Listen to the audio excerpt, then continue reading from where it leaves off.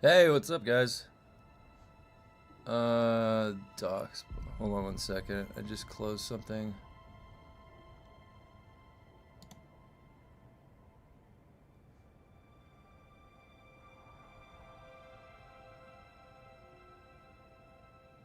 Time to make the donuts.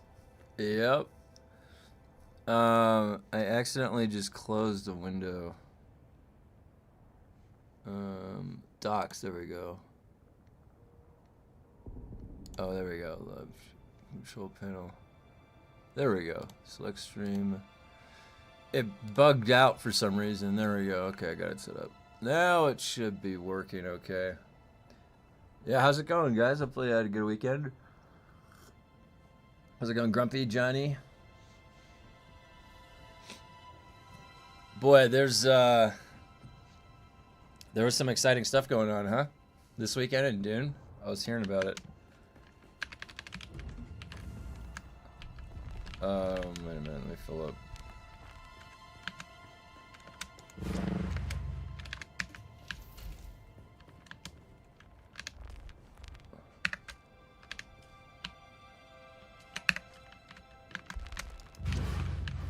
Oh. So yeah, so I heard that on PAX, well, was it Harmony too? PAX got a super inflation event that happened. Oh, I have to post. So Dune is, where's my top chat? Live chat. Hold on, I have to close this window and reopen it. Something bugged out. Chat.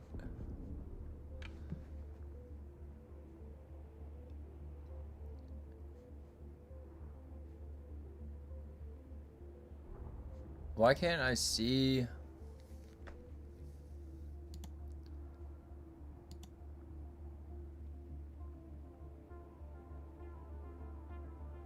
Harmony not as bad. PAX is insane. That's what I. Oh, Epsilon as well. You can chase to look up Amethyst game. What's the Amethyst game? Renames. I didn't want to put the title like that. Oh, there we go. I think I see chat starting. Why is the chat lagging so much? Weird. Oh! That's why. Oh my god, that's funny. Okay, now it's all back to normal. Alright, so yeah, Dupe Awakening. I'm trying to get us some keys for the game. So I had to turn it on the Lurk It mission, and I have to put these things in the SS or the SEO.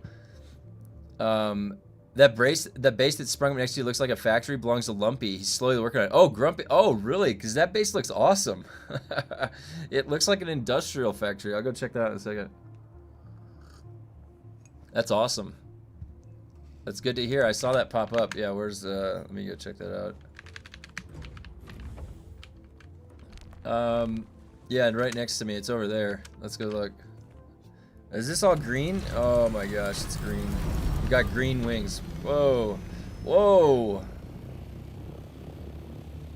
Look at that. Oh, I like these columns with platforms like that.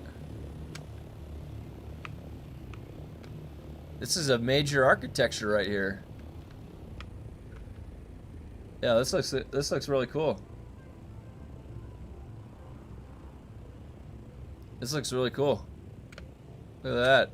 I really like the design. Like when you come flying in from over here, it looks like it's part of the game. Like it's like if I don't look up to that thing, like right here, doesn't that look like it's just part of the game?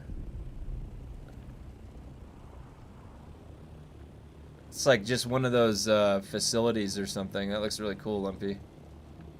That is really cool. Oh, and then we got somebody right here too, look. Somebody popped up a little building right here. Oh no, look at that one. No, this No! It's the ebb and flow of Dune. They pop up and then they get taken back to the sands. The sands of time.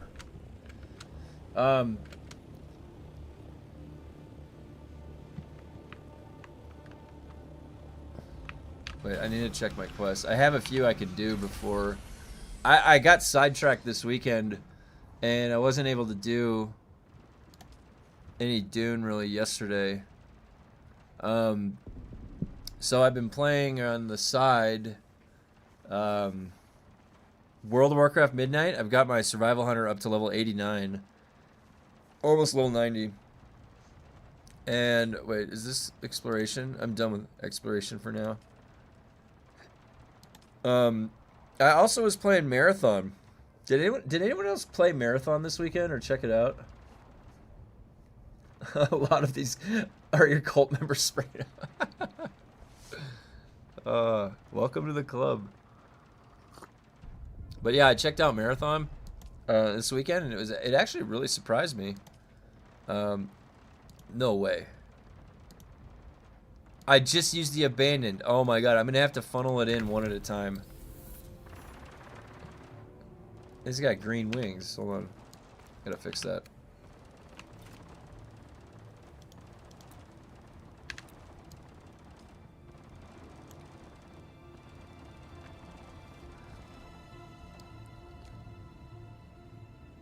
There we go.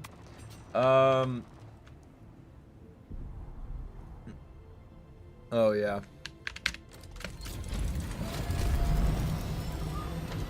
I have to check on. Oh yeah, I was in this. I'm pretty sure Mantooth is coming back home tomorrow. Actually, it might be in 8 hours. So tonight.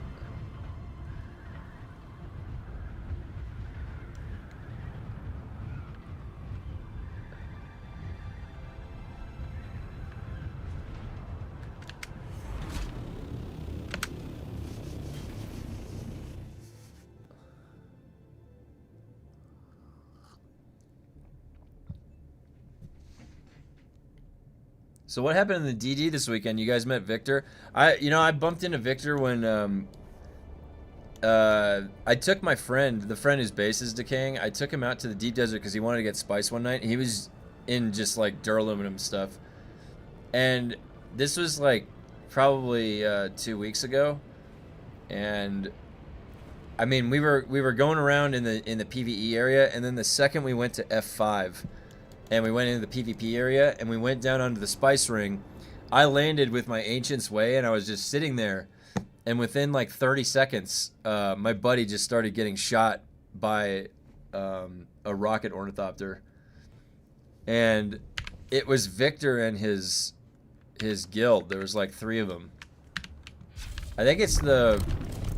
I'll have to check. I don't know. They were placing on the Lands Red. I don't know if they're still contending. The lag since that update, let's see. They were called the Ravens of Atreides or something. I don't see them on here anymore. They might have just less people, but yeah, those are the guys. The moment like he stepped boots on the sand, they started shooting him with a rocket. And I had to fly in, and I basically like intercepted the rocket fire to me. And it blew off my wing, and I just glided, and I glided so fast that they couldn't catch me. And then I landed on an island, and then pulled my Ancient's Way out and started firing back at them. And then they left. They lost interest, so. But that was Victor, and I messaged Blue Stang right when my buddy started getting shot. I was like, "Is that you?" And he's like, "No, I'm getting shot at too. It's Victor and them." Because that's usually how it goes. Like, you don't know who's shooting who out there. And sometimes, like, I've bumped in... Back in the day, me and Blue used to bump into each other and fight each other. And I would kill Blue by accident out in the deep desert. And then one time, my brother and I were fighting a whole group in the lab. We were outnumbered. And Blue Stang showed up, and we invited him to our group. And then ever since then... and we killed them all. Ever since then, we've been friends with Blue Stang. So... We've fought on the battlefield together. That's why I mentioned to you guys to hit up BlueStang in the Discord before you're about to go fight out in the deep desert. The reason I said that is because every single time I've gotten to an engagement out in the deep desert, I bump into BlueStang. So you're either gonna have to kill him or side with him, if you know what I mean. And Blue is really well practiced, so advise against that. BlueStang was going after Sleepy, I heard, this weekend also. BlueStang fights anybody. He's kill on sight. He fights anybody. But you can coordinate with him. If you know what I mean. Like, ask where he is and make sure he's not, like, attacking you.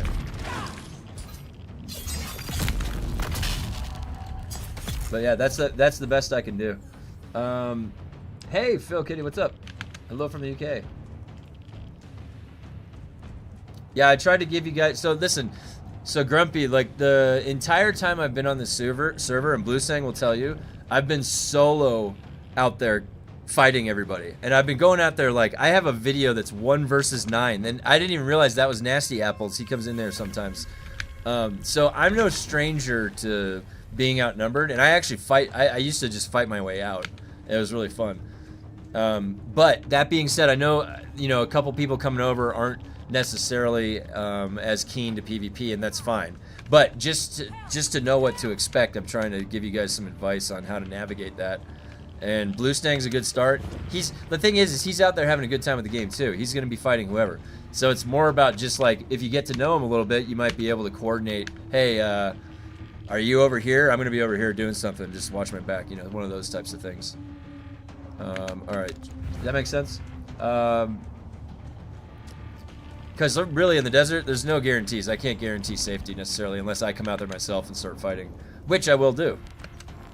Wait, jasmine crystals. Wait. Oh my god, I was like, what? Hey, it's like, what is that, Arc Raiders? Doesn't Arc Raiders swap around a lot like this?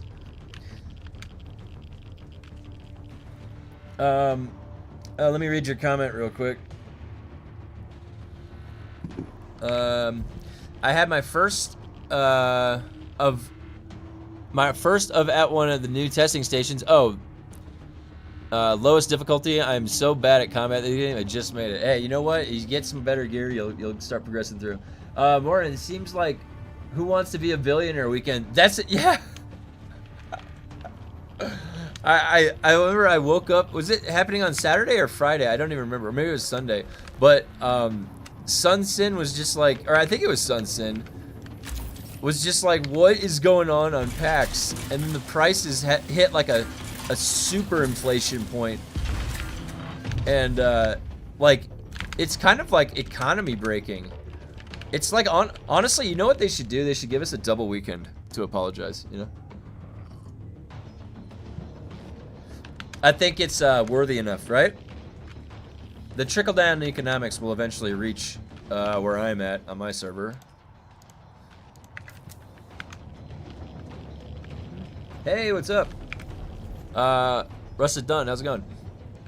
Lumpy, what's up? Lumpy, I was checking out your industrial center. That looks really good this morning. I was checking out the industrial center. Oh, that's some low altitude right there. Oh boy. Really low altitude jump.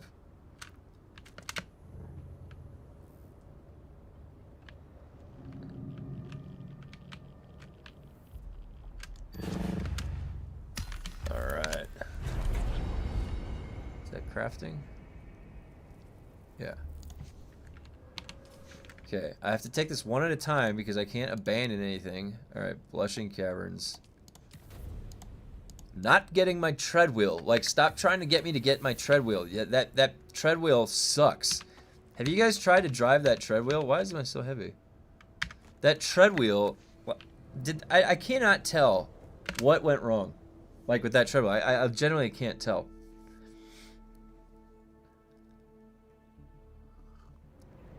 The tread wheel, every time you like press it to go forward, it's just like gyroscopically going nuts. they set the center of mass wrong or something. Or they designed it for the controller. I'm about to be at aluminum on the server. Nice. I really forgot how much of a grind to put in. Oh yeah, 200. It really blows my mind, honestly, how much you do get in there. It's crazy, like, when you think back on the past, like, 8 or 9 months, just how much time got put in. Like, yeah, we did the due diligence over the, you know, at some point in time we farmed. It's kind of crazy. There was a lot involved. But the game was fun. I was just not even thinking about it. I was just doing the routines of farming.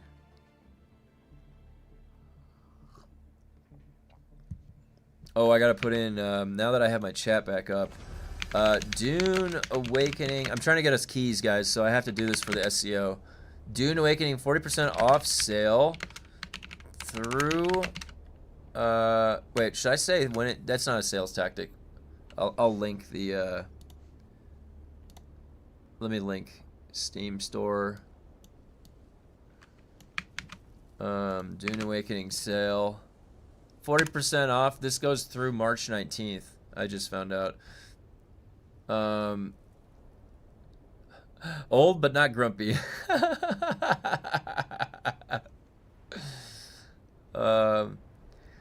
Treadwheel is horrible with a controller too. Oh my god. I thought for sure that maybe it was like, am I on keyboard and mouse? Is that what's going on? But no, controller is not saved.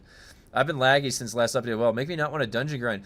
Yeah, I just did. So I had to update the drivers for Marathon, to play Marathon this weekend, which I very much enjoyed, actually. I'll touch on that. If some people want to see some gameplay later, just let me know, because I've got Marathon. It's actually a lot of fun. It's very tough, which I like. And the graphics are amazing, so. The treadwheels are only good for getting in a group and seeing who can be the last one eaten by the worm racing across the deep desert. That's actually a really good point. Hey, what's up, Manungus? I made today my first billion solari. There's dupers. That's why I put in the title Solari Party. I wanted to see who made who's the new Bruce Wayne in town. We've got a billionaire. Do we got a trillionaire? Sun Sin is probably a trillionaire now. Sun Sin was like dominating the economy game over the weekend. Banned people need new accounts. Well, so actually, so that's the whole thing, right? Because they did that. They do that with PUBG. So PUBG has like a system. They don't care about fixing the hack. They care about banning the hacker, because then the hacker buys another account and that's a sale. And they'll do like 10,000 plus, and then think about that. That's like 10,000 game sales you're causing. Is it worth crippling NPCs? Yeah, crippling strike is 2 slow blades.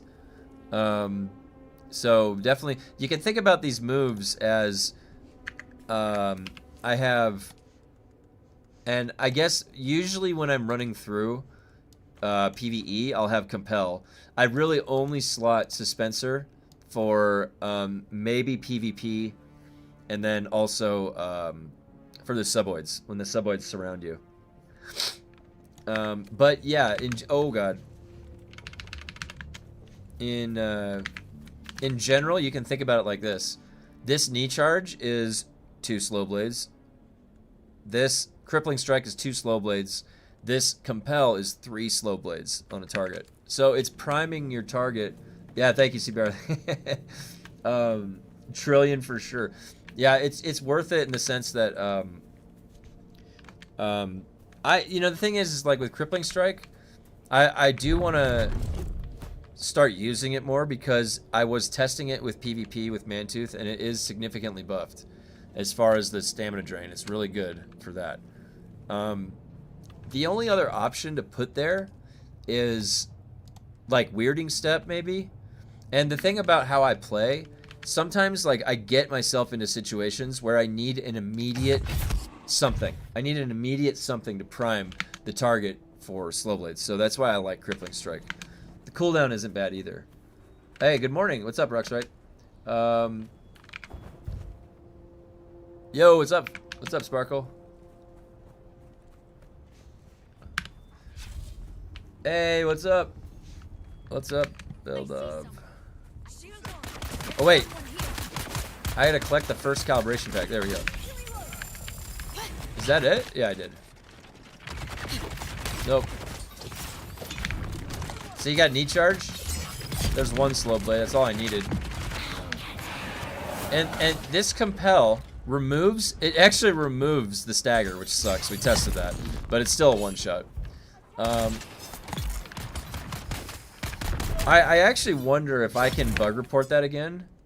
And compel still removes stagger status for first slow blade. Compel, which intuitively you would think is supposed to benefit from a Bene Gesserit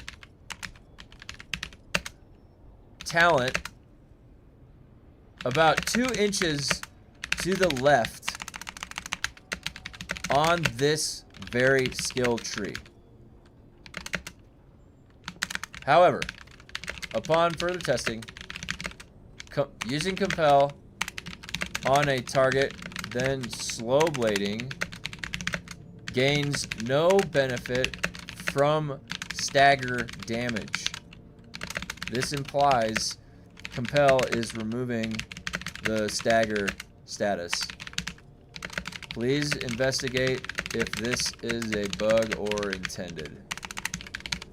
All right, that's what we found in the testing a week or 2 ago.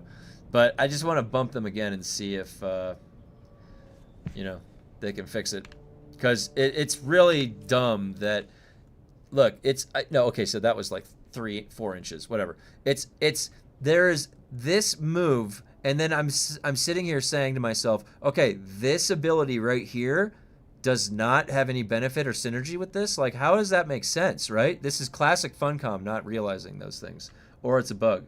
Hey, what's up, Wicked? Oh, nice, Veldov, nice. That's Jeffrey. Okay, good. Yeah, if you guys want to coordinate your gamer tag name across YouTube, across Discord, you know, pick whichever one you want to go off of, and I can start using that and call you guys by that. No problemo. Why did I did not get much height right there. Maybe I wasn't looking in the right direction. Oh, let me see. Sparkle. Dude, it's been a wild weekend and a wild classic. I've gotten kicked out of 3 guilds in 2 days. One I was going to go leave anyways. They just got to it first. Nice. Yeah, wild classic. You know what's funny? I was playing, I made my guy human so I could play with my friend Parker. He's playing retail, trying to level up his demon hunter, and he gets it in his head that this is somehow a waste of time, and it's nothing even compared to playing the WoW Classic experience. And he logged on to WoW Classic, and I have not seen him since. So I transferred my guy. My guy is oh my god. I got my survival hunter up to level 89. I'm actually having fun with WoW Midnight. It's not terrible. It's not terrible at all. Wait, that's the thing is that it's not, like, if you play it casually, it's not that bad. It's not that bad at all. The thing, like, they do the same shit that they did in the last expansion. So if you're used to that, you're gonna be used to this. I play it for different reasons. I'm gonna be playing it just to PvP, so I'm just looking to get my honor gear, and then I take a break every, you know, like in between the content releases. So it's no stress to me. As long as I can go into a battleground and kill people, and I've been doing actually mostly the rated battlegrounds, and then the solo shuffle.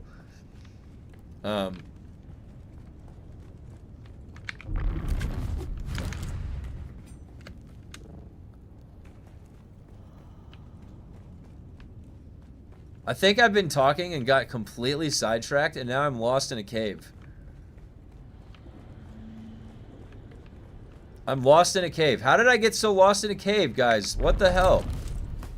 Is this even the right cave? Oh my god, I've never screwed that one up so bad. They have always done fidelity so well. I wish it was more gritty. Yeah, I agree. The tone is always more brightly colored in World of Warcraft. The cartoon models are a little bit more inflated. Like if you look at Elder Scrolls Online, it's got a much darker tone.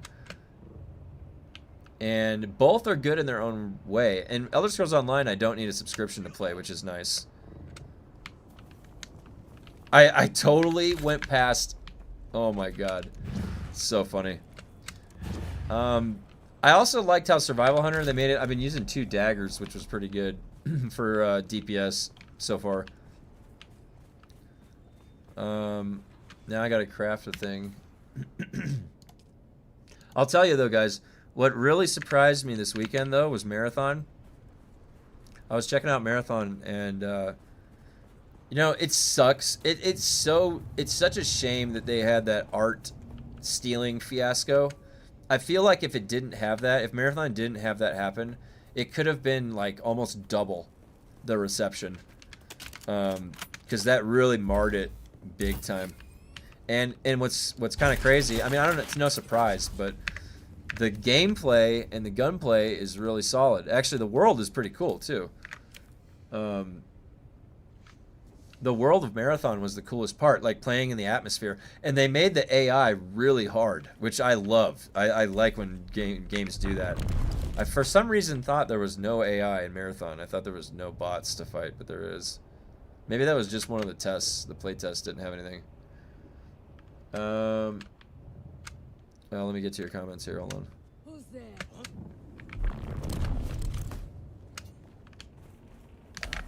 Okay.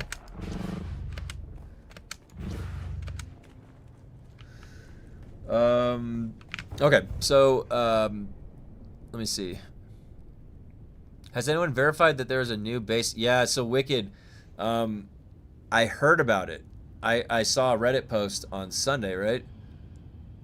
And I think that what they said was the new base exploit, if you have anything set to associate, not owner, there is a risk that somebody can override the permissions and take what's in your chest. I don't know if that is also for locked doors. That's just what I heard. I haven't run into any issues.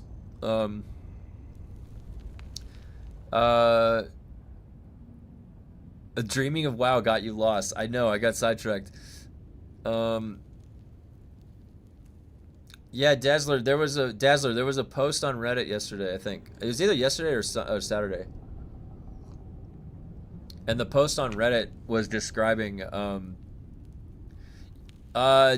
yeah, so it's a solid extraction shooter, but the learning curve for the UI needs work. Yeah, the one thing, the comment that I had to the game is when I first started playing, especially still right now, the UI elements, the individual things are kind of samey. And so I have no clue what the hell I'm grabbing. Like, I have to like hover over it for a second and just take, and I'm going to pick up on that.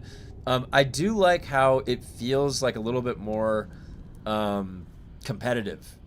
For some reason, Marathon feels more competitive than Arc Raiders. It just, it feels, and I really, like, okay, I went into the tutorial, and I was about to extract on the tutorial, and I saw this thing that was a color, and I went up and I meleeed it, and it exploded, and it killed me, and I failed the tutorial. And then I had this other quest that I had to do. I did this quest like 8 different times because I kept dying to the spiders that were all like surrounding it. So they made the game world like really difficult and really hard. I got surrounded by like 10 robots that summoned in on me because I looted a chest. And then I had to use smoke screen, and I started meleeing like crazy, and my smoke screen was putting me in stealth, and so I ended up escaping and killing all the bots. It was crazy. Like, I had so much fun. So yeah, the thing about Marathon is like my initial impression was kind of impacted by the stealing of the art assets stuff. So because of that, I almost didn't even want to give it a chance, and I'm glad I gave it a chance because there's still a lot of other people that worked on the game that you know, put a lot of effort into it. And honestly, the thing is, it's like, it's so visually crazy to experience, like atmosphere wise, it's almost worth checking out for $40, to be honest. But the thing is like I don't know like how long I would play something like that. Like an extraction shooter, I play MMOs, you know. So, but it's definitely fun to hop on every once in a while. I don't know how big of a commitment I would have to it, but it certainly is surprising actually how fun it was. But Bungie's always been good with the gunplay. You know, they've always been good at making good gunplay. I knew it was over here. Oh,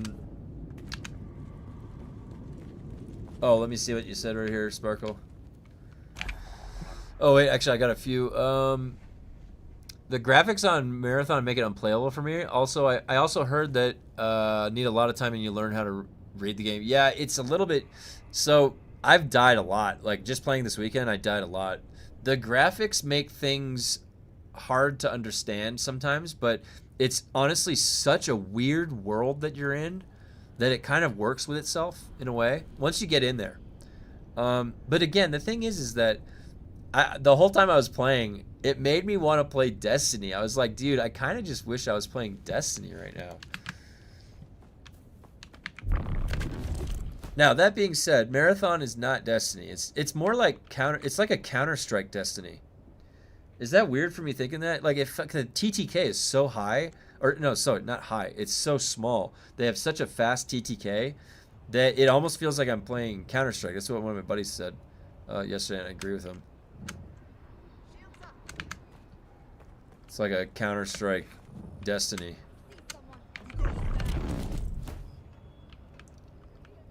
Marathon looks much like it. Well, yeah, I mean, it's... It definitely has that sci-fi... oh my god, this is this one. I always mix these up. I was doing exploration for the whole week, so I got... I'm glad you said that, yeah.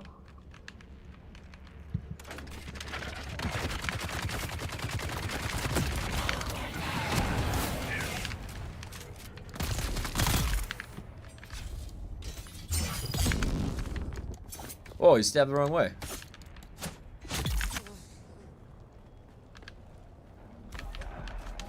Okay. Oh, I gotta defeat the... Oh no, did I defeat too many reinforcements? No! Okay, thank God. Oh. Did they always spawn what you need, or did that... I was afraid I was gonna ruin that quest. I've done that where I had to come back.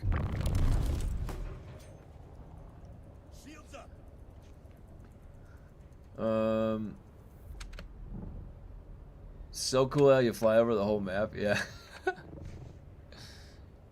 That's how I get around.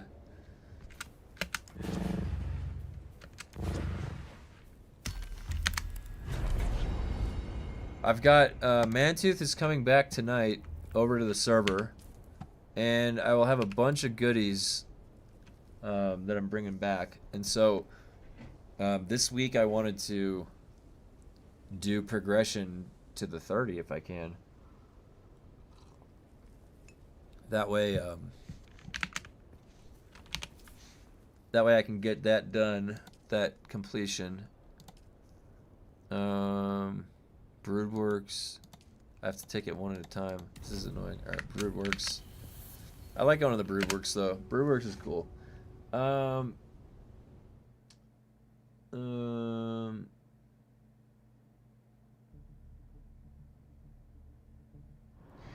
Yeah, Shigawire is better, but now that it's become a meme that I'm using knee charge instead of Shigawire, I'm just gonna keep doing it because I've actually gotten used to like how to launch myself. My foot still gets caught all the time though, so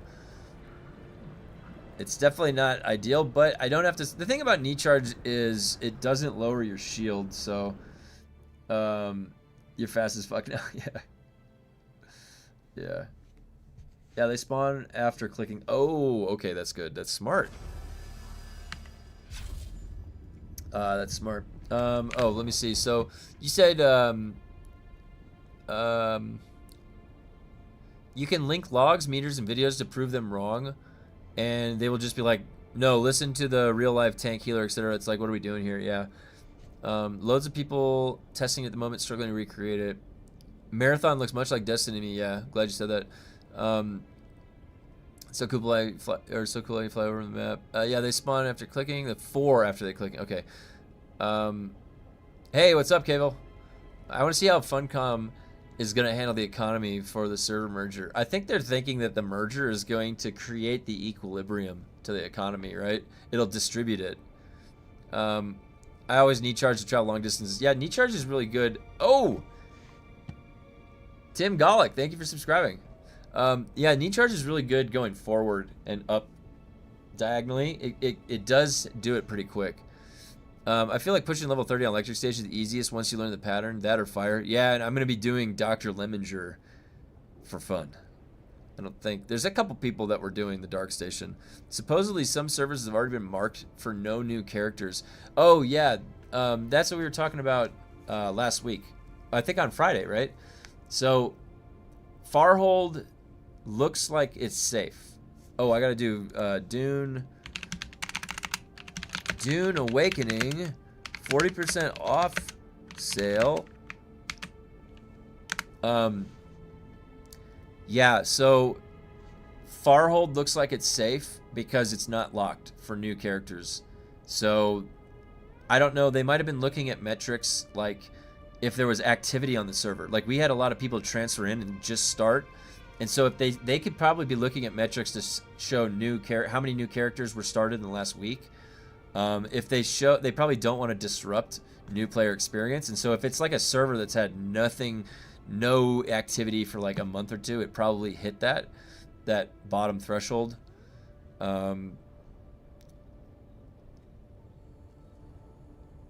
a test on how fast you could get to the specializations doing the starting journey and unlocking all class trees, giving my character a Thopter in T5, T6 gear. I was able to get that unlocked at 85. Oh, so level 85. Oh, cool. Yeah, thanks for letting me know, Cable. I was asking about that.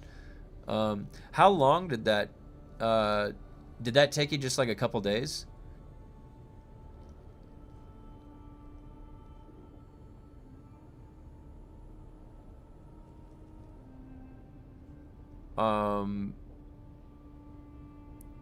You saved your server. Well, everybody that came here saved the server, not me. I was just the one guy that was talking about being here. Farhold may be safe, but we want more cult members joining. Saying, yeah, we always want more people here.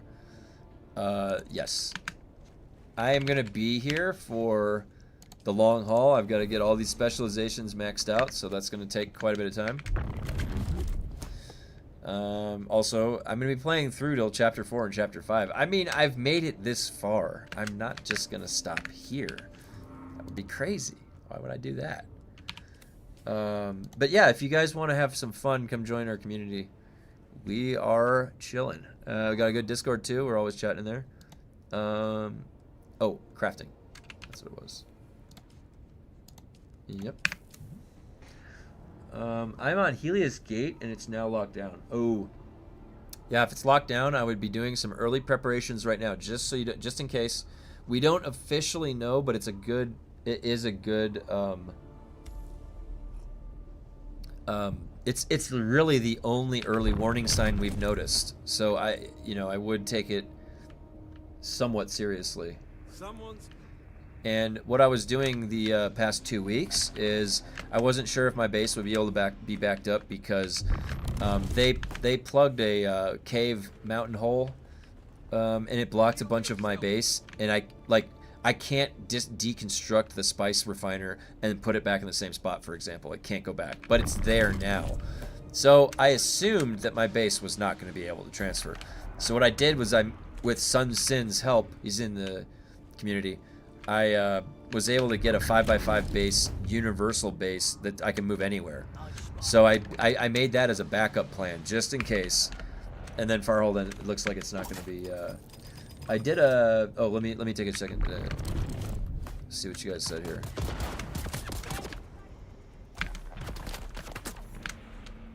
Okay. Alright, let's just get up over here. Yeah. All right. Okay, let's see what we got here. Insane. Has any inflation hit my world? No. So the oh, 2 days. Okay, thanks. Thanks, Cable. Any inflation hit our server. So no inflation hit our server, but what I did notice is that over the weekend, somebody bought out the entire auction house for Farhold. So I don't know if that's like they bought out the auction house and then transferred over to Harmony or PAX. No, you couldn't transfer to PAX. You could transfer to Harmony. People were buying off our market. So whether or not you bought gold like a dupe or something, I'm not sure what was going on. Something weird was going on this weekend, though, I'll tell you that. Something really weird. But PAX and other popular servers are locked. So how does that work, do you think? So Colonel Wolf, the theory is that there's 2 conditions for locking, right? One is it's too crowded. It's too crowded. The server cannot handle any more people. It's going to start diminishing the server performance, so they lock it down. Harmony, PAX, maybe Stoneheart, Nova. But then the other condition is, well, what are all these other bottom, it looks like bottom 30%. It's almost exactly calculated, but there's a few right around that cutoff point. So, and those are locked too. So the theory is that the bottom 30% that are locked, that's actually the precursor to setting the stage under the same mechanism as locking a populated server that they use.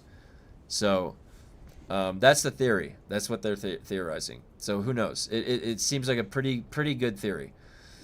8 hours each. Okay, thanks, Cable. Yeah, if you don't play the game, you'll be poor, but nothing should ever be done to help people who don't play the game. Well, yeah, I don't think anyone's arguing that. I'm on Helios Gate, and it's now locked down, yeah.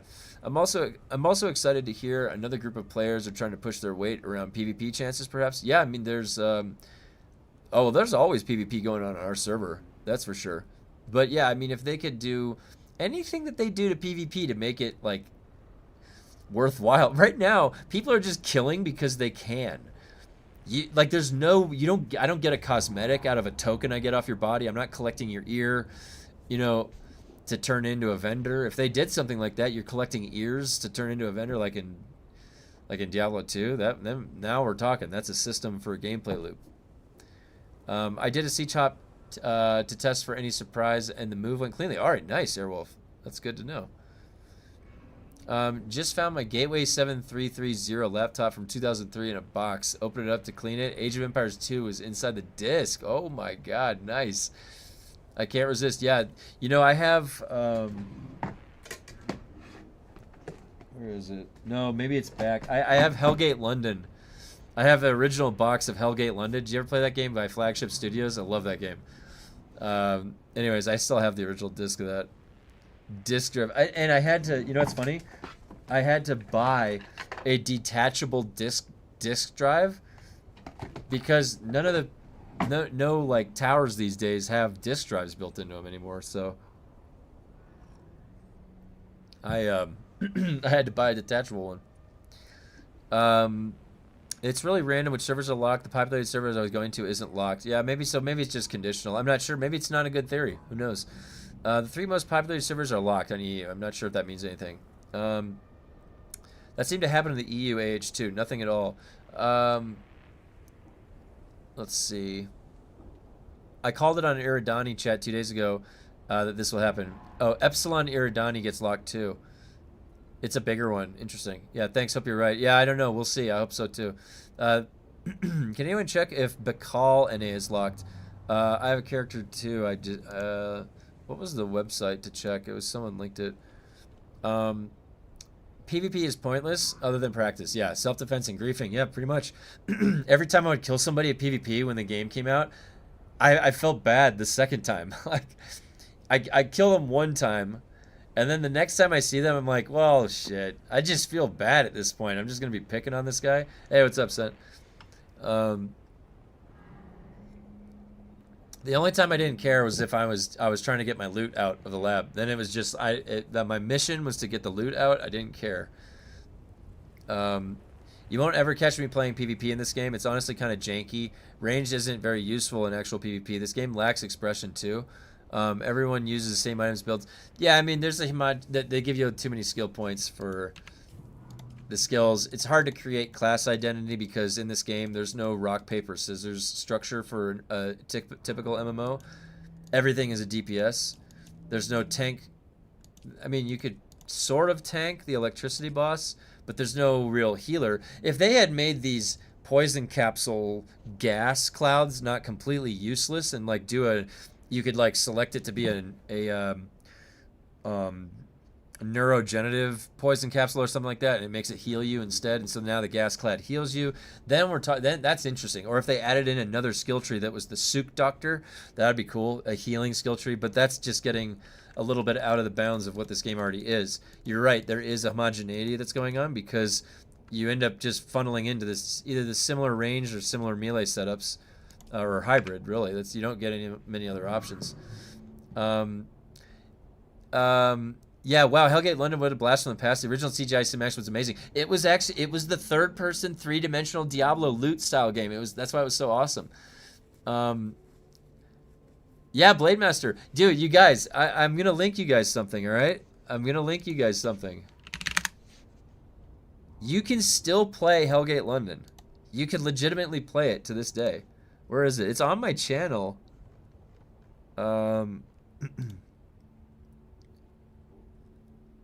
I have Hellgate London installed. I could literally log into the server right now and show you guys my 50R47 Invoker, 50R40 Blade Master, and 50R38 Engineer that I have on the private server. It's London 2038. Okay, so yeah, let me get through some of your comments. Anyways, on my channel I have the instructions how to play Hellgate London to this day. You can still play it. Let me make sure I get through your comments here. People are definitely jumping from Harmony with Dupe Solari in order to buy off resources. A couple of friends EU low popped. Yeah, that's what I think. I think somebody might have popped over to our server and bought everything. I don't see anything indicating on any server locked. It's a separate website. It's a separate data extraction that somebody did. Let me see if I can find it. Let me see if I can find it.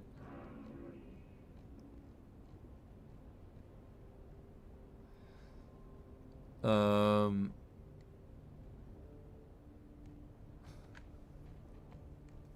gonna see if I can link it for you guys in 1 second. I just need to find it. I think it was Sun. Here it is. This one. All right. On this website,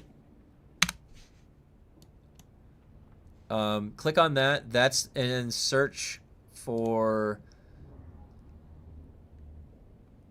It'll say locked. It'll say there's a column that says locked. So just sort by the same way you would use DUNE status on that, and then check to see if your server's locked.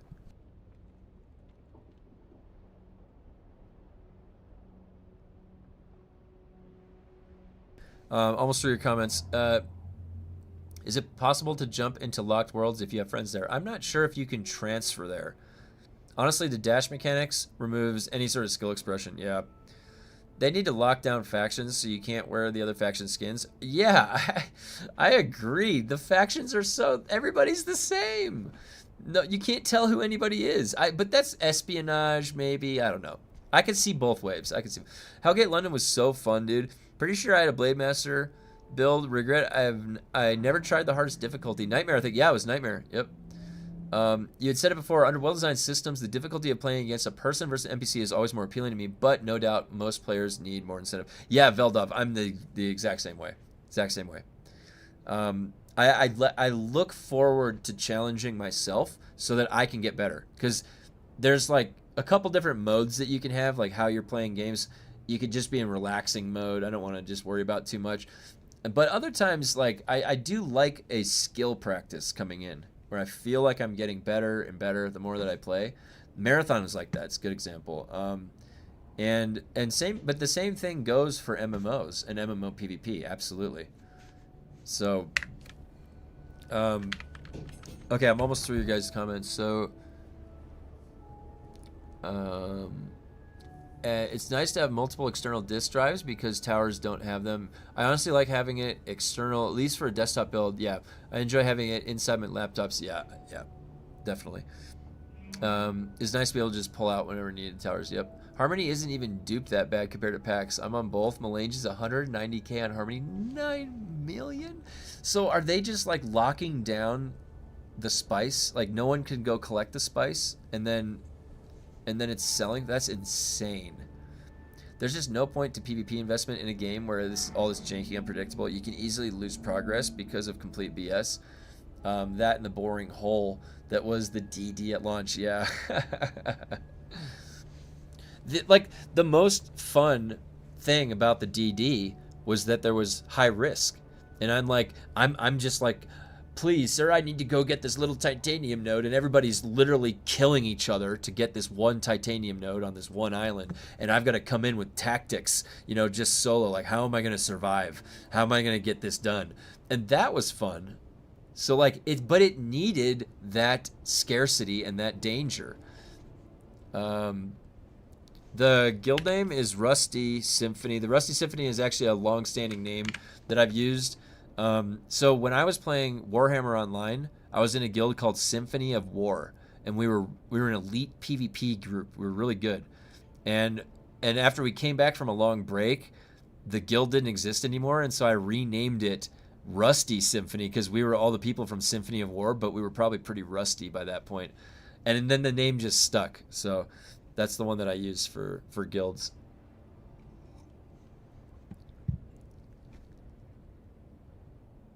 Okay, I'm just getting through everything right now. So, oh wow, yeah. So, dang near killed the game off week 1. Yep, PvP in DUNE is completely predictable. That's why it's dog shit.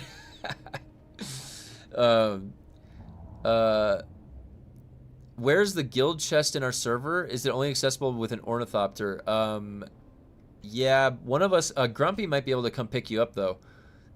Jiggle. It's. Did I get you in the guild too? Where is it, Mr. I think I invited you, didn't I, Mr. Jiggleballs? Invited? Yeah, sent invites. Look, I've invited you to the guild, Mr. Jiggleballs. You got to accept the invite. I think it's still pending. Yeah, I sent the guild invite to you. And it's right next to my base. It's right next to the garage. It's inside. Mr. Jiggleballs might need a pickup to come to the guild base. Although if he already has an ornithopter, he should be okay. I'm not sure. He just was talking in chat. And you have to accept the guild invite. There you go. Okay, so almost through these comments. You know exactly what your enemy is going to do to avoid your shit dash. Unpredictable as in how the engine will behave, not the player. That's correct. Marathon looks like something I would want to play while tripping in college. Dude, I was telling my wife, I was like, the whole opening to Marathon, I was like, if you were on shrooms, this would be really crazy right now. Like, it is constant. I feel like I'm in an IMAX theater and I'm sitting at my computer. That's what Marathon made me feel like. I was literally tripping balls at an IMAX theater. And that wasn't a bad thing. That's not a bad thing.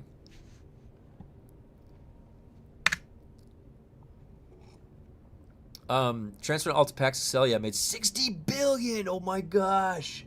Yeah, tradies should have a tradies and Harco Deserve available. Harco should have Harco and a tradies Deserver. Yeah, I agree, Dazzler. Yeah, because that would make sense. You desert it and then you can wear it, but it's sort of intrinsic on what the faction is.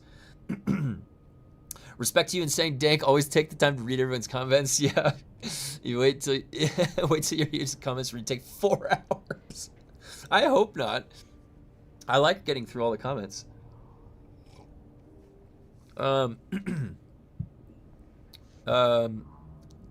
Yes, tactics. Get dive bombed by Thopters. What actually happened to people though is just claimed land on the Titanium Strivian Islands and no one got any. Think they'll ever fix the loot scaling? It seems items quit dropping the higher. Yeah. Okay, so I'm not in the same. I'm not alone there. Ever since they turned off the double loot weekend, I have not gotten a single drop. I have not gotten one drop since they turned off the double loot weekend, like that I can use. I don't know about anybody else, but yeah. I have gotten 0. I literally got 4 things I could use or something on the double weekend. Got nothing. Got nothing. Alrighty. Hold on, let me just skedaddle over here and then I'll get back through those comments. I was almost through the comments. I was almost through them. I saw someone.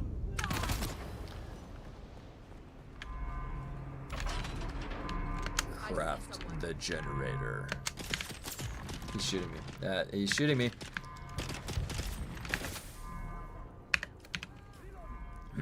Crafting power generator. All right. Alrighty. Let's just jump to victory. I don't know if you guys have played Baldur's Gate 3, but there was a speed run, and I tried to do the speed run. I think I got my speed run down to like 30 minutes or 20 minutes or something for beating the entire game of Baldur's Gate 3. And it's really funny how you do it. You use Gale, and you just jump. You do the leap, and you just leap through the game, and then you do this one leap where it leaps you through the world, and Shadowheart dies. And then you end the game. And you can do it in like 3 minutes from starting the game. And I saw this guy do it. I was like, dude, I've got to try that. And I got it down to like 20 minutes or something. It was so hard, but really fun. Okay.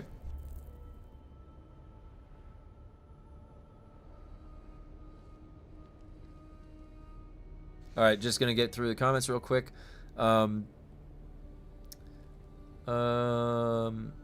That's one hell of a sentence to walk into.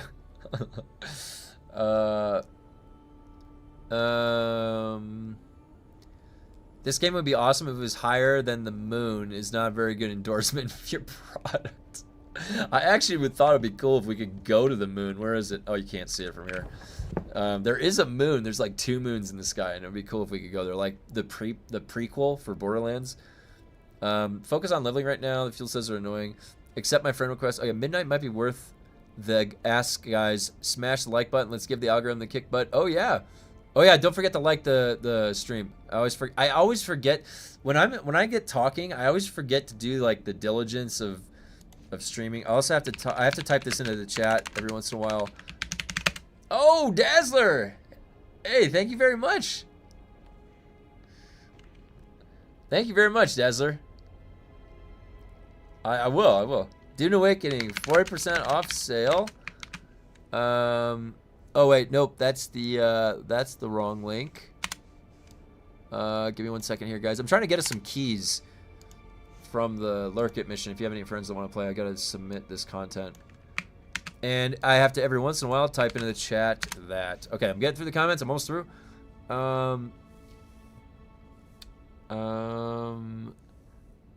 Oh, Grumpy! Oh! 10 gifted! We got the ABC Warrior! Oh my god. If you guys didn't know that, that's the ABC Warrior from Judge Dredd, the original Stallone movie. That was Rico activating him. Thank you very much, Grumpy. It's always appreciated. Grumpy is one of the pillars of the community here, helping us keep it alive. I got grade 5 blades, perforator, and shellburster in 3 successive clears last night, but it is usually garbage. Oh, so you stole all the RNG, Tezosaurus.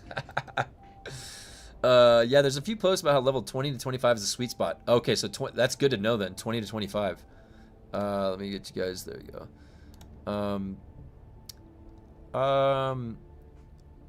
Let's see here. So, do you know why Funcom is not fixing the duping? This is ridiculous. They fix other bugs. What's the point? The market is insane. So, Rafka, I don't want to like...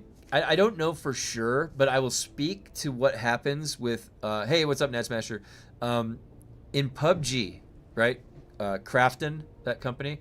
So, I don't know if it was always Krafton, but PUBG. PUBG was in the same exact situation. They have a ton of hackers. The hackers would have the name of the website in their Steam name, and you know it was pretty rampant. But the model, like, they wouldn't ever fix the actual hack or put server architecture in to prevent that. They would just ban them and let them buy another account. Now, I'm not going to say that's what's going on with Dune. All right? But the Solari dupe has been in there for the entirety of the game, and you have been able to buy gold from gold selling websites for the entirety of the game. Every time that they ban a hacker that is duping or gold selling, then that hacker then buys another copy of the game. So if they don't fix the Solari dupe, they literally have an infinite treadwheel of people buying the game, because they're making so much money selling gold that buying one copy of the game is nothing. Now multiply that out. They probably have 100 accounts. They get 100 accounts banned. They buy 100 more copies of the game. It's like that. I mean, I'm not saying that's what's going on, but that's what happened with PUBG. That's what the hamster wheel was for the hackers. So I don't know if that's what's going on here. Maybe it's a technical feat that they can't accomplish with their crew that they've got. You know, it's just too impossible that it'll change the nature of the game to fix that Solari dupe. So the Skyrim skip. Shadowheart, yeah. I just saw you guys' comments about my Baldur's Gate 3 thing. Yeah, Grumpy's the champ. He is. Grumpy's character in Division 2. Did you guys see in Fashion Souls? Grumpy posted his Division 2 character, and it immediately made me want to go play Division 2. My character, because his character's drip was so good. A Funcom staff said in Discord, it's not an easy fix, the dupe, without potentially breaking other things. That's what I figured. The fundamental problem with the dupe, they did the same thing when the original dupe was really hard to fix, because it was just like this weird thing that you could use. You could delay your network. You use a third-party program to lag the network and then bring it back. And then that was all it took. It was so easy to dupe in the beginning of the game. So if it's that easy, that means that it's not a simple fix. I hate to say it, because that means that they didn't even see it, like, which is crazy to me. How that got through the original game is beyond me. Someone, like me and my brother, found it accidentally, breaking a floor underneath a crate and then logging out by accident. I got disconnected. It was just RMT duping, but now this is more widespread than just RMT. They can't really finish their early access game in a reasonable amount of time, so I wouldn't be surprised if it was just a competency issue. It could very well be. There's a very famous bug in the Frostbite engine. It's a sound bug, and every single game that has this bug, it's consistent across multiple games. It's an audio crash. And I know that one was an engine error. It was like a fundamental thing with the Frostbite engine. Yeah, just fix it and make it a pass or subscription for income. I want this game. Yeah, I want this game to succeed too. Subscription model, yeah, I mean... Now, Rafka, I don't know for sure if that's what's going on. That's what was going on with PUBG. But if it's a technical issue, which it very well could be a technical issue, then it's something that they have been perplexed on for 8 months. They've literally, at least 6 months. So, and that must mean that it's, yeah, they're literally, they can't undo it without breaking the game. That's just crazy to me. That actually is really astonishing to me. That some people, some gamers, hijacked the systems of your game so severely that you literally can't fix it.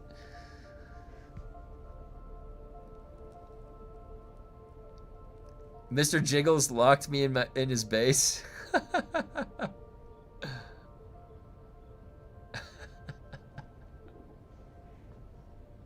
Did you got captured by...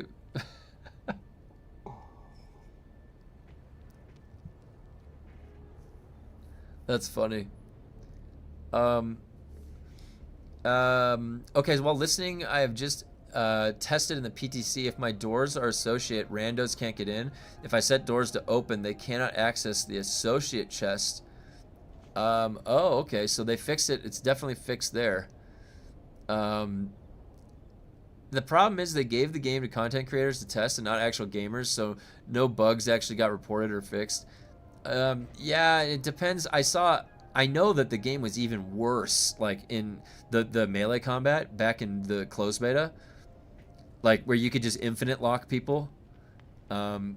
So yeah, it's always had this level of sort of jank to it, which that isn't a bad thing, when you're trying to find your own unique combat, having a little bit of jank makes it its own thing in a way. So, but yeah, you could never take this combat out to like on a competitive sense because there's so much inconsistency. Do you know about the more than one person glitch in the dungeons? Yeah, Ventus. Yeah, that's been well known for a while now.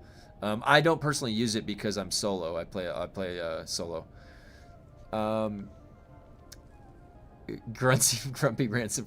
Well, I'm glad you guys can have some fun RPGing with the game. Okay, so just found out my main server is locked. Guess that means I need to start packing. Oh no, Cavil. Were you on NA or EU? We're over on Farhold if the ping's not too bad. Oh, absolutely. The closed beta was a nightmare. And you know what sucks? The only reason it got corrected is because their creator exclusive PvP showcase was a complete public joke. Oh my god. I remember watching Shroud, and he's like, is this what it's supposed to be? And he's getting infinite locked by light attacks. Oh man.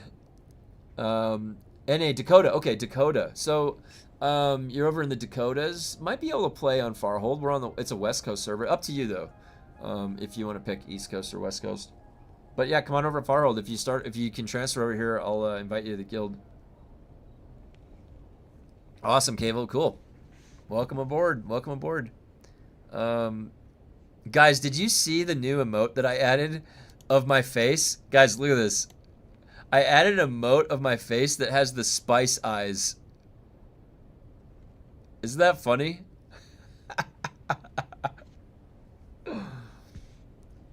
It looks like my face with spice eyes.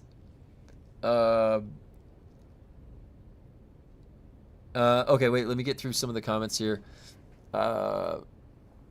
All the problems they had been railing about got fully exposed, and they just fixed the most obvious ones. Still required the full combat revamp layer. Yeah, absolutely, I agree.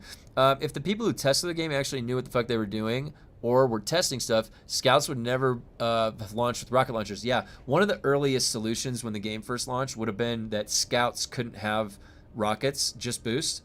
And then you could use those for scouting and scanning. And then the assault, where it's in the word assault, then those can't have storage, and then those have rockets. Yeah, that actually would make sense. That's if you're using your noggin. Yep. Trouble isn't exclusively the unpaid testers. Many of them complain very loudly about the problems, and they just never got addressed. That's another thing too, Thantos. Yeah, you're right. A lot of the complaints just never got to the addressing some of the original issues. Like, for example, my knee charge. I have literally bug reported knee charge like 100 times, and I still go through the ceiling sometimes with my knee charge. I was just curious, yeah. For as much as I love Dune Awakening and a bit of Conan Exiles, this is typical Funcom behavior. Yeah, that's what, every time that like I get to the point where I just type it in chat, I'm just like classic Funcom, because this is just like what I'm used to. I mean, coming from playing Age of Conan back in the day, do you guys remember Age of Conan? Oh my god. Age of Conan was fun and good, and if you remember, for its time, visually it was very well done. Like, it looked better and more high fidelity, more hyper realistic than most other of the MMOs out there. But dude, that game was also buggy and broken as hell. And I had fun going through, but they nerfed the hell. I was a barbarian. They nerfed the hell out of the jump combo thing. Thank you for saving Farhold. You definitely either saved or heavily influenced saving the people joining your code. Yeah, please stay. We got our server saved. It's great. Hey, you know what though? But I was saying earlier, it's not just me. It's also the people. It's the people that came here that served it. They had to do the work and take the risk of shrinking the base and all that. So, but yeah, Blue, we got plenty of people now. Hey, Blue, listen. They were telling me that it's hostile out there, all right? We got to look after the community, Blue. You are the bodyguard advisor, the PvP advisor, Blue. I'm making you the PvP advisor of the Discord, okay? If you have any PvP questions, you ask Blue Stang. He was the PvP protege, all right? Me and Blue, we would bump into each other on the battlefield and fight until we ended up teaming up. We used to get a lot of... I knew it was Blue immediately, too. The second that somebody started giving me trouble, I was like, this is Blue, isn't it? And then I'd have to kill him. He was a hard kill, though. Oh, no, the name of the server, I'm East Coast, so West Coast can be questionable at times. Oh, sorry about that, Cable. Okay, gotcha. That was my idea, yeah. It's a fucking 32-bit integer overflow now. How hard is that to fix? I know, right? Just ask ChatGPT. It'll probably answer it for you. My guild showed me it and been carrying me. Yeah. Oh, yeah. It's probably how they should be balanced for group anyways, too. That's what I've heard, too. It might break a lot of random things if they mess it up, too. Spaghetti code, yeah. If you all remember as well, Funcom clamped down hard on Deep Desert content, like all info aggressively removing people who leaked it. Oh, really? Yeah. Age of Conan, I played a set priest healer. It was so broken with the Necromancer build PvP and lightning. Oh my god, yeah. I remember that. They straight up hid the trashed backyard and just told everyone it had an Olympic pool, hot tub, and needed everyone to call out yes. Yeah, it's got all the accoutrements. It's got a jacuzzi. It's got snacks. Oh my god. Quit killing insane cult members, Blue. I really wanted to swap to the East Coast server, but the dude who bought me this game has not logged in to break down his vehicles. Oh my god. Yeah, one of my old bases, the guy that one of our old guildmates in one of the other games, he started his character and left his sand bike and never logged back in after the first day of the game. And he left it logged in my garage. The whole... Like, he did it, he logged in the first day and then never logged in again. So I had this sand bike in my garage forever. I was just like, okay, so I really want to swap to an East Coast server, but oh yeah, sorry, I just read that. I don't think I killed anyone, but yeah, personally too. Yeah, Blue saying I just told everybody in the Discord to hit you up if they're about to head out there to make sure that they don't get killed by you. I think Too Sleepy has been at war with you over the last few days. Not sure. No, Victor. No, Blue saying Two Fox was getting attacked by what was it? Two Fox was getting attacked by Victor. It was Victor and his crew, Blue Stang, that were out there attacking some of the guildies. Yeah, Blue Stang, if you ever see people in trouble that are on our side over here and they're fighting Victor, feel free to jump in. I'm going to be doing the same, too. Bought the game immediately after playing all weekend. Oh, nice. Oh, the early public test build was amazing because... oh, yeah. Same here. Oh! I'm sorry, I got sidetracked. Wait, did I complete the mission? Wreck of the Taiki. Oh wait, I can abandon this. I'm gonna accept this and abandon it. Now I've got blushing. Wreck of the Taiki. Track. Okay. There we go. No problemo. Oh, Victor is with you? Who was the guy that attacked my friend the other day? What was his name? Jafar or whatever? I forget his name. He is a griefer in the PvE area. Bought the game immediately after playing all weekend. Oh yeah, I did the same thing too. Crap. I might need to take my dog out to pee. 1 second, guys. I must have got Victor's name mixed up with the other guy. Blue, what was the other guy that I was fighting last week? That's my fault, because I mixed up Victor's name with the other guy. Who is in Ravens of Atreides? Oh, Jomir left? Who was it was Jomir, and then there was two others. There was Jomir, and then there was two other guys that I was fighting when I was with my buddy. I tried to kill them, and that was when I messaged you that one day.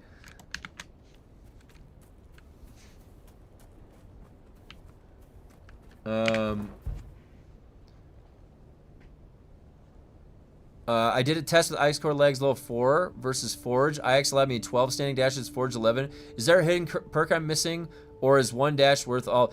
You know, it's the idea that you're trying to absolutely maximize the dash, because if you have 14% stamina left, or 8%, and you need a dash or something, you know, think about it like this. You don't have to use any light armor. You don't have to use IX Core. You can beat any of those bosses without it. The idea is you're thinking in terms of this. I need to, like, I want to absolutely maximize my dash efficiency. How do I do that? So then you start thinking along those lines, and you just you are extracting out every little bit of a percent that you can, anywhere you can. That includes IX Core leggings. That includes using 4 scout armor instead of any other heavy, and then just 1 for circuit. When you set it up like that, then every single time you dash cumulatively along the way in a fight, it is always operating at maximum efficiency. Does that make sense? So it's not the question of individually, is IX Core worth it? I get 11 or 12. That's thinking about it in 2 A to B linear. It's much more complex when you're in combat. And so you need to think of it at a little bit higher level, top down. I want the most optimized dash, not 80% optimized, not 60% optimized. I want 100% optimized dash. So when you do it like that, then you would slot IX Core leggings. Does that make sense? Jamir Vader. Oh, Vaderung. It starts with a V. Okay. I mixed up Vaderung and Victor. That's what it was. That's what it was.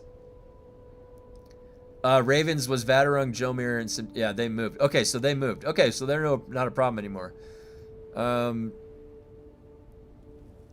Yeah, if you want to talk to Victor, just I don't want him to get banned. Don't grief in the PVE Haga, or not Haga, the PVE area. Funcom bans for that shit, so just be careful, Blue. The one thing they don't like is when people mess with the PVE area. Anytime that there's anything in there, so just be careful out there, all right? Okay, so yeah. Hopefully that makes sense with the IX Core leggings. All right, so guys, let me just take... Do you need to go pee? Do you need to go pee? Do you need to go pee? Give me 2 seconds, guys. My dog's gotta pee.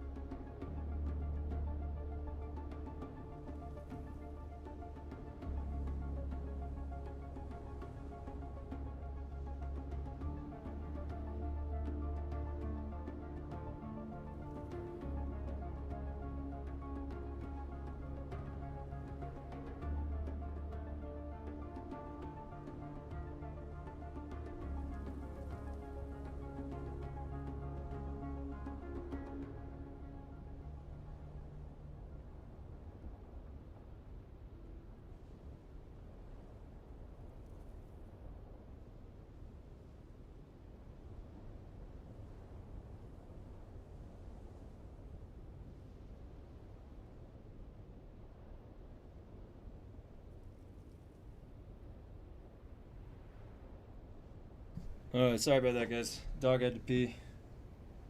1 second here.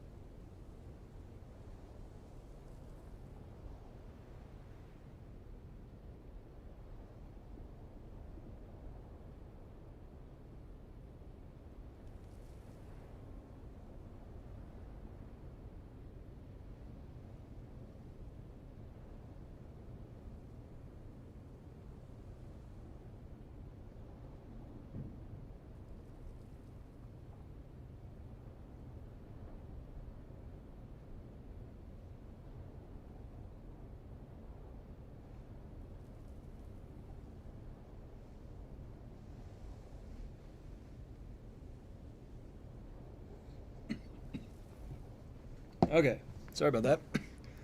Hello.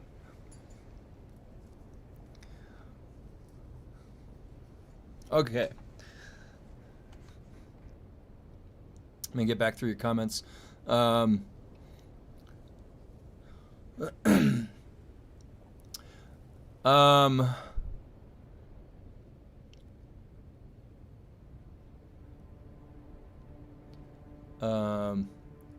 Yeah, PvP area is fine, but if you're thumpering people in the PvE section, you're gonna get banned. So I'm just letting you know, Blue Stang. Talk to your friend. I don't want to see him get banned. Also, that's kind of a dick thing to do. We got more people on the server, so just be respectful. That's all I'm trying to say. PvP is one thing, but going out of your way to thumper somebody in the PvE is just like, that would piss me off, dude, if someone was doing that to me. Like, straight up, if you want to try and do that to me, go tell your friend Victor to come find me and do it, and you're gonna see what happens when you try and do that to a real PvPer. If you want to go do that game, I can sit here and do that too. I'm not going to play that game. I don't play that way. No, it's just if you're going to be a dick and go thumper in the PvE section of the deep desert, then you're going to see people get pissed off.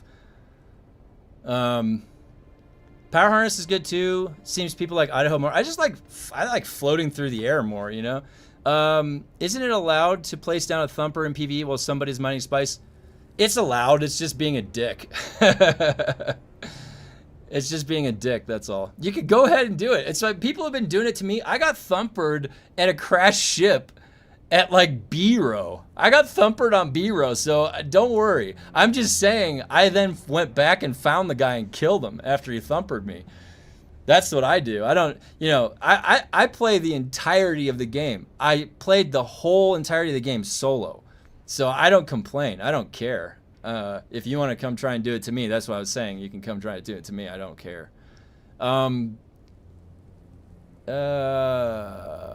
Let's see.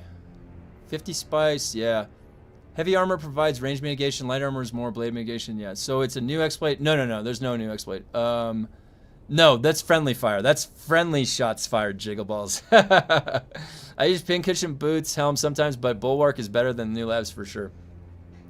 It's just extremely uncool. Yeah, the thing is, people have been doing it to us the whole time too. So like, I got like I said, I was in B-row and got thumpered in. I love your room. Oh, thank you. It's like it's old fashioned. It's really, really old, small cabin that I'm at. All right, so let's get this underway. Dude, oh my god. You guys should have seen what our deep desert looked like when we had, wait, has anybody even heard of this, of the other guild? Blue Stang, you were here when Vantage was here, right? Vantage was the griefing, we had a legitimate, gigantic griefing force on our server. They were out every single day. They would come into the Farhold Discard, and if they didn't like you, they would try and dox you. They were like the epitome of griefers. Holy cow. I should have had the suspensor pack on. Why does the parry do that sometimes? I got that guy. I couldn't get that guy though.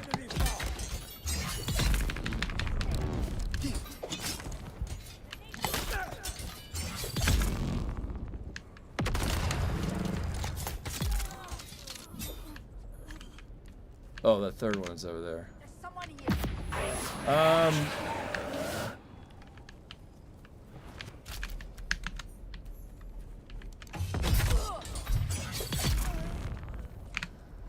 Okay, let me see. Yeah, no, I figured you're on the same side, Blue. But the thing is that it is still fair game.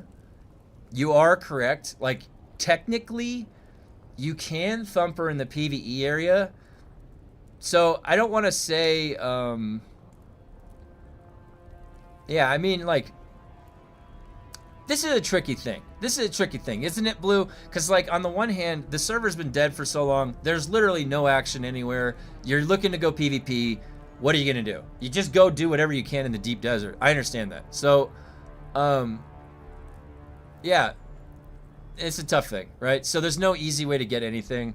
As more of us are joining together, if it's lopsided, you're going to feel that. Like, there's no engagements. And it's just us grouping up. So do we fight each other to have fun or what? So I definitely understand what's going on here. So we can just see, you know, calm down here, guys. I'm here now.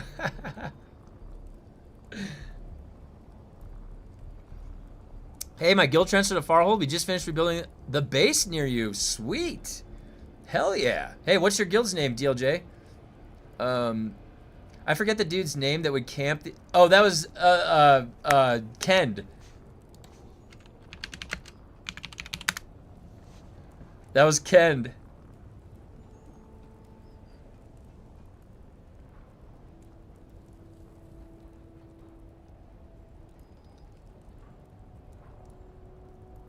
Oh my god, guys, there was this guy named Kend.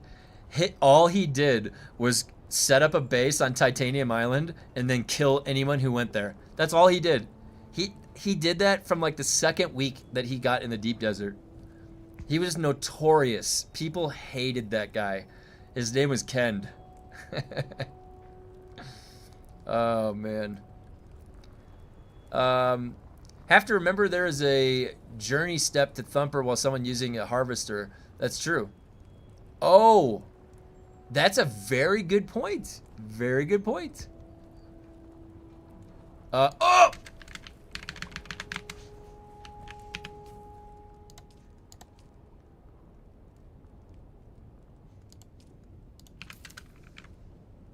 They're banning people? No. Okay, so I said I didn't want his friend to get banned if they think he's griefing. That's what I was saying. I don't know for sure. I was just saying I didn't want his buddy, Victor, to get banned. That's all. I don't know, Funcom, how they would react. Like, think about what they just did for the Haga base rating. My line of thinking is that they might be, like, you know, hyper reactive now. So that's all I was saying. I don't think that actually there's anything to like, what? Like, I'm in the deep desert. I got thumpered out on the open sand. Technically, I don't think that there's anything wrong with that, right? They would have to deem it as some level of, like, targeted griefing, which, how would you prove that anyways, too?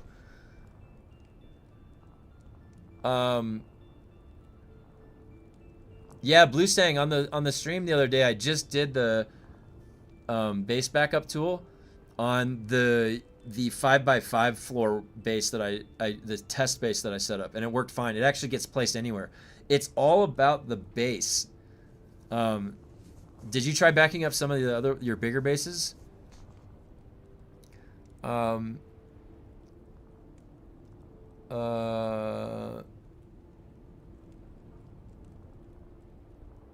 Oh, your username is DanRG.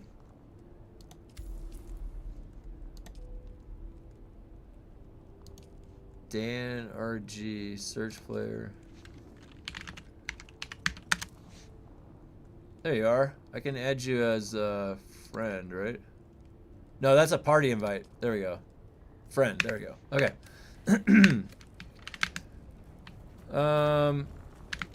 Okay, first transit, let's place over here. I'm in the sun!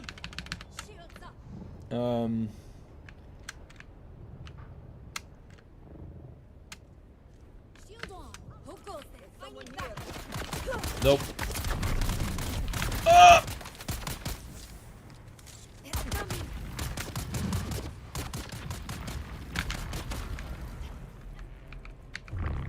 Oh my god.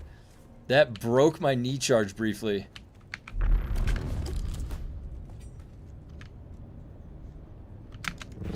Every time I do that and I turn around, it slows me down. Alrighty. Oh boy.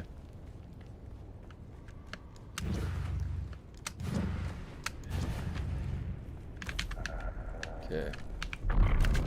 Oh, I should have waited until my pack came back. Let me get through your comments right when I get up here.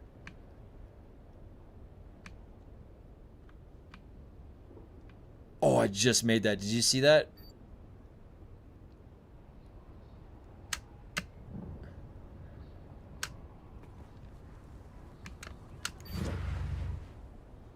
Whoa. What happened?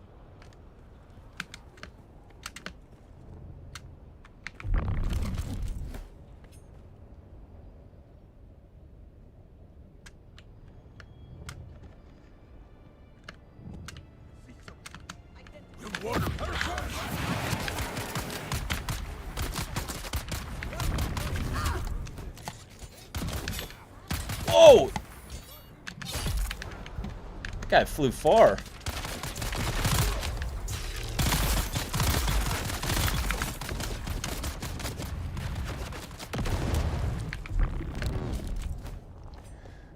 All right, let me take a look at your comments real quick here, guys.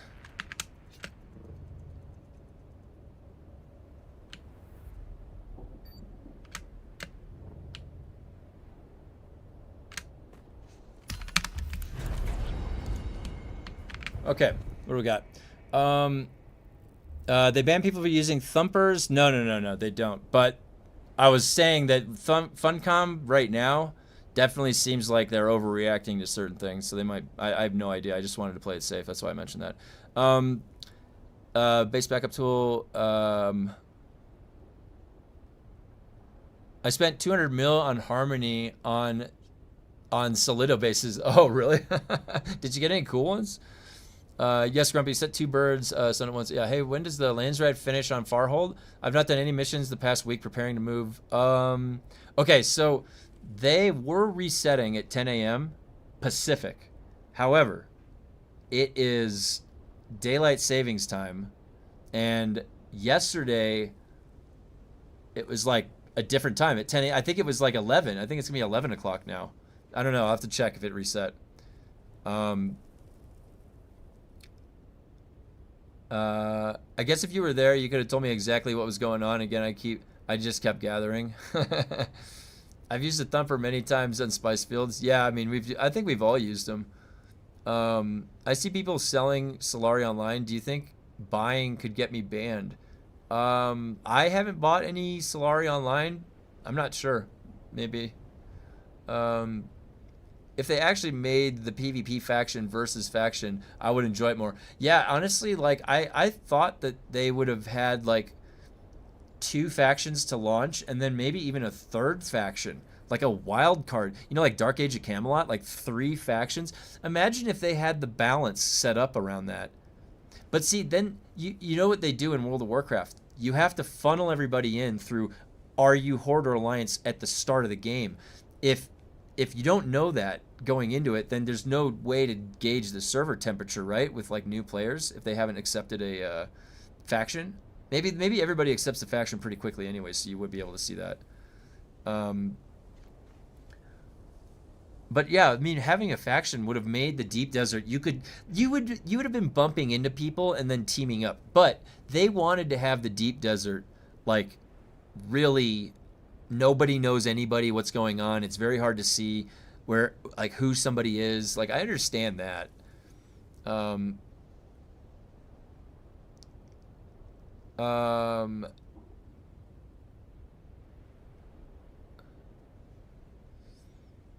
Hey, what's up, Lafu? I did get some cool ones. I'm going to try and work on them into my bases. Yeah, if you want to Blue Stang, post some pictures of them. I'd love to see them in the Discord. I know the last update, it's to 5 minutes before the end now, right? But I didn't check the time. It's 9:36 right now, so let's see. I'll log out at 10 o'clock if it resets. If it doesn't reset at 10, it's going to be 11, and that means they didn't count for daylight savings. Anyone willing to sell me a heavy blade adjuster on Harmony for reasonable price? Oh, do you guys think that I should make a trade channel in the Discord, or are the servers separated enough that that wouldn't have any benefit? I was thinking about that. The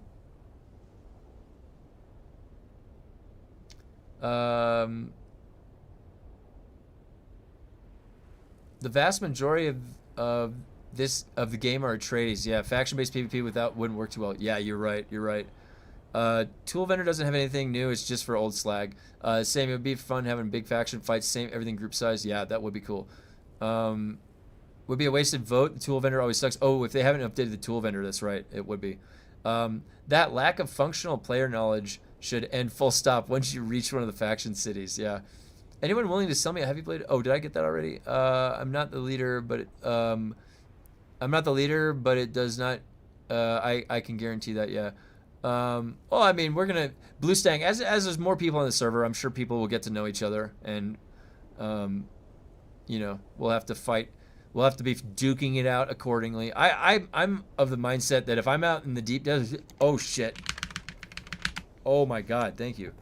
That emote saved my life right there.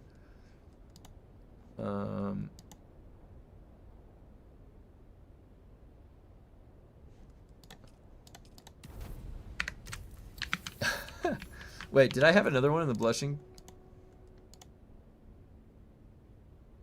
Haga. Oh, that was exploration. I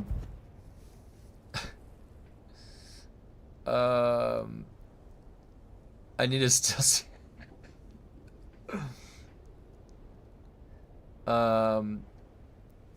Yeah, I'm always of the mindset that if I step into the deep desert, I'm always accepting the fact that I can be fucked with and like shot at or whatever. So I never get upset really, because I know what I'm expecting. Yes, it can cause you to participate in RMT and it's bannable both sides of the deal. Okay, good information, Medio. Funcom seems to ban based on community outcry and if they even have the logs of the event. Oh, nice, Chuji. Okay, that's good to know. Your water is getting low. Yeah, thanks for letting me know. Oh, and then that was the praise the sun emote. It's just a test. The other option is vehicle or experience. And as I know, the experience does not expect Landsred. That would be so much better if it affected Landsred. You guys know about the repair glitch on augments? Yeah, that's been well documented for a while. Tool Vendor has circuit gauntlets, Young Sparky, Sentinel Belt, and MK6 compactor. Oh yeah, thanks, Blue. And I don't think they've updated. Man, they really need to update those. You can recycle MK5 power pack for slag. That's why you always. Oh, that's why you vote Tool Vendor. What server? Bruce Wayne. We're on Farhold. If you need slag, just loot stuff. The game gives you literally everything you need.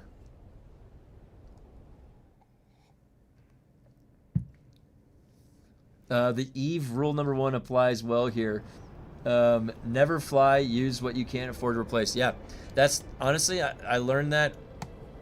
Well, when you play solo in a lot of games, I don't tend to rely on anything else other than myself. So, and I don't know. Like I very rarely get. I have not gotten caught in the deep desert very many times, at all.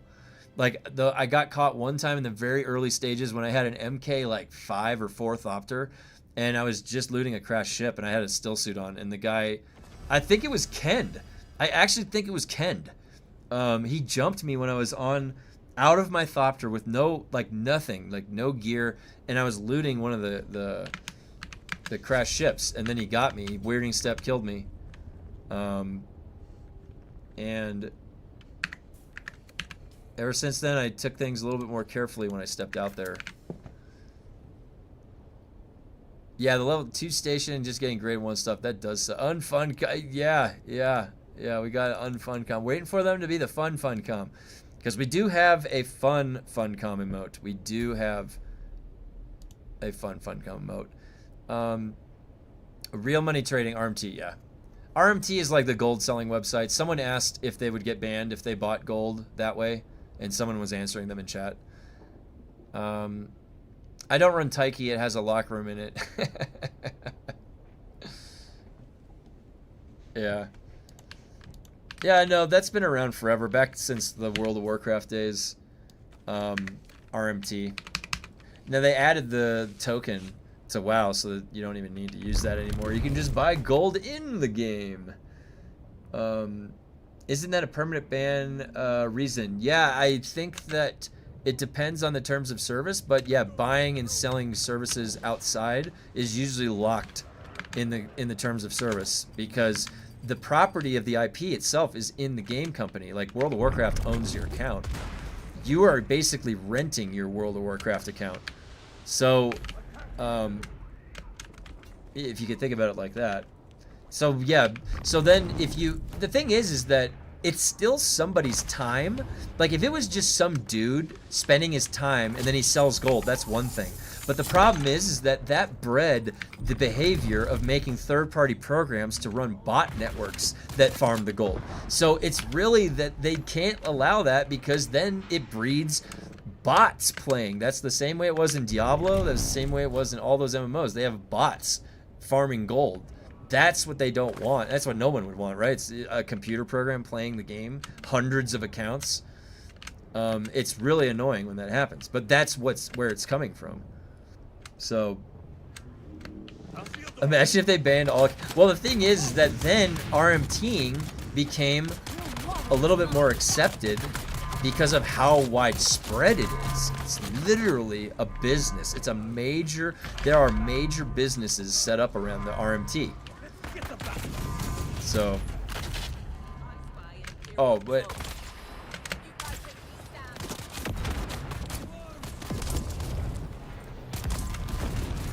there's a lot of commotion going on down there, huh?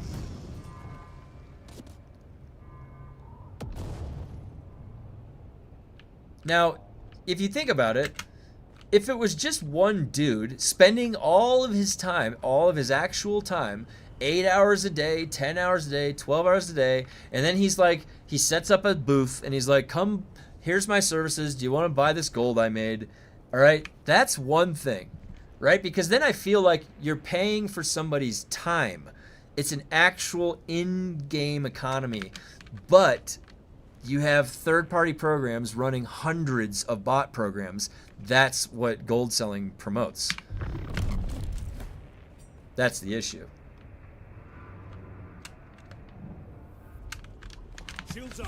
Oh, it was right there. Craft the power generator. All right, so now I can get to your comments.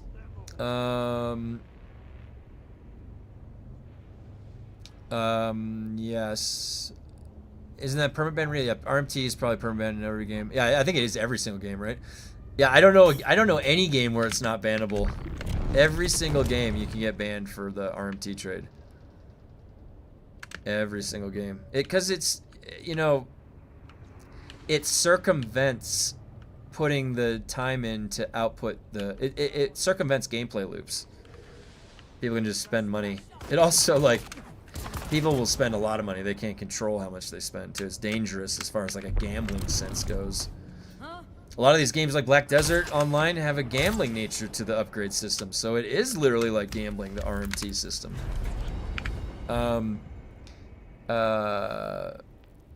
RMT has been around for longer than WoW, oh yeah, DAOC, EQ, yeah, maybe Ultimate. Actually, you're right, Cable. I said World of Warcraft. You're right, though, because that's when I started noticing it. Valve doesn't give a fuck. But I'm not that good. And that locked room is clearable for me. Yeah, I mean it's all pretty easy. I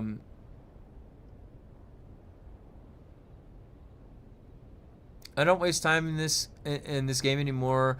I buy anything I need, but I don't need anything anyways. Yeah, I mean it's really just about stockpiling, being prepared maybe. Imagine if they bound all the accounts on RMT, there would be a lot less streamers.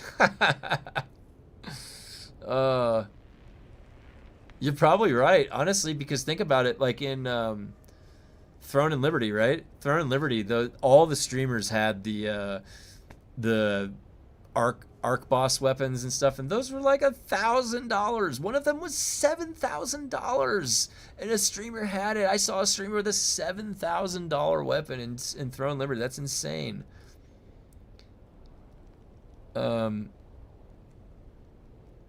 Hope they do. The market inflation is catastrophe. It really is. In Age of Conan, I used to follow the bots and invite them to trade and break their scripts. Watch two bots duel.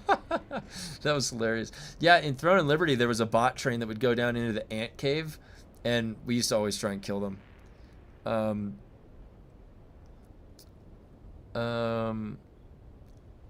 Just efficient, go around looting chests. Yeah, I mean, there's an efficient loop you can do in the game for sure.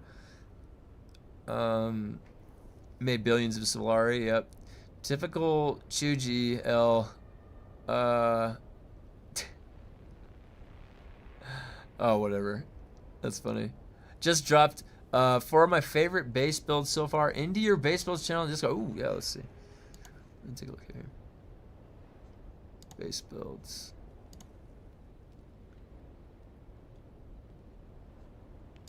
Let's see. Oh, yeah. Whoa. Whoa, it's like a castle. That looks crazy. Holy shit. Yeah, that's awesome. Really like it. Really like that. That looks really good. Really cool. That's a really nice. Solacen Sunset Bar and Grill. Rivals Bar and Grill. Sandwatch Hotel. Wow. Love it. I like the themes too. That's great. All right, let's see what we got here. Where the Winds Meet also does gacha pulls. Oh, really? I saw that game was free. I never played it.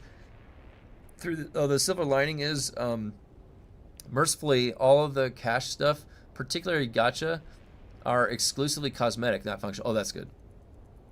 It's hilarious how much people will spend for carries on WoW. It's criminal how much money I've made over the years selling carries on the new seasons. Don't tell the IRS. Shit, maybe I need to transfer some of my spice and start a new carry and make billions. That's what people were saying, that the spice, you could sell it for like 3 million per spice. That's insane. That means that it's basically funny money. Like, nothing has any value anymore. SWG, oh yeah, Star Wars Galaxy had gambling with trading card packs, having in-game items. Oh yeah, that would absolutely be that. A lot of those streamers were handed a code for those weapons. Oh, were they really, Sparkle? I didn't know that. Star Wars Galaxies, yeah, another game artifact. Yeah, that was a great art. My brother would love to play that game again. Give him, yeah, LOL does the same for their pros. Oh, gives them codes for the skins. Interesting. Oh, that reminds me. I gotta type in Dune Awakening 40% off sale, and then I gotta link that. I gotta do that every once in a while. Okay. Where Winds Meet is a very chill game, but sadly a buggy mess. Yeah, it was free, so I feel like I should check it out. Was it fun? I like, you know, games that are thematic like that. Samurai or Japanese or Chinese style games, any of those. I always like playing games like that. I really like anime. I like manga. Where the Winds Meet is still quite fun, but if you've been playing since launch, the loop can get a little repetitive. The story is also a bit hit or miss as it goes on. I'll have to check it out maybe. I think I saw my brother playing it. Way back in Miss Pandaria, I ended up in a guild with a lady who was dating Mark Merrill, the CEO of Riot. She got me a few skin codes. Really? That's small world. That's cool. I've not had that bug issue, but I don't PvP in the game. Yeah. Played a druid. Oh, a healer druid boom here. Cool. Hey, it's Dupe Awakening. Hey, Sunsin. Welcome to the Dupe Awakening stream. Yeah. There are still very functional and relatively active Star Wars Galaxy's fan emulated servers. I played it again a couple years ago along with City of Heroes. Yeah, Thantos, I'm on City of Heroes. I've got a bunch of characters. I got like 10 characters on City of Heroes, all like level 50. And fully kitted out. I actually had the really hard way achievement on 2 of my characters. if you know what that is, for the City Heroes, beating the Tyrant without using any of the what is it? Spikes, thorns, whatever that thing is. Really hard one to do. Where the Winds Meet is awesome. Yeah, I'll have to check it out. I don't understand Funcom's drop system. One day, testing station 24, I got a last gun, and plants 2 of them, and the next day, Wayfinder helmet. Yeah. Oh yeah. Join the Wayfinder helmet club. Have you ever played Star Citizen? I haven't, Rocksprite. Rocksprite, you were posting pictures of Star Citizen, right, in the Discord? It looked awesome. Yeah. Definitely, I think people have been trying to convince me to check it out. Lovely World. I spent 200 hours without 1 penny. Nice. Yeah, that was 200 hours with free game. Is great. City of Heroes is such a comfy game. Yep, it's nice. Yeah, I love City of Heroes. City of Heroes, I actually PvP'd in. Like, you could just go fly around as a superhero in PvP. It's pretty fun.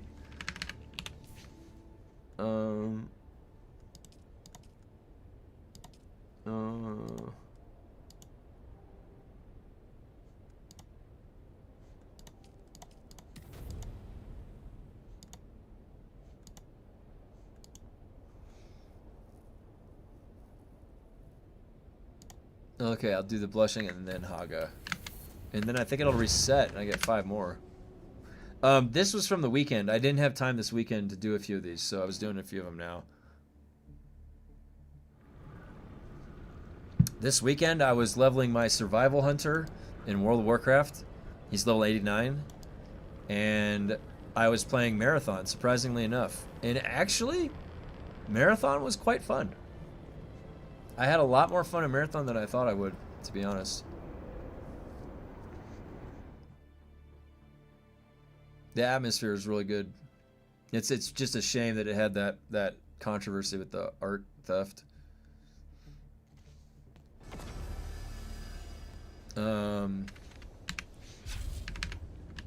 First calibration pack. That's that one, okay.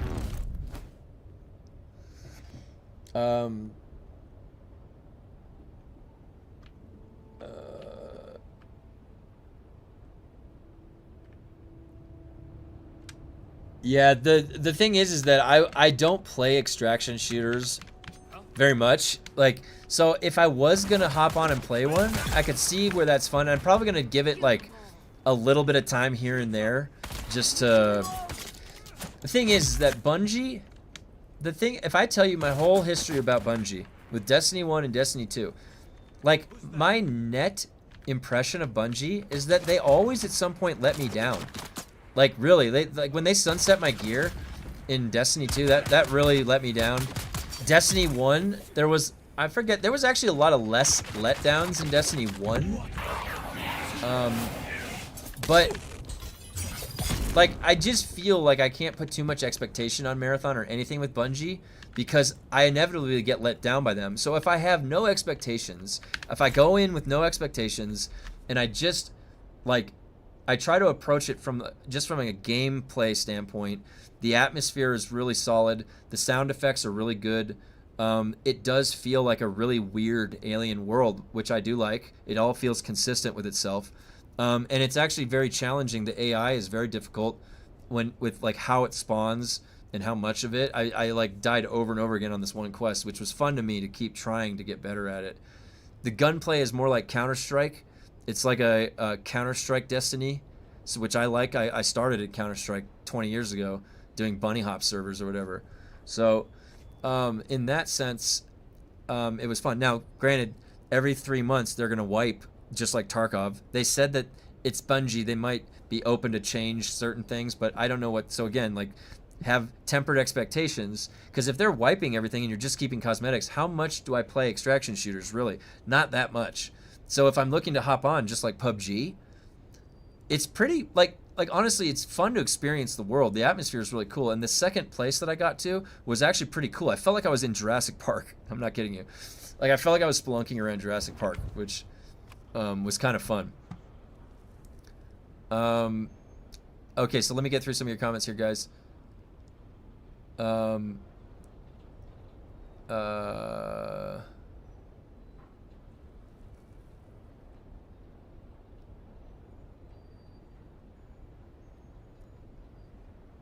Don't forget about what they did to Halo. Is Halo 1 and Halo 2. That's all I remember as being good. Halo 1 was good when you first come across the flood and you get the pump shotgun and it's cool. It's scary. You're like, what the hell is that? The first time, right? I remember seeing it the first time. Halo 2 had the best multiplayer.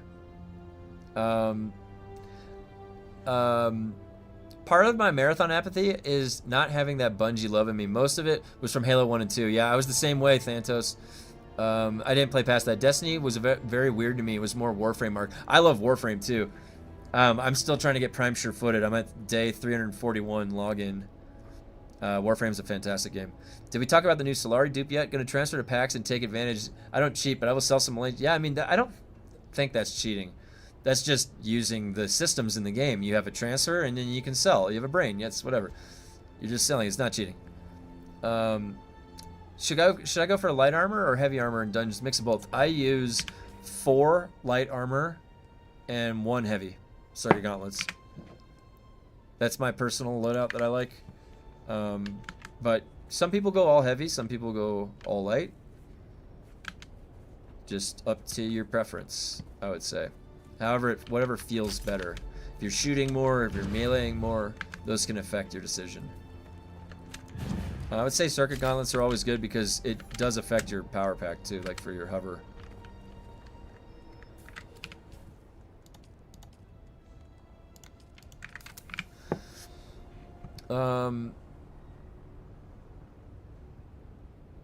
Should I go for... Oh, so we go. How to farm Solari. Yeah. You want to mix both. Heavy chest. I did have the heavy chest on, but I'm using Idaho's charge now.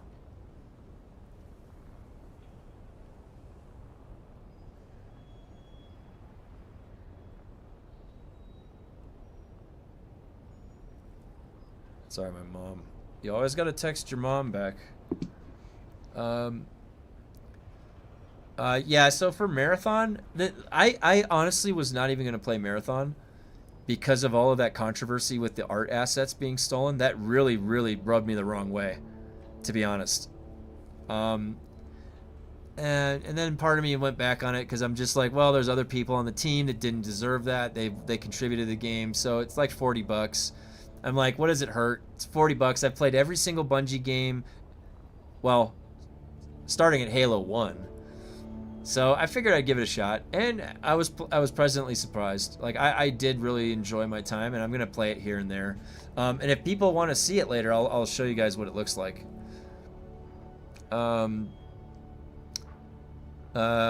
TS on level 1 can be completed with most gear. Yeah, I would say like 1 to 3 can use any build, any gear. Power harness or Idaho's charge. Yeah, that's the 2 best ones. Bulwark if you really need the mitigation. Idaho if you're using knee charge. Yep, I use knee and power harness. Yeah, you can use. I was using power harness for a while too. You only get range, not damage from Idaho's. Yeah, you just get the float time. Yep. This, you get the nice float time. But look at how much I'm jumping around. Like, honestly, for the next year, think about how much you're going to be floating in the air. All right? Because you're doing these specializations. It's a no-brainer to me. You're floating in the... Wait. Oh. You're going to be floating through the air probably 70% of your entire time playing these Landry quests. So the Suspensor... God... The Suspensor efficiency is always good.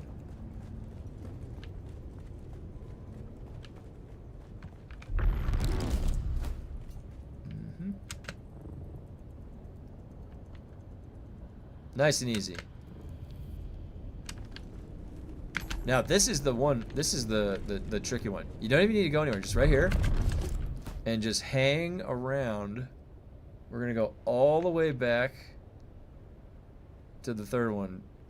Nice and easy. We're gonna have plenty of charge. So we have Idaho's charge on. Look at this glide time, guys. This is what you use Idaho's charge for.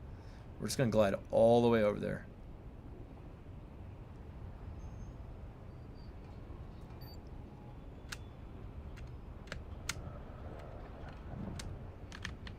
Look at that. All the way over there. Had plenty of battery to spare.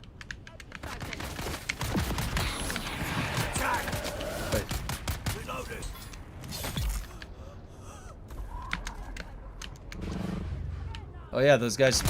Oh, I missed. You get the stabs.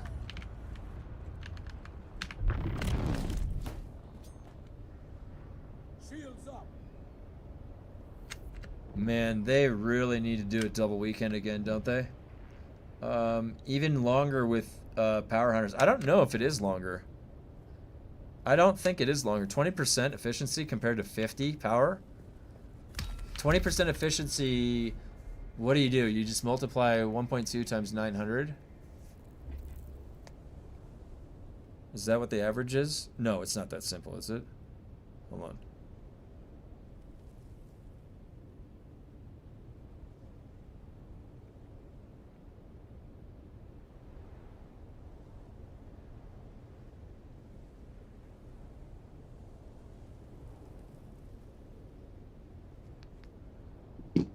I think it's more. I think you glide longer. Oh wait, did I already turn it in?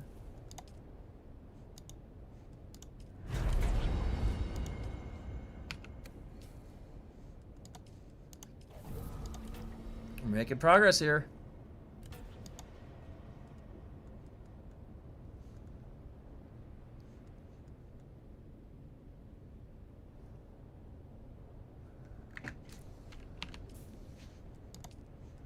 One until I log.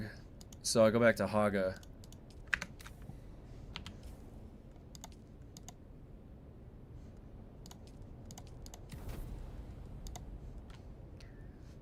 Wait.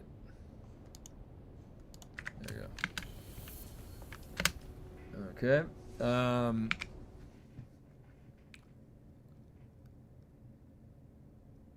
With talents you can feather the float. What server are you on? I am on US Farhold Siege Gara Kulan.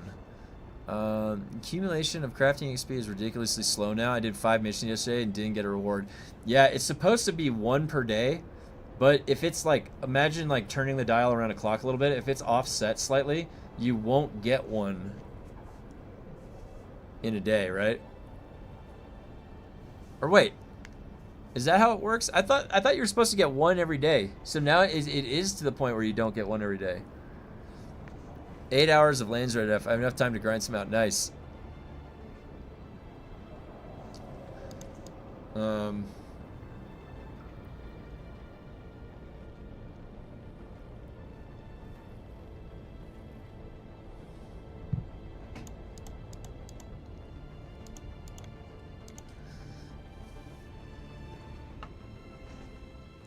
Oh, Dune, 40% off all the way until March 19th. Right before spring break. Are they trying to hit the kids that are going to be on spring break? I remember during the summer when the game launched, there was a lot more a younger crowd playing.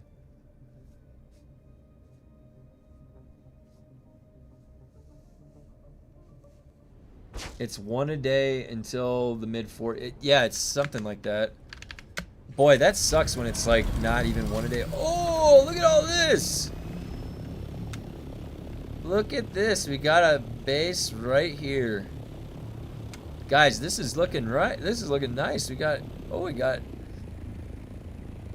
it's a very well structured base. Oh, there's 2 pyramids. Whoa! There's 2 pyramids. I gotta show my, that's my brother's base right there.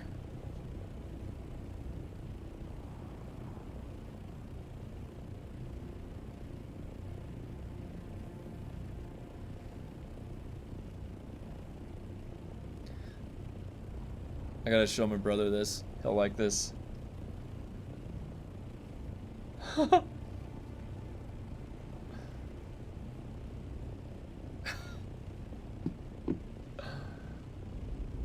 Oh, that's your base? Oh, DLJ, yeah, it looks great. It looks great. Very well structured. This looks very efficient. I like it. It looks great. And then look at, we got the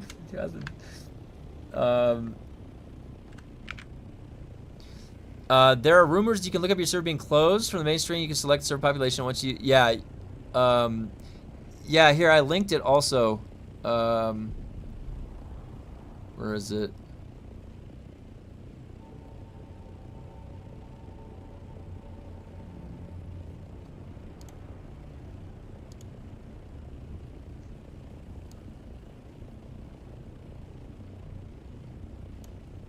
Huh. Is Discord lagging?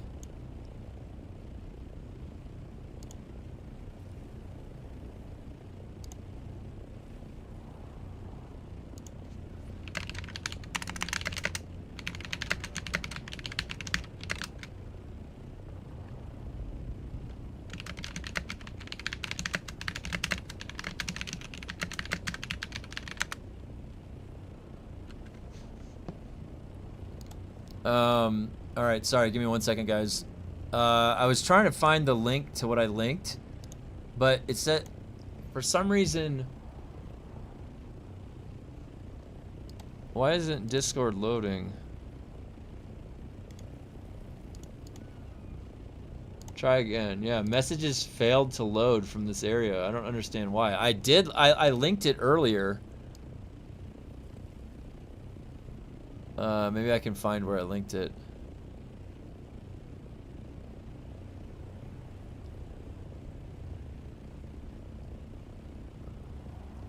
I honestly don't even know where I linked it.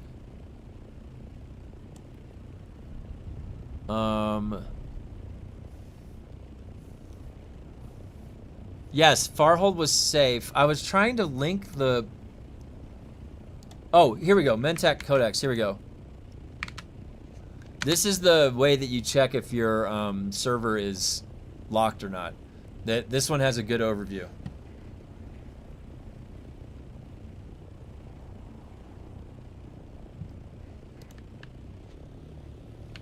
So take a look at that. Look at how many people are here. This is great. We've got that one up there. Look at that infrastructure. That is incredible. Yeah, we got a lot of people over here now. This is great. I love it.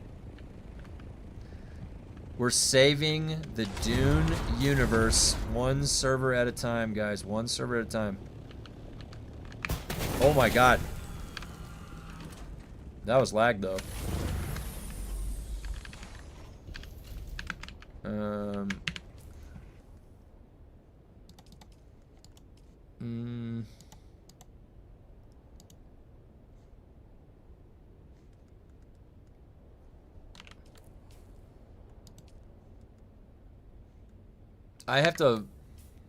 I think I have to log out and log back in. Wait. Oh, we're gonna see if they accounted for daylight savings. Let's see.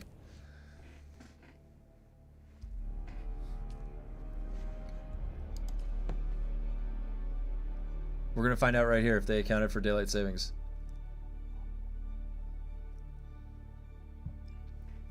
If I log back in, I still have one quest. They did not account for daylight savings. That's a lot of bases in Garakulan. I haven't siege swapped yet to check the others. The others should be yeah, a lot of people came to Garakulan. I don't mind though. It's nice seeing everybody, a little neighborhood developing.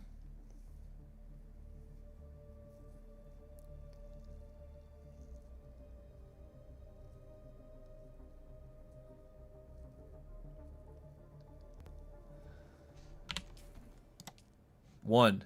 They did not account for daylight savings. So that means that the Landsrat is going to reset at 11, not 10. Classic. Classic Funcom here. Yeah. Okay. Haga Rift. Disable the surveillance. Alright. Recon run. Wait, this is exploration.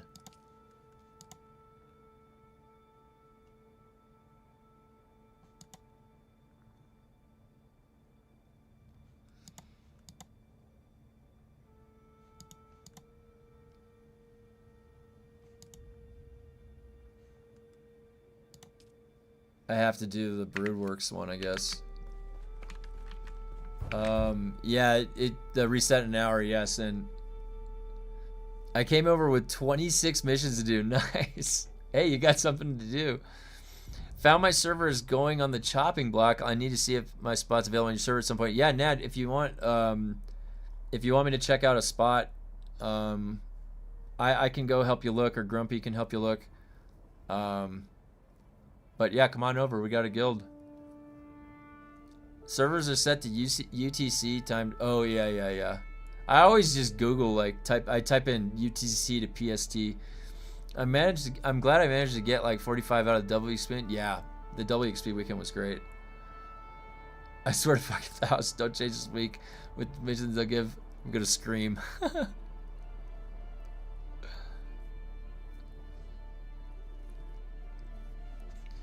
Alright, I gotta head to the Broodworks.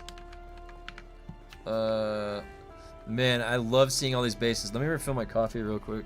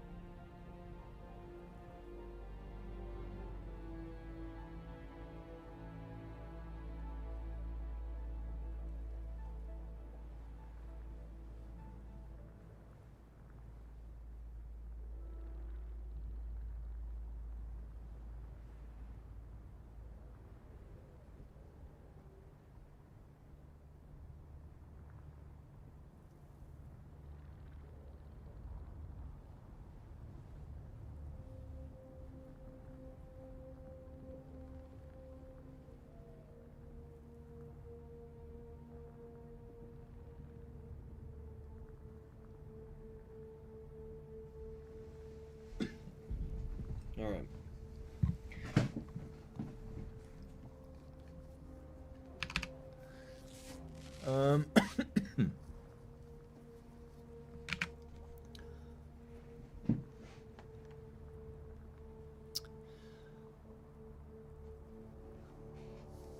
I'll post it in Discord. Yeah, go ahead and do that. I can check it out, Nad. I want that sweet Argosaz swatch, but it's been exploration. Oh, really? Oh, and you don't want to do levels. Interesting. Oh, so you're talking about the swatches. I didn't even think about that. Yeah. Best thing about switching is I'm playing on 110, 130 ms ping. Now in Farhold, I was on SM before in Asia. Oh my god, playing on 220. Holy cow. Testing stages were a struggle. Yeah. DLJ, you just had a group of people that was playing on Asia. Where did you say that you were from? Oh yeah, that's right. You were like in the middle of everybody. Yeah, 100 plus still gets rough. Yeah, you know, on Elder Scrolls Online, the ESO servers, it was the same thing. Like there was some. I think I'm at like 100 ms. Like I don't know where they must be like East Coast servers or something. Because I can't select. That's so crazy that there's 2 pyramids there now. Love it.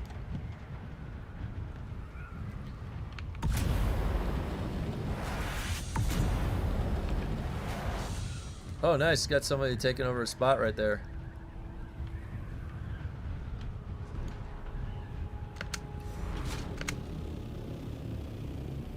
Oh, yeah. London. Cool.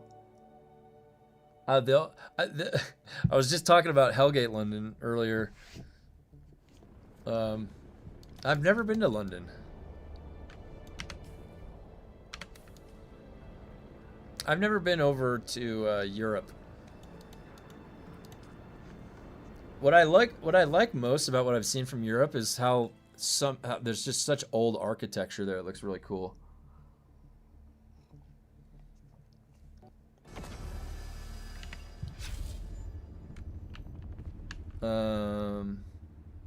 Craft.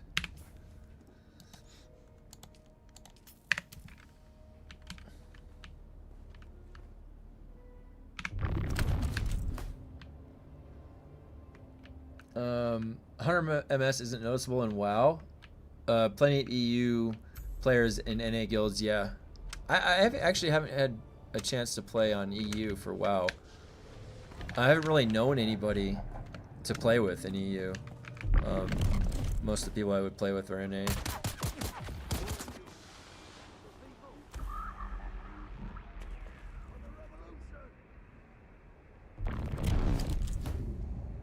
What's your purpose here? I see someone.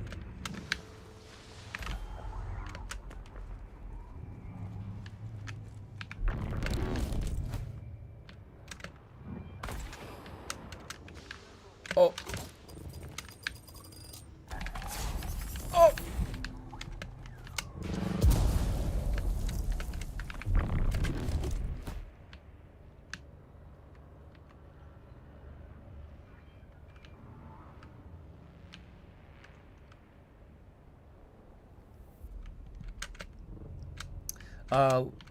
London and fine being the same sentence is hilarious.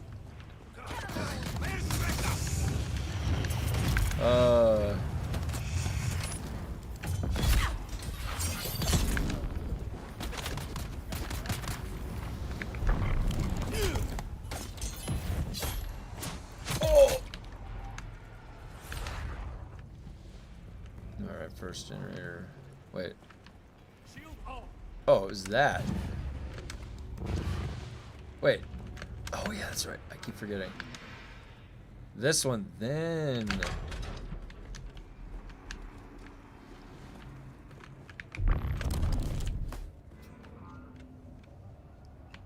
That's right.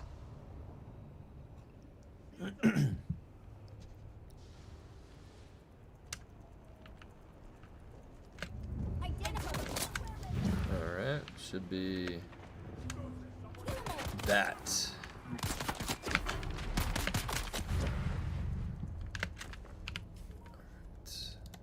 Craft our generator, and we're done.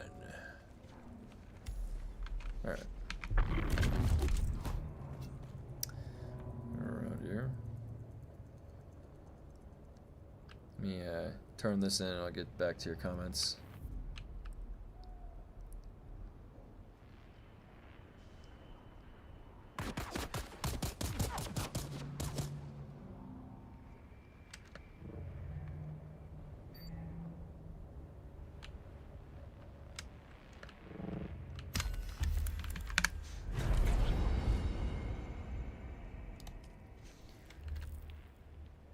All right, let me look at your comments here. High ping is rough, but I've always played with high ping, so I get used to it. It's like that. That's like the Dark Souls lag. You get used to the way that the PvP is in Dark Souls. 5 plus 35 plus 5 missions, WXP win, first on EU.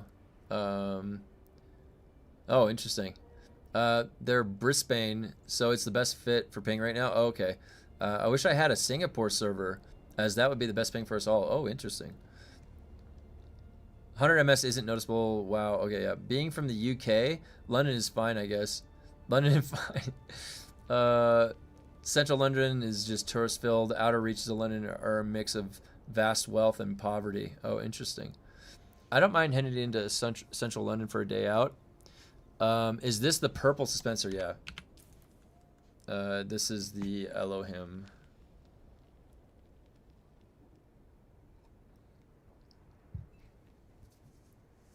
And it's quite nice. It lasts. It's like it's more durable than the other one. So I was carrying a bunch of the belts before. I would just always be swapping around.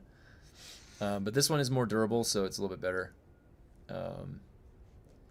You don't have to repair as much, which is nice. I do need to get more. I need to get more backups of all of these tools right here: the adaptive Holtzman, Elohim, and accelerator power pack. I need to get backups of all of those.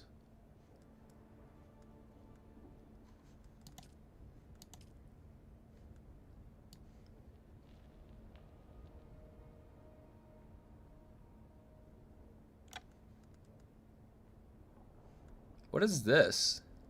What is this, like, tall thing? Has anyone gotten that blueprint? What is that thing? Does anyone know? Oh, I gotta type in chat. Hold on. Hey. Last week they were going to patch the repair glitch. This week, based off PTS, nothing about the PTS patch notes. Is it confirmed? I think everything is getting fixed with this PTS patch. Oh, it's a treadwheel engine. Okay. Adaptive Holtzman was a 10% chance? Treadwheel, okay. 40% off. Sale.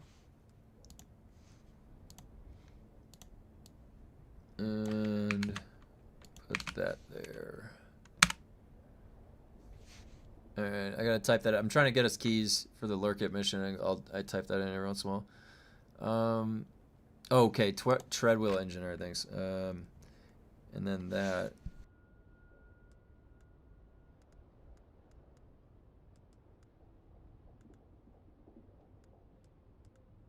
I wonder if I had kept the blueprint and I just didn't, like, consume the blueprint. I probably have these blueprints in my chest somewhere.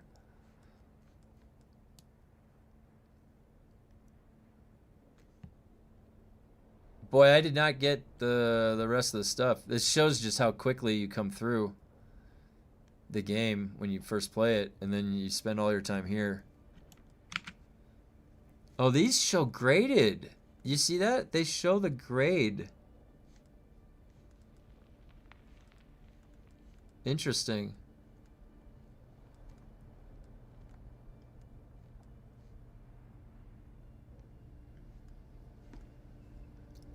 There's my pulse grade 5 I can make. So I got a couple grade 5s. That would be worth a, like, how much is this worth on PAX?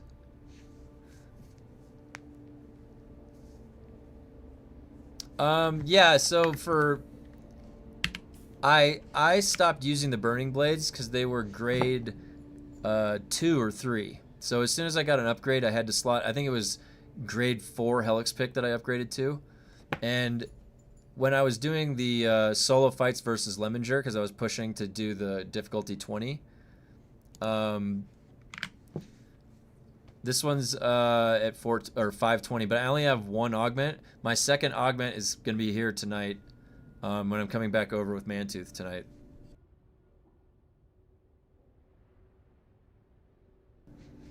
So I switched from dual blades when I got an upgrade to Helix Pick grade 4 because dual blades was grade 3.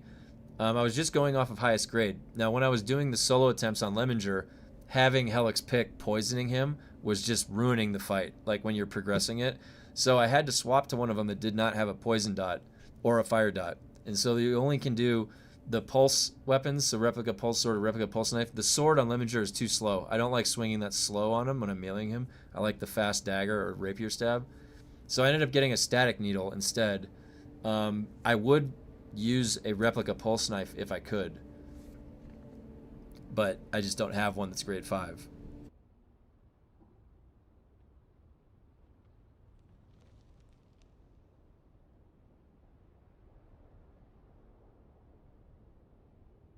So yeah, I'm using the static needle because like the best in slot is replica pulse knife or static needle. Those are the two best in slots for melee. They don't put a poison dot or a fire dot. Those dots, they don't scale, they don't do good damage, and all they do is they make it so you can't compel the boss to heal, or the boss gets interrupted and comes and attacks you while the ads spawn. So you definitely, if you're meleeing the bosses and testing station push, you don't want to have a damage over time going on the boss. So static needle, replica pulse sword, replica pulse knife are the best in slot.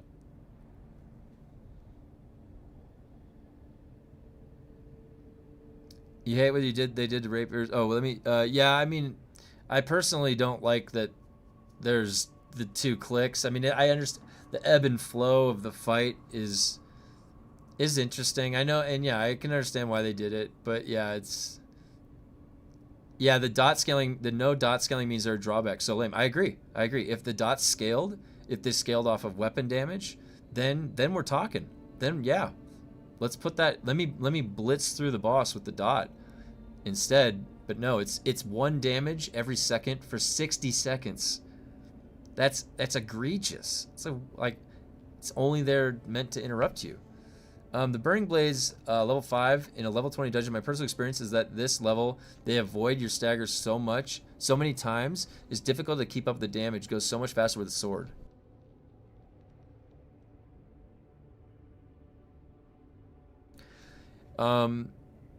Yeah, so the Burning Blades, though, I like the Burning Blades. I had a lot of fun using them. I'd probably be using them more if I had a higher grade. The damage increase from ranged weapons doesn't work on rocket launchers, direct damage, only the splash AoE. Yeah, that was the old thing with the heavy weapon damage, right? Didn't it only apply to the splash? Because you could, or no, I don't remember. Maybe it was just broken in general. This was broken for a while. Because you could shoot the ground and it wouldn't damage you the right amount. It would be less.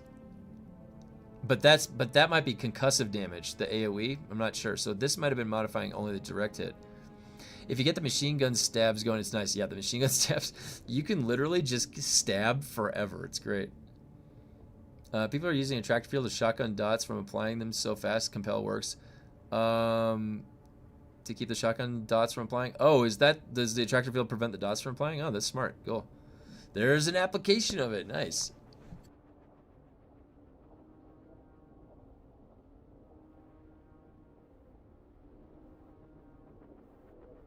Oh man, one day, 22 hours. Yeah, I'm waiting on Mantooth to come back. He's got like 8 hours left, I think.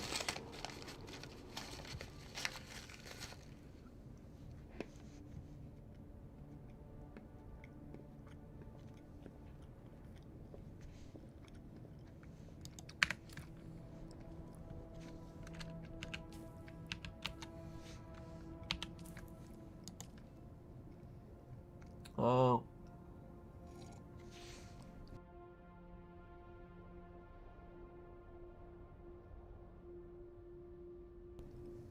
Do you guys want to know something funny? Have you guys played Dark Souls 2, the second one? So, in Dark Souls 2, they added this automatic detection system for hackers,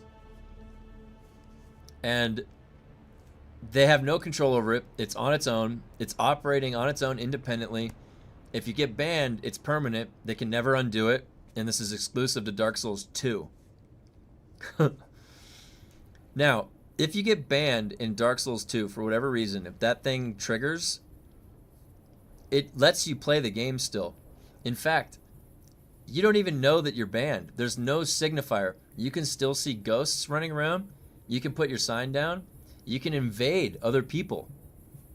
However, the one caveat is if you get flagged for the ban in Dark Souls 2, it puts you in the same place as all the other hackers. It's the same server. It's like Escape from New York or Escape from LA. And all the hackers are on the same server world. So you're invading somebody, now you're invading the other hackers. So there's a ban world. There's literally a ban world for Dark Souls 2. It's hilarious. That AUG you got on Harmony was only 50 mil at the time. Now it's 1 billion on packs. Holy cow. Whoa. It's a pain. I destroyed a sub-fief. Got materials. Oh yeah, Dazzler is one of the people that got just a 14-day ban, I'm pretty sure.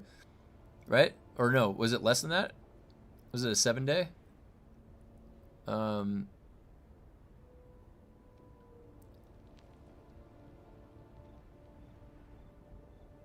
Interesting. Oh.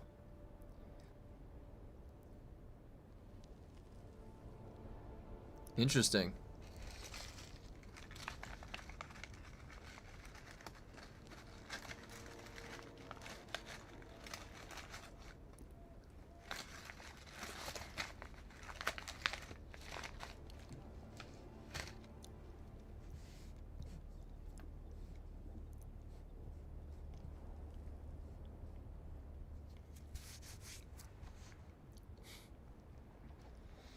Escape from New York and Escape from LA. Those are great movies. GTA 5 does something similar. If you're a hostile player, they put you on a server with other griefers, hostile players. People have got perma changed to temps. Yeah, that's what I heard. Yep. Because it was an overstep. Some of them didn't mean to, like, whatever they did to do, like, calculate if you should have gotten banned. Their analysis, their query to the server, it did a ban on people that shouldn't have gotten it. Some people got permanently banned, appealed, and got playing before the 14. Oh, really? WoW is the same way, sadly. Blizzard won't overturn bans, even when clear malicious reports. Yeah. Those dude coming back after 2 weeks are going to be like, what? Why are we broke now? You got to destroy vehicles in GTA 5 for that. Mine was a perma and they changed to 14. There you go. There's Wicked right there. I'm glad that happened too, Wicked. Okay. So is it best to transfer a second account to packs with some blueprints and sell them? So can you transfer across server centers, like from North America to Europe, or it's if you're already in Europe, right? I think it's if you're already in Europe. Yeah, the appeals and the bans were inconsistent, which is strange. Dune Awakening, 40% off sale. And there's the link. Dune Awakening, 40% off sale.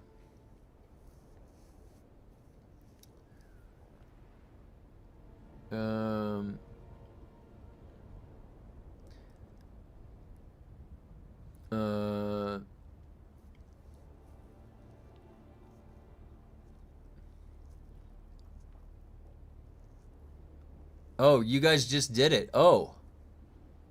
Oh, that's cool. Oh, you transferred from Asia to North America. Oh, cool. Why did I think there was a restriction on that? Awesome. The technology exists. We can play anywhere together, guys. This is great.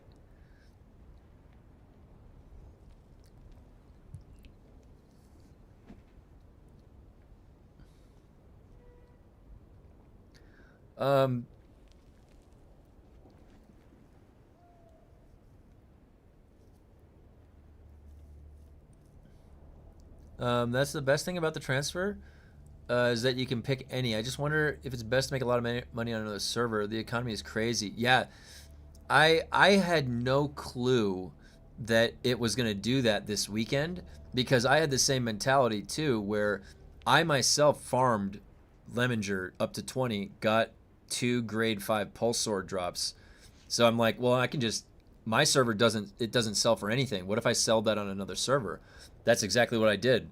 Is I brought my alt over and I just sold it on a. But this was 2 weeks, or no, this was like 7 days ago. This was before all of this went nuts. It went nuts this weekend, like absolutely nuts. Can anyone tell me what I should do? Sell all my stuff for bazillions, or not do anything and wait for the rollback? Do you really think they would roll back? No way. There's no way they would do that. There's no way. That's too many things affected by that. You should probably just go sell, make a bunch of money. Why not? Play the market.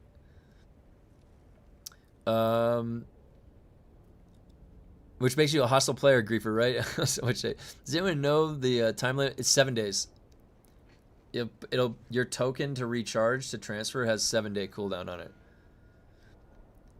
The top WoW guilds have problems with some of their support members getting banned for handing out gold and items to people who help the guild do split runs. Oh, really? And they banned for that? Wow. All my spikes is going to PAX Market when I get unbanned there. Time to undercut. Yep.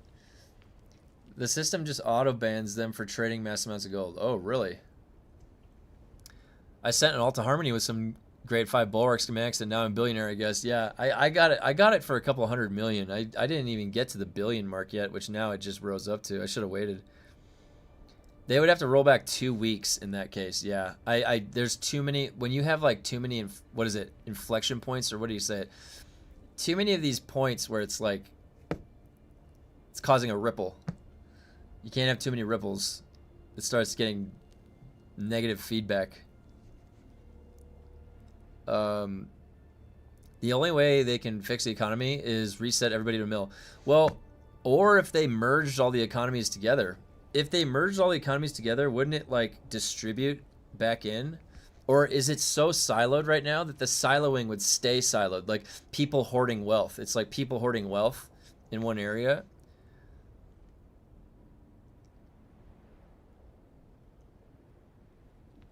You know, there is a way around it.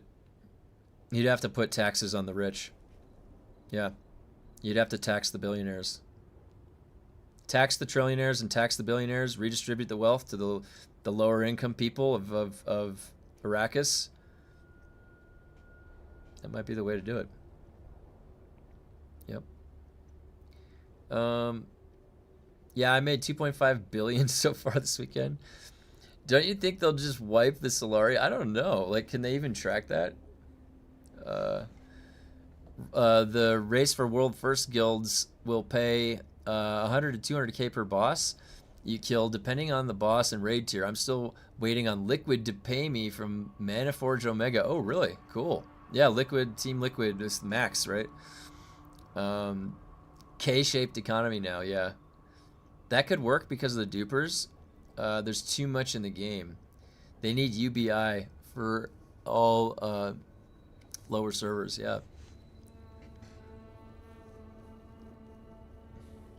It's interesting. I'm not sure what like the solution would be. There were so many breakpoints or breaking points back when the duping first came around, and then they couldn't fix it in time. It took them a long time to fix the first dupe. It's that simple. Tax the rich. They surely don't have enough money to avoid this sort of tax. We can apply real world economics to Dune. In theory.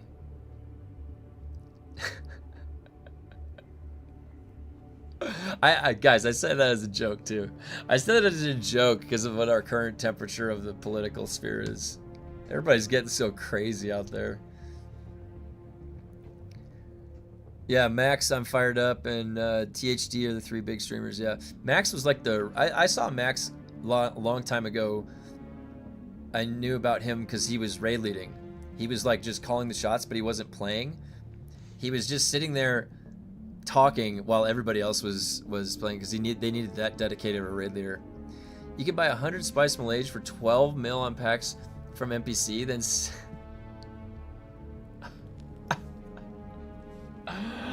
oh my god, son. Oh my god. That's so funny. That is so funny, dude. What the hell? Oh my god. I should literally send a character over there, or just make a character, get over to Arakeen. Oh my gosh.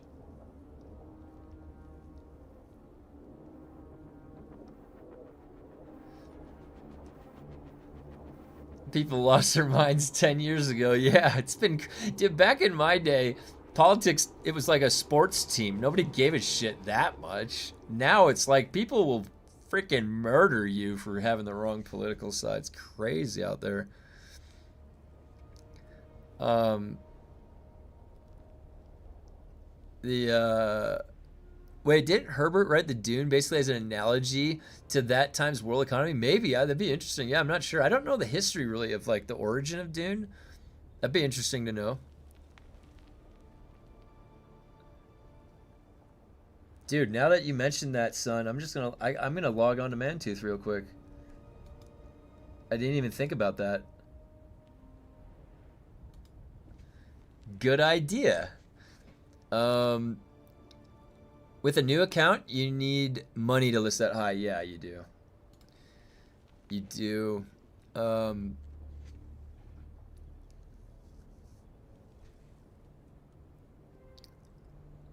Yeah, you guys don't have to worry about me getting into politics ever, because I tend to avoid it completely. I mean, you still got to do your part as a citizen, obviously. I'm not saying that, but I like to keep the gaming sphere more for gaming, because we always have enough to worry about in real life. You know, there's always enough going on outside.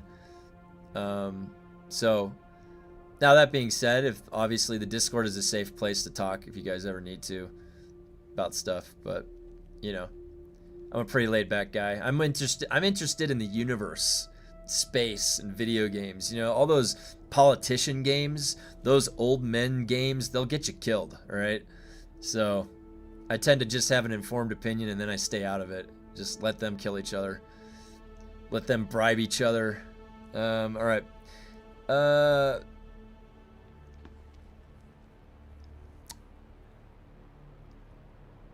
The Freeman, the how would I get my Solari from my alt to my main though? So what you have to do is you have to first start a character on your server with that second account, and then from your main character give him the Solari, and then transfer to the server that you want. The thing is, you'll have to wait 7 days to get him back over to you.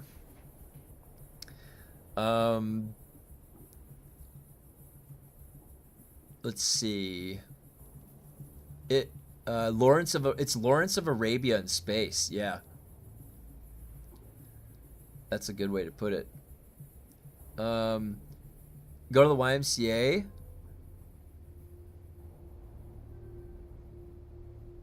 Yeah, this is a safe place. Don't worry. This is game space. Imagine trying to drop billions on the ground. They're when they're duping, they're just like respawning or something, aren't they? It seems really basic what they do. I kept seeing like the dead bodies like over and over again. Okay, I'm checking on Mantooth right now. That's actually hilarious. So let's see what it is on Harmony. I want to see what the Spice Melange is on Harmony. We'll check that out first.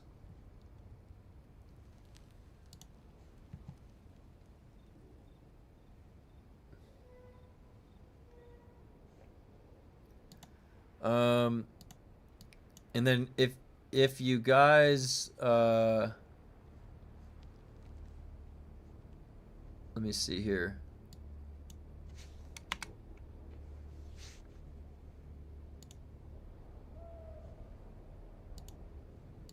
If you guys want to check if your server is going to get shut down, this is the link to that. I've been periodically linking it. You can check to see if it's locked. Locked would probably suggest that unless it's a big server. That would be crazy to loot someone's DD base, and there's literally 2.4 billion Solari. Yeah. The dupe is already leaked. All you do is withdraw from the banker. When you go over 2.13 billion, it wraps around and double. Really?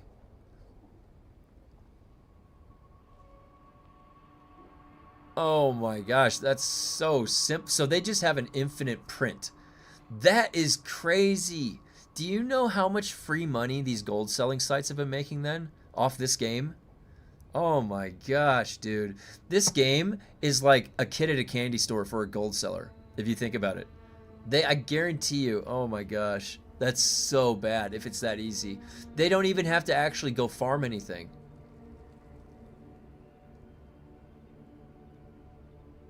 That's just crazy. No, honestly, even if a duper was in here, I wouldn't care. You can give us the insight.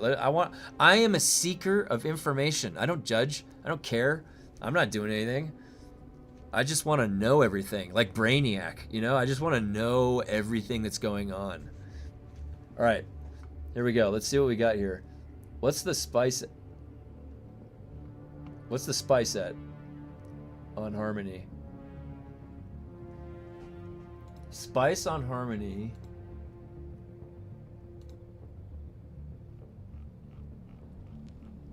Is there even any spice? Holy dude.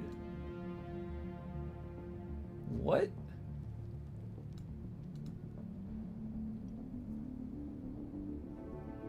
Oh my god, no way. You're right. Sun Sin, you're right. Holy cow, I can't believe this. I have to do this right now before they stop this. This is hilarious, dude. Are you kidding me? Oh my god.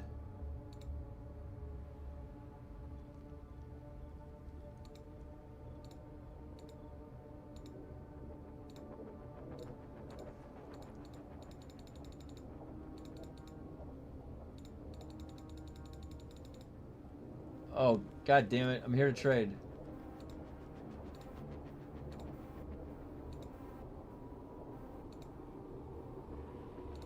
Holy shit. You're right. You can.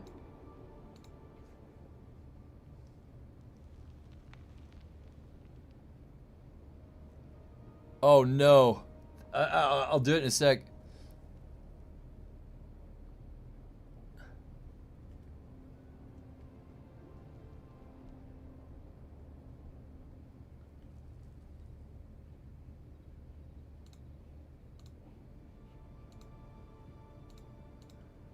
I can't believe.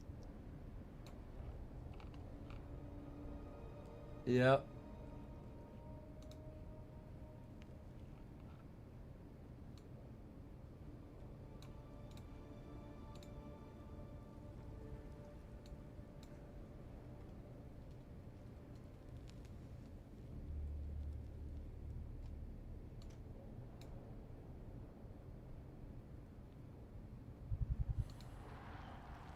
All right, I just set. Oh.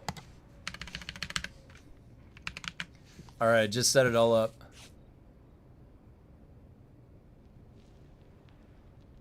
I'm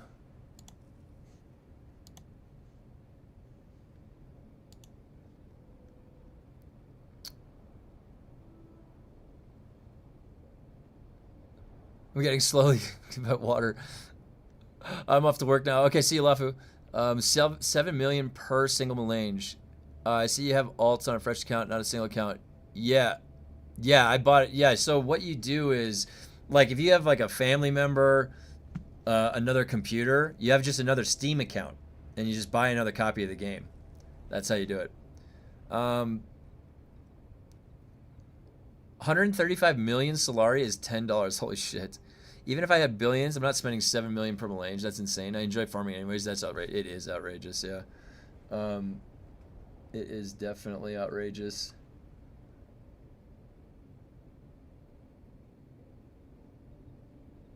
It's part of the loop, yeah.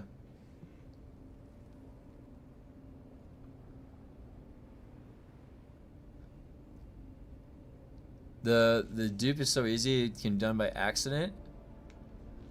It's really bad. I mean, that's what happens. It's something happened this weekend that made it run away. This is like what you would call a runaway case of it. It's completely out of control right now. Honestly, it's insane. Like, I don't even understand how the computer code can handle, like, values going that big. And maybe that's what's causing the issue in the first place. That could be what's causing the issue in the first place. Okay. Dune Awakening 40% off sale. Nope, that's not the right one.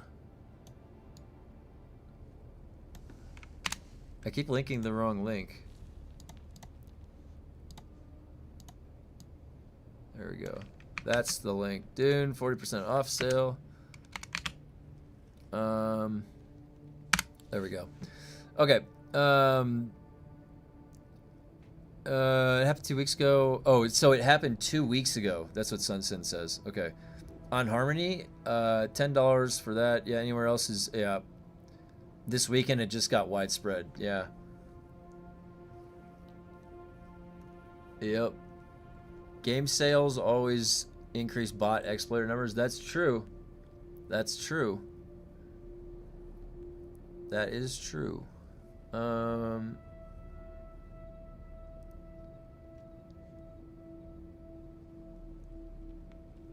have 45 million on my little nobody really plays server, and I don't know how I could ever spend it all. Yeah, I mean, when you got everything you need, it's crazy, right? Like how it's relative. It's all relative. And imagine if you're on one of those inflation servers and you weren't participating in that, and you just see the values go explode. Gonna keep it 100% with you. If they do another rollback, I'm permanently done with the game. Too much progress lately to let it slide a second time. Yeah, I agree. I would be in the same exact boat. Thantos, I agree.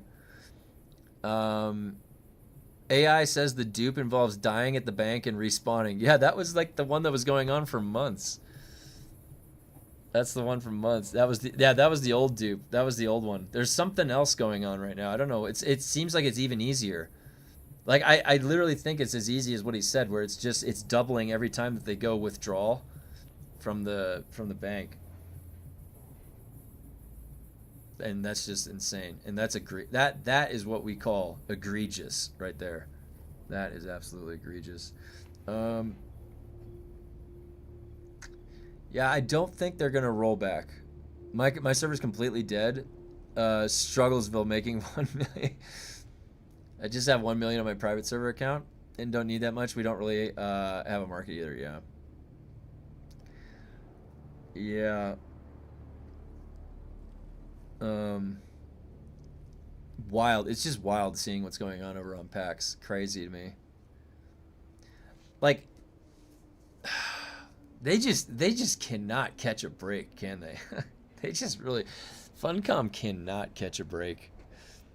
Yeah, multiple rollbacks, especially in a game like this, it would kill this game. Yeah, I agree. You would basically lose Europe, most of Europe.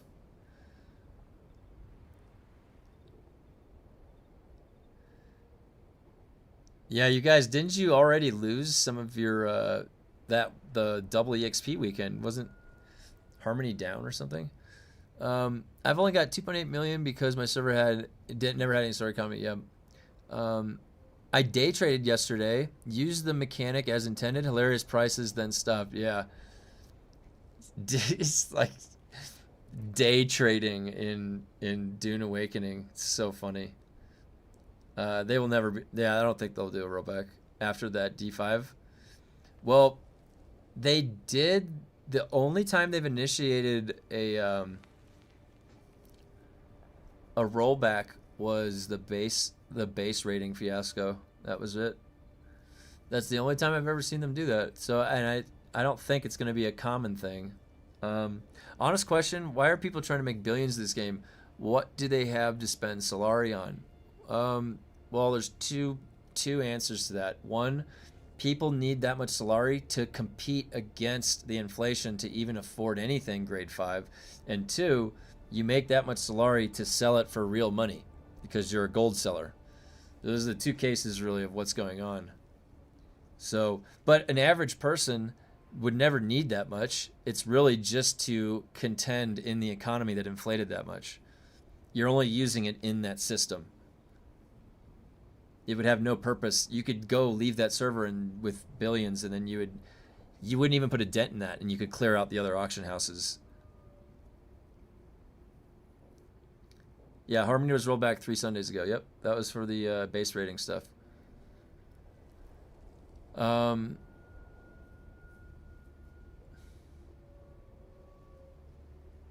Quite the situation Funcom has for themselves here. Quite the situation. There's a lot going on, a lot of chaotic things going on. We got like server economies breaking. Yeah, Solari's definitely being sold in real life. Yep. They're obviously going to other servers and buying up screen. Yeah, that's what happened to my server. Somebody cleared out our entire auction house this weekend. That's what I was telling people. I was like, I went to go look for stuff, and I was like, I can't even. There's like nothing. There's like literally nothing. Bitcoin billionaires are buying it to get ahead fast in the game.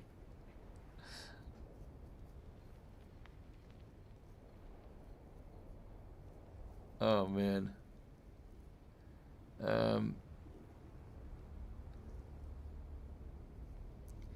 Yeah, it's definitely being sold in real life. That's for sure. It's hard to see a stabilization, you know, because like how would you even address that?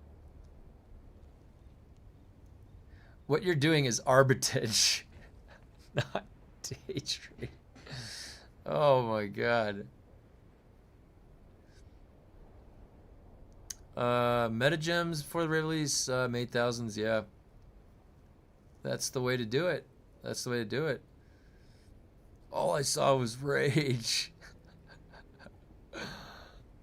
Easy peasy, epic flying. Yep. I was playing WoW Midnight this weekend, and I tried to switch to my other flying so I could just hover, and it said I needed the Pathfinder unlocked. I was like, oh, that's where they put the Pathfinder. You can do the Dragonflight fly, though, which is fine. That's all you need. So far, I really like the Survival Hunter. It's a lot of fun. George Soros does this? Oh, yeah, really? He buys currency and sells in other markets. Yeah, I bet a lot of billionaires do that. It's a whole different game accessing the earth as a billionaire, you know? It's probably a whole different ball game. A lot of weirdos. Day trading is making trades during the day. Well, it's also implied too that what it is. Day trading is a label of a job type. I met a day trader that played Throne and Liberty. He had all the weapons. He always had all the Arc Boss weapons.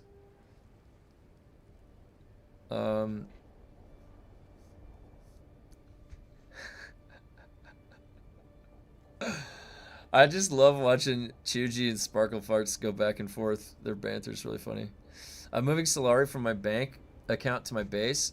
If they reset the economy, bank accounts will be reset. I doubt they will touch the inventory slots and bases. Interesting. Oh, so you think that they're gonna go to the bank account? Interesting. All right, so my stuff should be able to reset, but I have to log out, so I'm gonna go over to the over to my base real quick.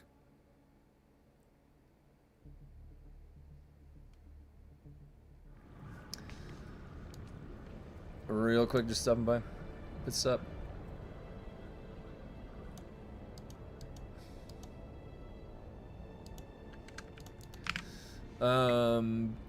Okay. I'm hoarding Melange so that when the server merges, when the servers merge, I have a supply to sell in the market. Gonna be rich. Yeah, that's a good idea. Yeah, there are like 3 people on my server and stuff sells. Oh, cool. Nice, Michael. Fallout MMO did it with a caps cap, and you have individual private player bazaars. Oh, interesting. Oh, you know him from another stream? Okay. Well, I saw you guys bantering back and forth, and it was cracking me up. I moved to PAX 2 weeks ago. Then the market blew up. Sold most of my hard-earned solo loot like Spice and Plas being solo. If they roll back or reset the Solari system, I'm out and want a refund. Oh, Pierre! Yeah, what's up, Pierre? Was in here the other... Yeah, Pierre was in here the other day. I had when I traveled back on the slowest bike. Yeah, almost 600 hours in solo, not doing it all of. Yeah, if I lost all my progress, I would be in the same boat. Like if they reset my progress. Look at that! Look at the 2 diamonds coming in are awesome. Yeah, there is definitely a lag occurring Like, you can feel it. Their server structure, man. Funcom needs to get their shit together. All right. I have to log out, I think, right? Oh. Wait, zoning that time actually did reset it.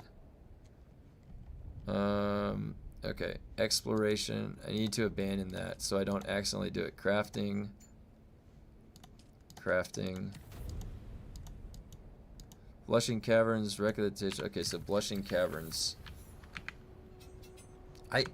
They need to fix that lag. I hope that PTR patch fixes it. I really do. No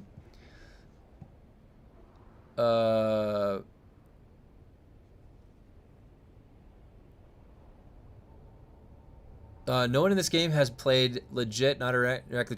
Well, that's the thing, is even myself, I never duped or anything like that, but there is no way that you could discern if a spice or a melange or plastanium, if that was bought with something duped, or sold with something duped currency, or it originally came from a bunch of a duped stockpile.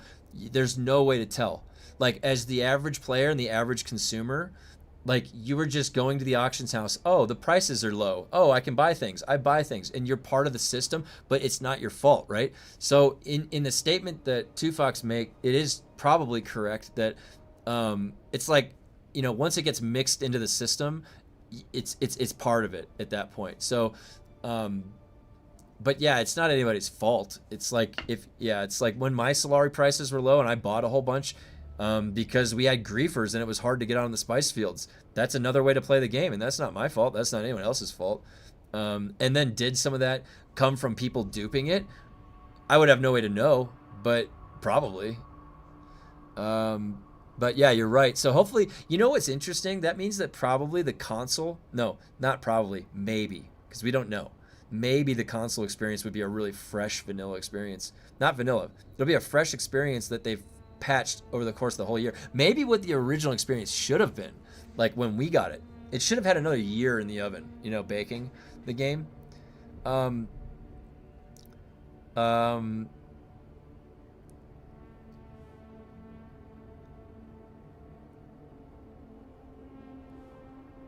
Oh, yeah, you've been selling carries to the same guy in a while for years? Okay, yeah.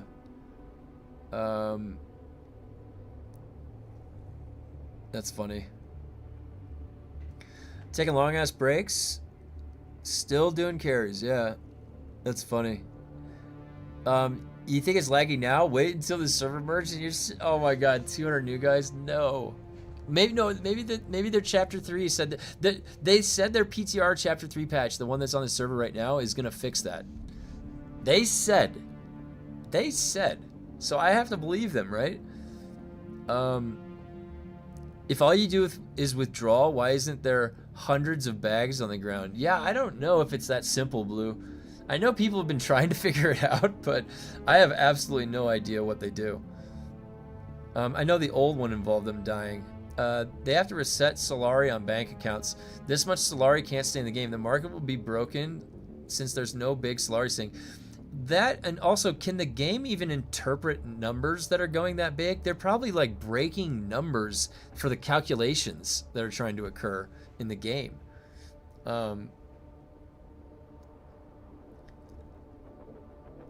Everything becomes bought and sold with duped money. Yeah, pretty much. Hey, what's up? What's up, dude? Watching before bed nights? Oh, cool. Thinking of moving servers again. PAX is crazy. I don't feel safe. If I log in, might be gone. Yeah. Yep. Said it several times. Maintain it still. This is an early access game. Yeah, pretty much. I mean, it felt like it needed another year to get all of what got developed this past year in there. Server is heavy laggy on PAX, to be honest. Would rather play on Asia with crap ping. Oh man, I'm back in Haga for the first time. That feels good. To be honest, I don't know how well this game is going to do on consoles. Console players typically only play 2K games or COD. Yeah. DUNE needs a Federal Reserve that can disappear cash. I don't see those kind of people buying this. Yeah. It's hard to tell what this is going to be like for console. A simple way to stop the griefers in PvE areas is that while in PvE areas only, your name is visible. Yeah. 2Fox, that's a good idea. Like when you go to the deep desert, you have the obscured nameplate, but when you're in Haga, you can see a nameplate. That would be a good idea. Then you can see exactly who's griefing. That's a good idea, 2Fox. Let's see.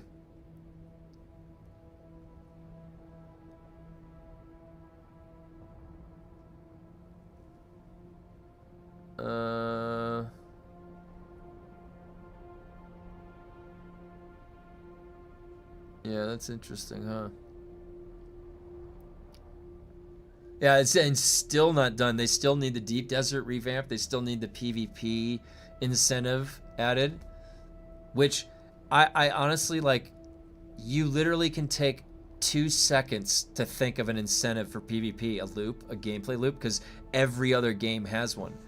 You put a vendor somewhere out there in deep desert, you get some bloody ears or bloody name tags that you're collecting off of people you kill, and you go turn it in for some cosmetics or some shit, like, or a rank above your head, and it's like different titles. Like, people don't even, you can't even see your nameplate in this game, but titles, farming titles for your character is a gameplay loop. If Dune went on Game Pass, you might see some console numbers. But there's no way they're going to play an RPG like this. Especially if it's is it cross-platform? Do we know for sure if it's cross-platform? I was actually wondering that, because that's extra coding. Maybe that's what they're trying to do. Something's taking them a long time to get the console port.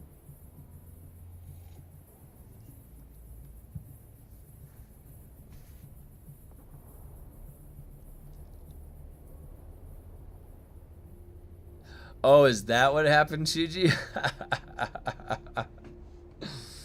Oh, that's funny. Alright, so create a new currency, Solari X, on the back end. Force a logarithmic conversion so massive amounts get compressed but aren't worthless, and normal players aren't punished. Like, that would be the way, right? Like, you would have to create a new currency. Black market Solari, and then then make that where you would want to spend the money. So like this other Solari is useless. Now you can't do that unless you fix the way that they're getting Solari, or else they're just going to dupe that other currency. They're going to dupe the hell out of it. Funcom, you've got to fix the duping method. That should be priority number 1. It has gone far too long. So is this just like they can't figure it out? They're stumped. They have no idea how to fix the dupe. Is that what's going on? They're completely. Oh, let me see. Yeah, the Dune channel. Let's take a look. Whoa.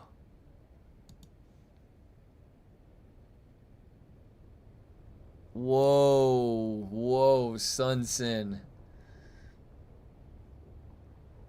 See if you can bug report that screenshot. See if you can bug report that screenshot. I wonder if anyone's even told them that's what's going on. They just need to change the values on the back end to support the larger values. Are they getting locked up in their own mathematics? This is a classic case. I think that they have the wrong values that they're able to interpret. This is like when there was that old gold cap in World of Warcraft, and it was just like 2 to the 16th power or something. Or 2 to the 32, I forget what it was. They could just disable the banker and transfer now. Yeah. Shut it down. Shut the Bank of Arrakis down. So that triggers a -1 error, which is a max unsigned integer equals 4.4 bill. So that's what's been going on then. Yo, you winning? Hey, what's up, Jeremy? Yeah, I am. I think I am. I think I usually am winning. Let's see. So did I get the right one? Blushing Caverns.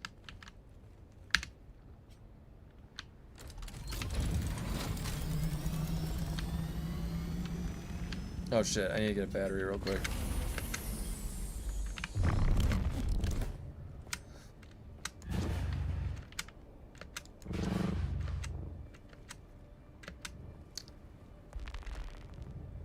Gold cap 100K. Learnt Waspel, thank you for subscribing. Hey, what's up? It's a disconnect between the player's wallet and the banker's wallet. Oh yeah. Yeah, I agree with Chuji on that. Just disable trades. It's a useless feature. Yeah, I mean, that would be definitely one way to start.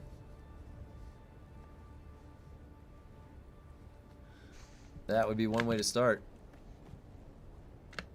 There was like a, there was something a long time ago in World of Warcraft where somebody hit the gold cap, but it was a mathematical limitation, I think, was what caused that.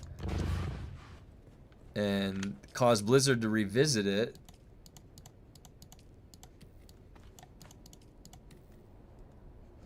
Wait, battery. That's what I needed.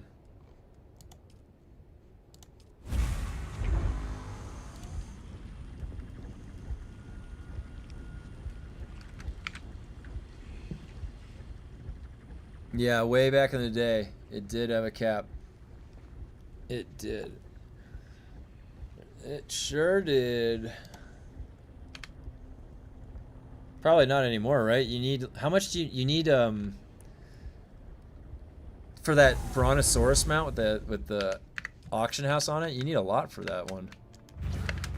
That's a ton. It's like $300 or $400 of just buying the tokens, or maybe more. Maybe it's more than that. It's a lot.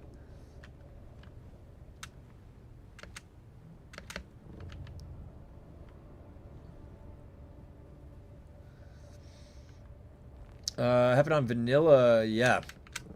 Yeah, I think. Man, so many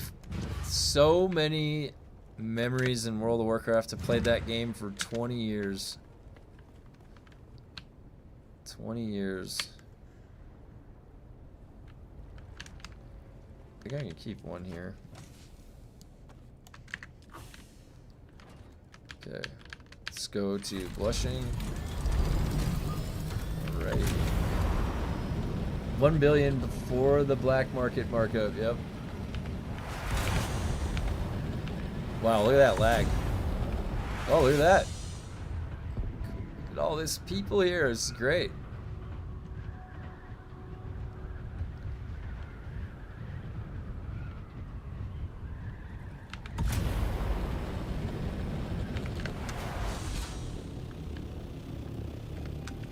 Alrighty. Happened on vanilla too. Yeah, people hit gold cap within a few weeks. Are like, what the fuck? And it increased. Yeah, it took them like 6 months to turn off respawning, and error came that probably won't disable the banker, even though it would stop it immediately. Yeah, that's true. Moving around without Shiga seems slow. It is. It is. Don't do what I do. I take the scenic route with knee charge. Green Bruto was 5 million gold. It's removed now. Oh, really? 1 billion before the black market markup. Only black market auction house, yeah. And then the black one for 90 USD.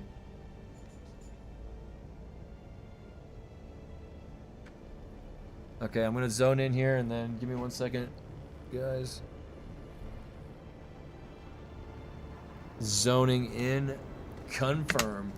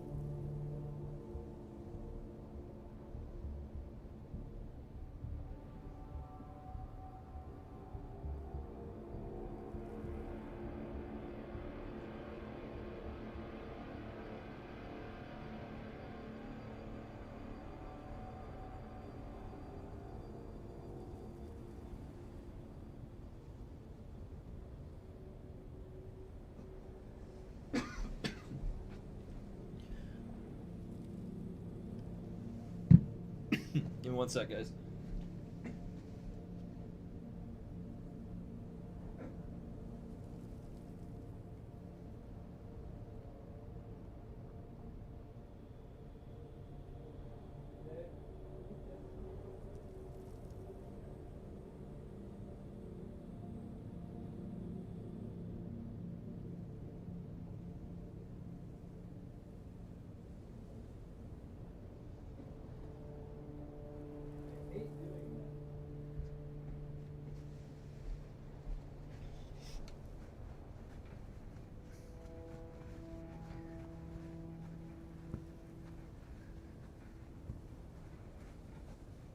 All right.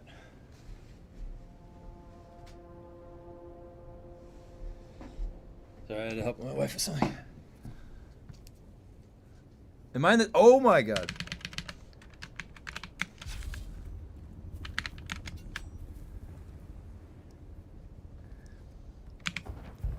Wow. Okay. Let me catch up to your comments real here. Quick.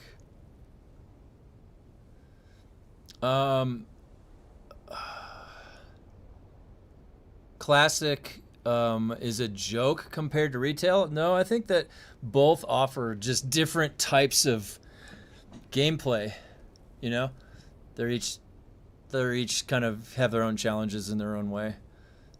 Both of the classic and retail require a skill of input. There's still a knowledge that you have to have of the trees and the classes. It exists in both. One of them, like retail, is just there's a lot more going on and it's a lot more faster paced. Haven't played since release. Ran out of stuff to do. Should I get back into Dune? Dune is well, I'm gonna be playing Dune for a while, so you can more than welcome to join our server. There's one mechanic at a time.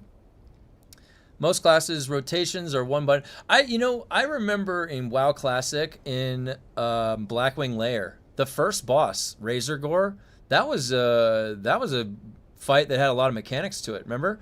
You had the eggs spawning, you had to control it with the orb, you had to have groups that were separated managing the ads, you had to have 40 people. Like Blackwing Lair, no.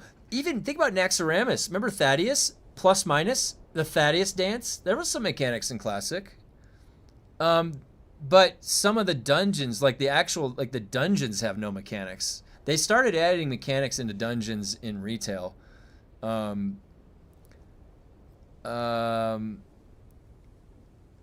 what I was trying to say. I don't know. It sounds like we agree. Yeah, see, now you get Sparkle and Shuji are on the same boat.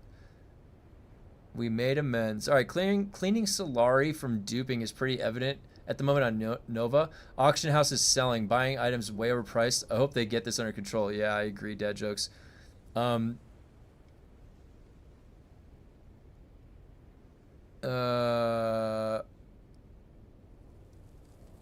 Classic was good 20 years ago.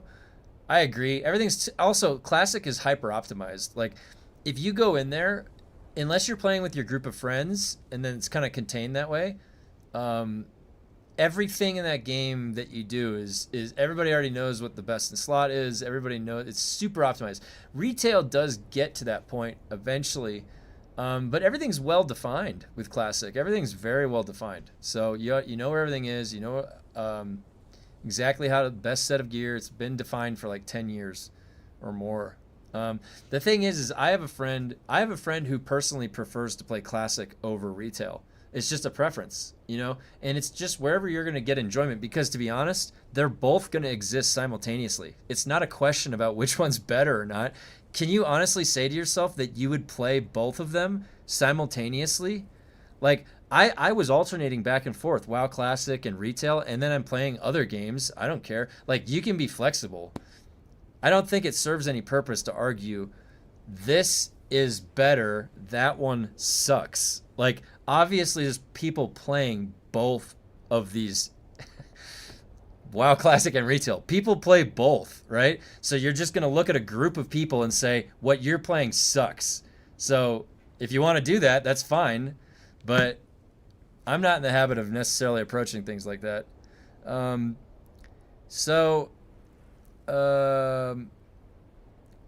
Still doing Lance Red. I know.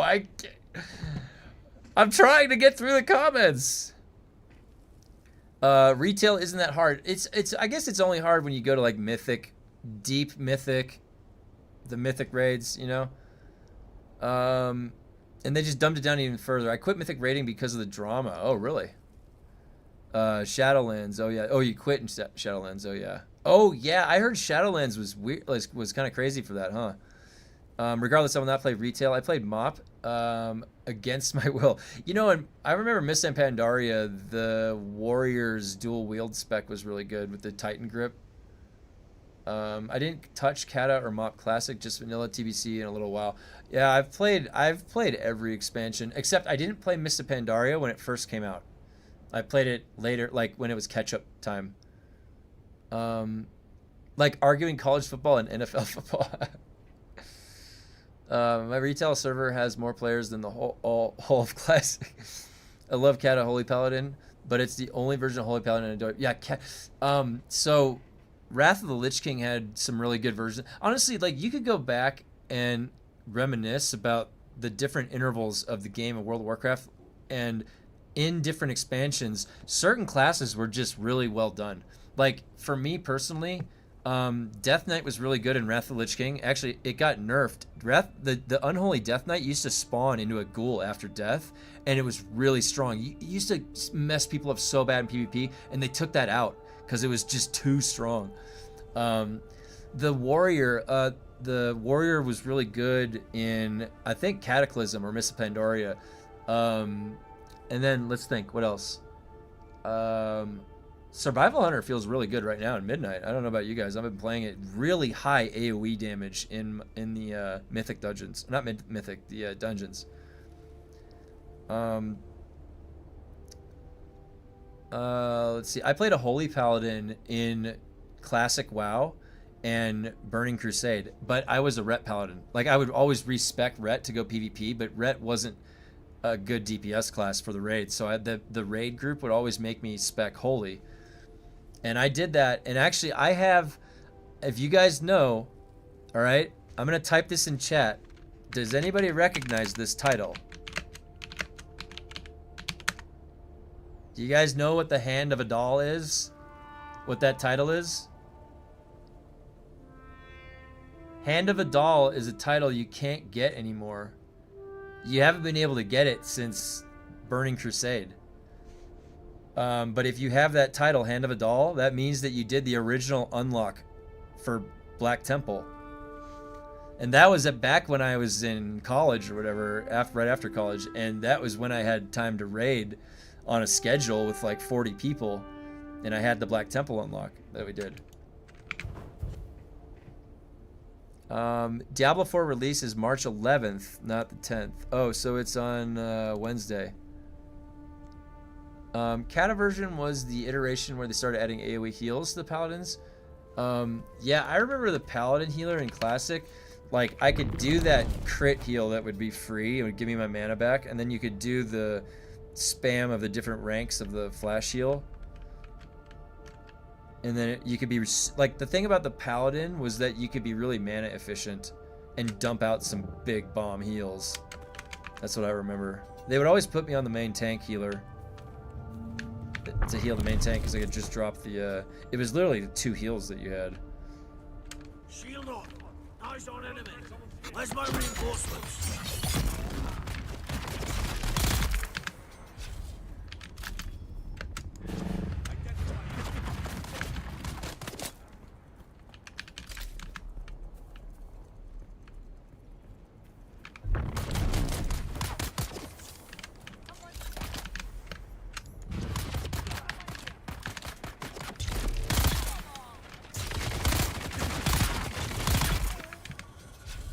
Guy made me bleed my own blood.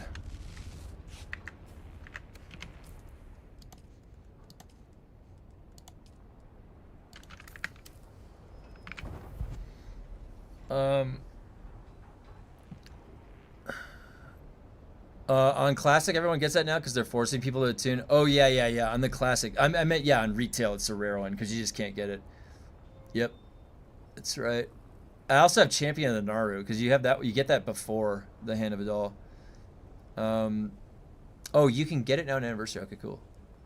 I hate how they turn Holy Paladin into a melee healer in Modern WoW. Oh, interesting. Yeah, I haven't played Holy recently. Paladin isn't tied to melee currently in retail, actually. Oh, Fist. Dude, I was PvPing last night. I'm at level 88. I was level 88 or 89 on my Survival Hunter. I came across a Fist Weaver, all right? A Mistweaver that was doing damage, and they were unkillable right now. They are literally unkillable in PvP. Granted, I'm not level 90 yet. This was level 88, but holy shit. I didn't know that Mistweavers were... What did they do to Mistweavers? How was he... I don't understand how he was able to do damage. He literally was going into the whole team and tanking the whole team. He was tanking the whole team in PvP. It was crazy. That's the Mistweaver in retail right now.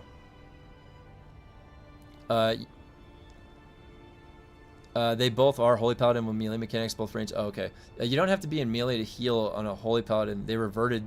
Oh, they reverted the Crusader Strike. You don't have to be melee, but they're flagged as melee mechanics. Okay. Well, they gave... And then the... Wasn't the Legion artifact for the Holy Paladin a big two-handed hammer?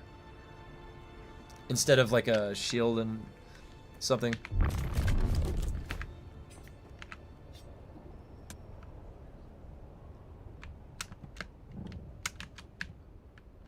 Oh! There's someone here. Oh wait, it's over here. Someone's here.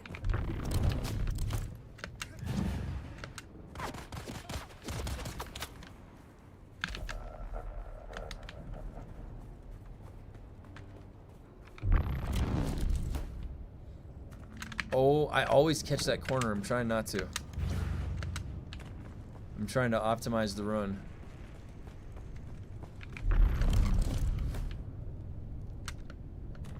Oh my gosh, a second wall grab. That's egregious. Egregious. There it is. Get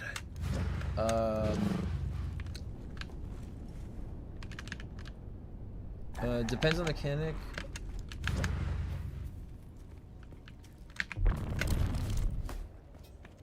What are the... Have you guys been playing the Midnight expansion also? What classes are you guys playing on?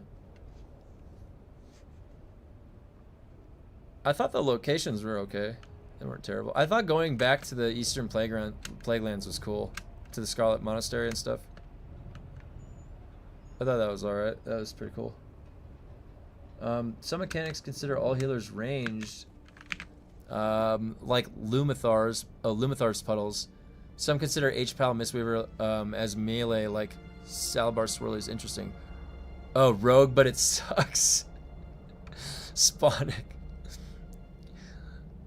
Hey, Spawnic, did I show you? I showed off my comic book. Look which comic book I got sitting right next to me. Look at that. Spawn issue number 4, first appearance of the Violator, sitting right next to me right here. Yep. Keep that right there with me. I made a Mistweaver. Oh, cool. So what, Chuji? What is going on? How? Hey, come on. What is going on with the Mistweaver? The Mistweaver I came across in PvP last night was literally unkillable. Oh, I'm from Poland. It's very rare here. Oh, really? Yeah. Yeah, I was showing it on stream. I can post some pictures in Discord later if you want. But yeah, I was a huge Spawn nerd when I was growing up. I had all the comics and I kept some of them. Getting older now, but yeah, I loved Spawn. Spawn was awesome. The artwork in it was just so unique. It was like that inkwell. It looked like Todd McFarlane drew the Spawn comic with like a quill pen, with like a big quill pen. He's just like drawing the Spawn comic. Oh,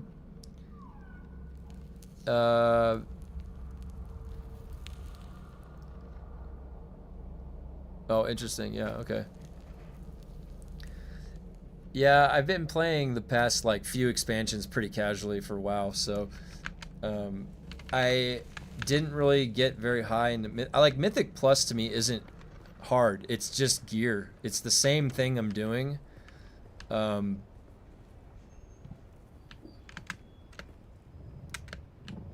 just basically need the gear check for it. You got to progress up through that.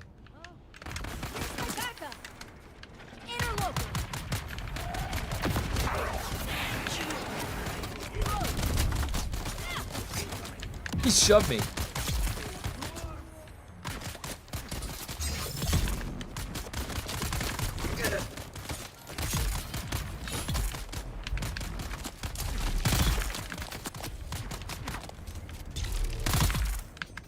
Dead. Got him. Vag him and tag him.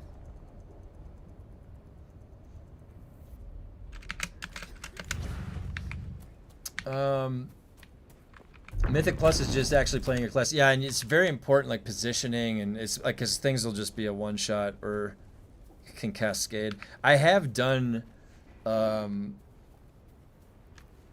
like a few years ago, I did 10 to 15 when I was doing it with my brother, but I didn't really push it past that. I don't know if they changed the scaling since then.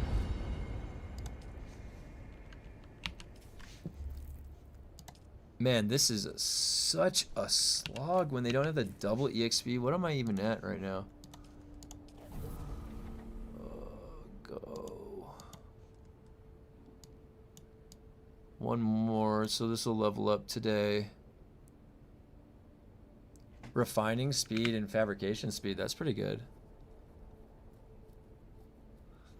You need to actually interrupt everything. Yeah. Oh, I could see. Yeah. I could see how that adds a layer of challenge. You just have to be rotating in the CCs.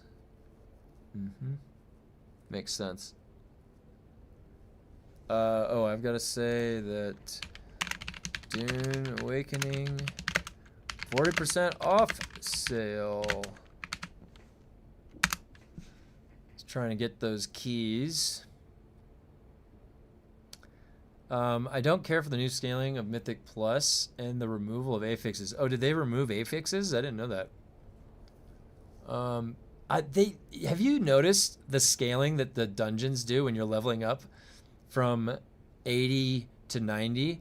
And if you get anybody that is lower level than you, the damage meter will show like you as the higher level as the lowest damage, because there's like some scaling going on where the lower level players are balanced something relative to the highest level character. It's something weird that I've noticed. It normalizes once you get 90. Scaling is fine with the removing of affixes and lowering the key level, so casuals don't feel bad. I mean, they just kind of move the bar into a different spot, right? They just change the number values then where the casual will stop being able to interface with it. All right, so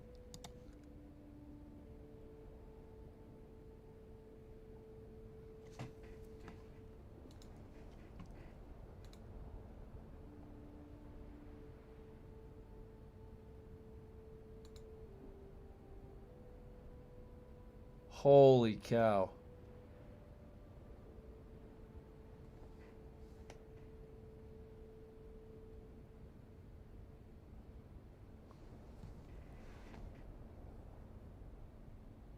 I can't believe that worked. I literally can't believe that worked.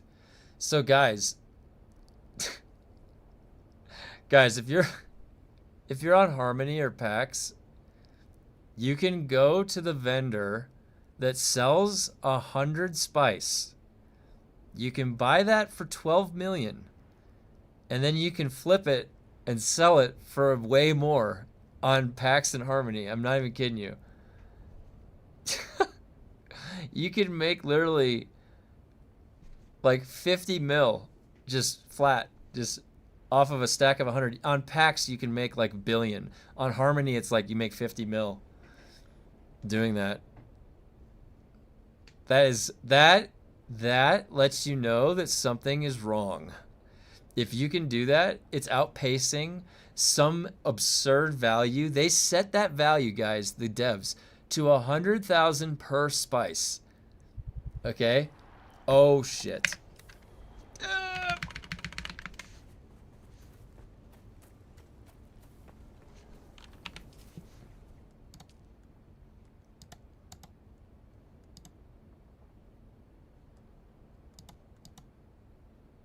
It looks like I have to go to the Taiki.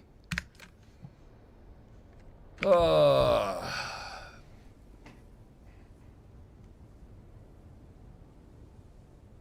I said that's gonna get patched. I hope not. I don't think they watch my streams.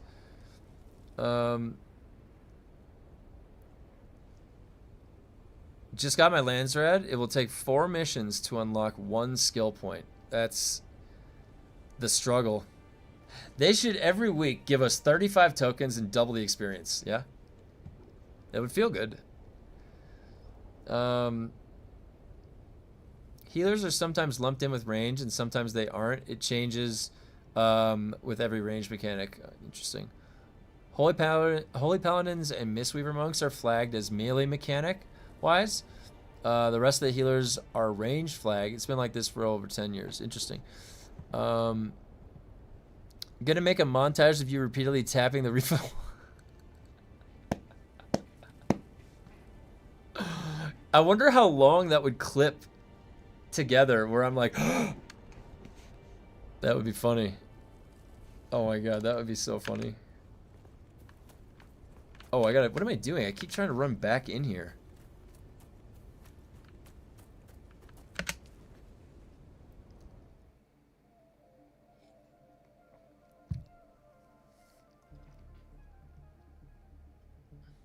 I have to say, I don't think I've ever seen, like, I don't think that I've ever seen a game economy break quite that bad where the vendor, fucking the vendor sale can be flipped. I've literally, that's like, because usually that's like a balanced red flag, right? Oh, the vendor can be flipped. That's infinite currency then. Probably wouldn't want that, right?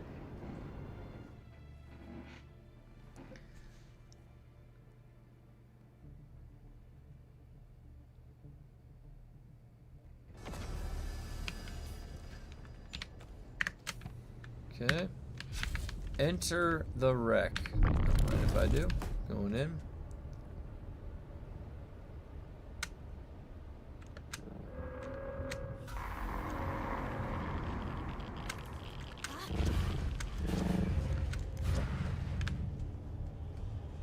There we go.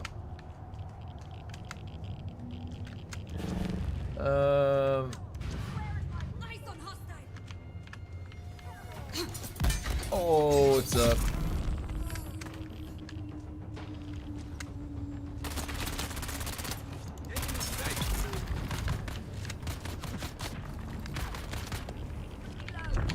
Oh, that was a miss.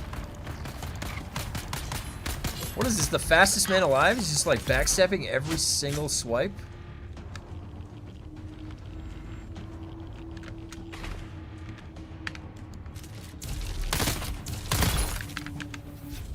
Should be another guy over here somewhere. Hello?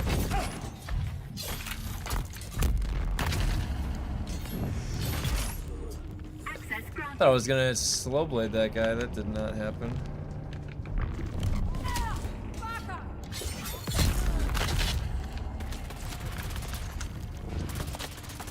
Oh, it's in there. Why do I move so slow?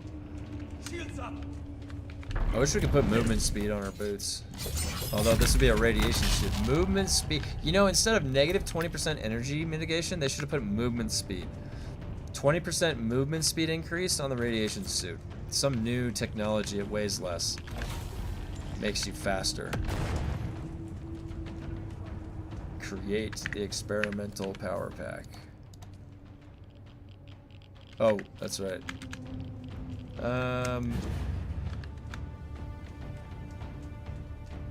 In New World, you could drop coin with just, oh, storing it at the town center, really.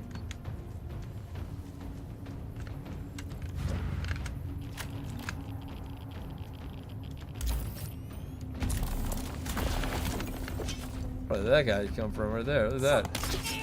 That was a 100% parry.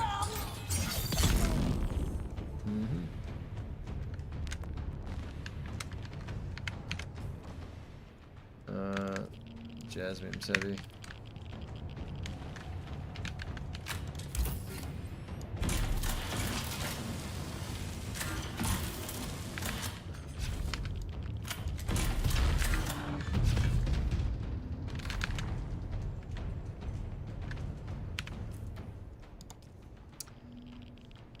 Boom. Alright.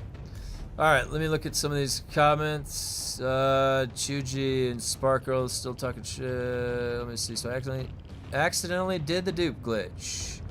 Now I can't trade or withdraw solari.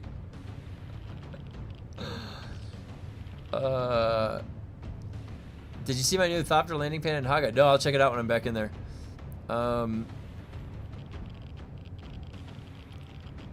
Pay or something to get more missions, that'd be interesting. In New World, you could dupe coin with just storing it in the town center. Needed 3 times fresh start to get rid. Wow. Oh my god.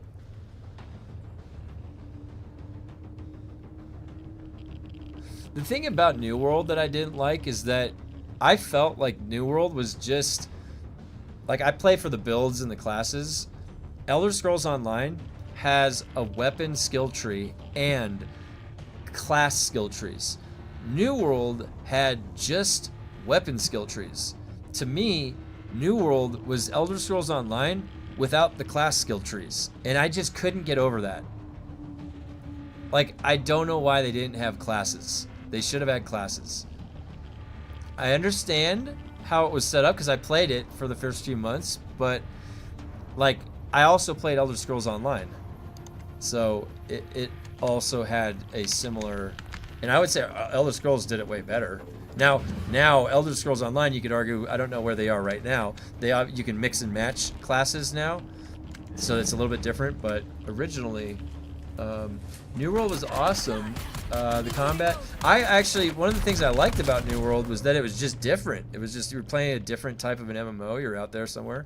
So my critique about the classes, or lack thereof, was then it still was fun. Like, I still had a lot of fun leveling up and playing it. And there was chopping logs and like doing that stuff.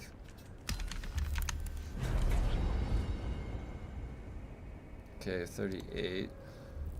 That was a skill rank up. Getting up there. Getting up there. Alright.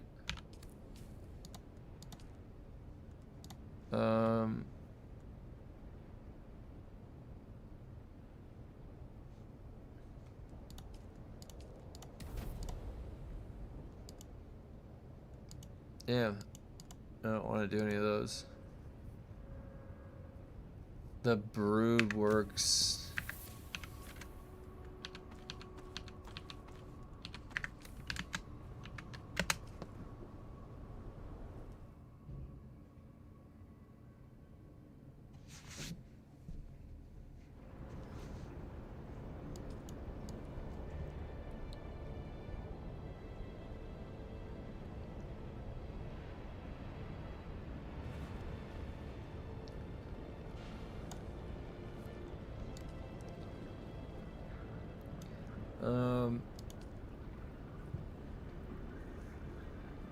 New World just had a great gathering routine, but yeah, the skills were lacking. I remember like the hatchet was interesting because it had I liked the idea that hatchet was like one-handed, and it had some good healing that would come back. It wasn't, I forget how many kills I actually even got in PvP with that.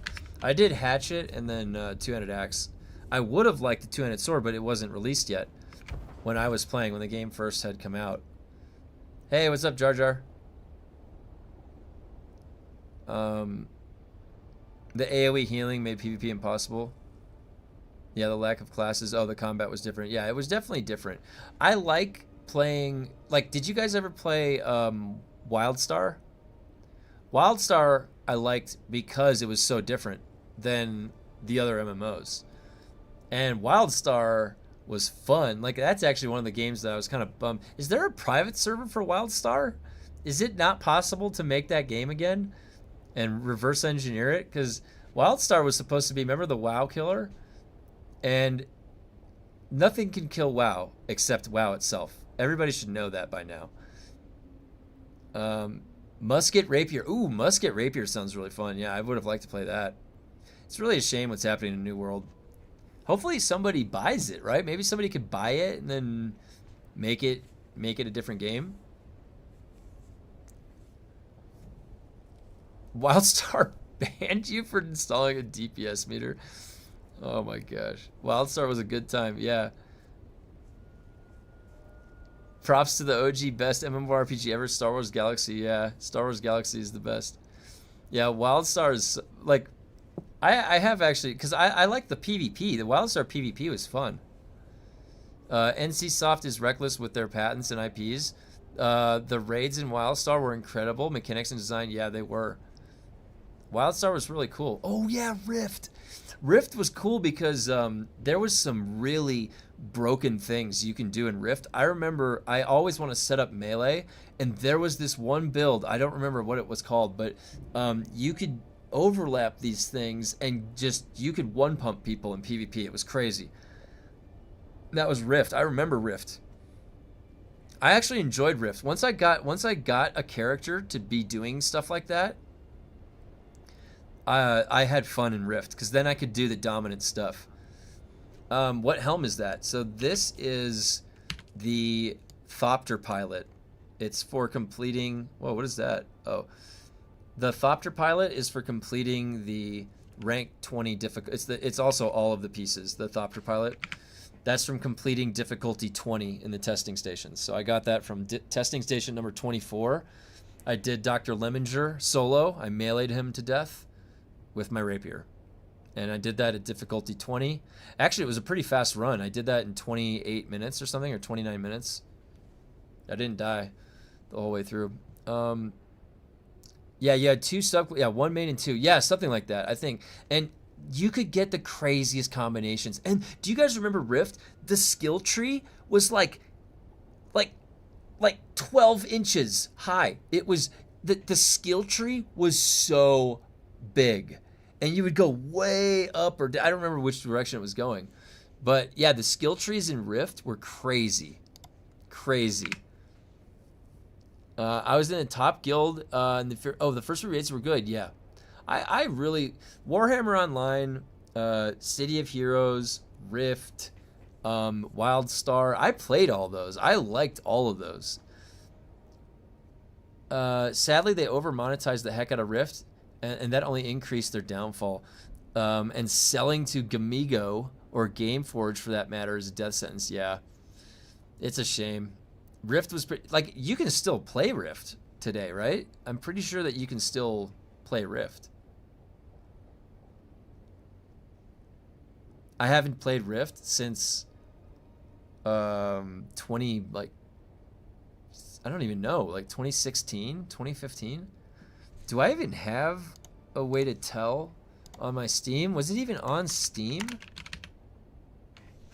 Was Rift on Steam? Oh my god, look at the monetization on that. Wow.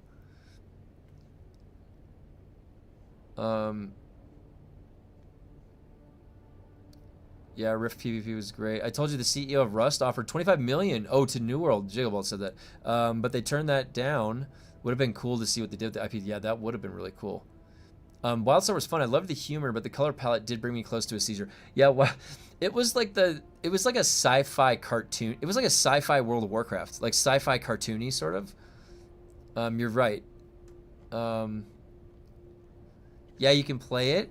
They left it pretty much like it was, but made a couple weird catch-up decisions that confused new players more than helped. Oh, interesting. Interesting, yeah.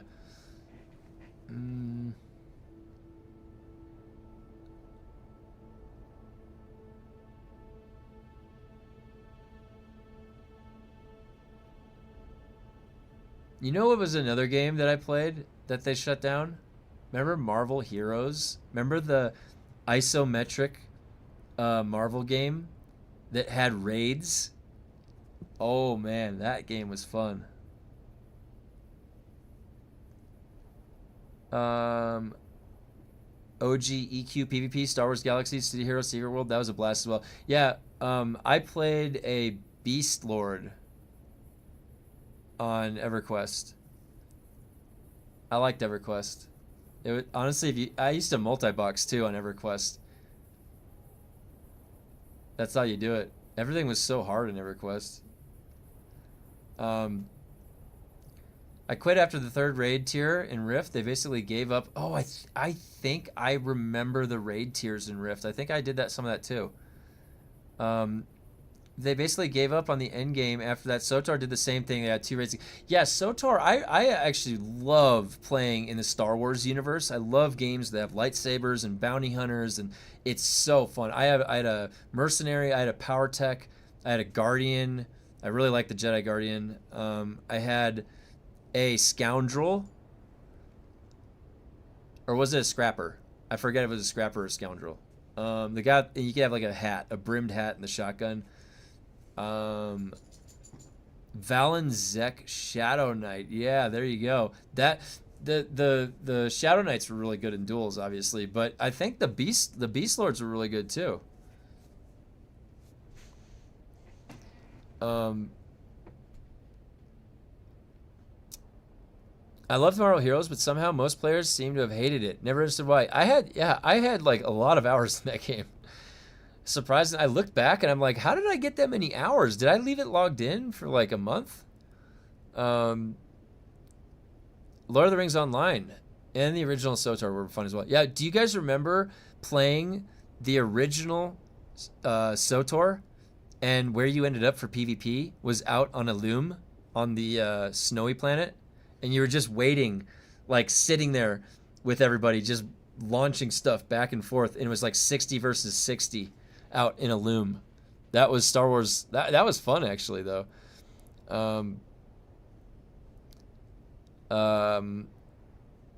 I didn't finish leveling in Rift. I thought the 2 subclasses were really dumb. It all depends on what your goals are with the game, really. Is anyone else starting to see the 10-second complete stop in Dune? I've had 3 or 4 seconds of these today. Yeah, just everything pauses for decks. I had that happen last week, actually. I do not like it when everyone can do everything in games. Dune is one of the... So, Sparkle, you probably... You know what's funny? That everything doing everything, like being versatile like that, is counter to the rock, paper, scissors design. The Trinity design games have that function where this is your role, this is the counter, this is the class that you can beat. It's pretty well defined like that. Actually, WoW Classic's like that. Catching up from pause and just got to the Wildstar call out. Man, I missed that game. It had some good moments. Yeah, it did. I have some really weird fond memories in Wildstar.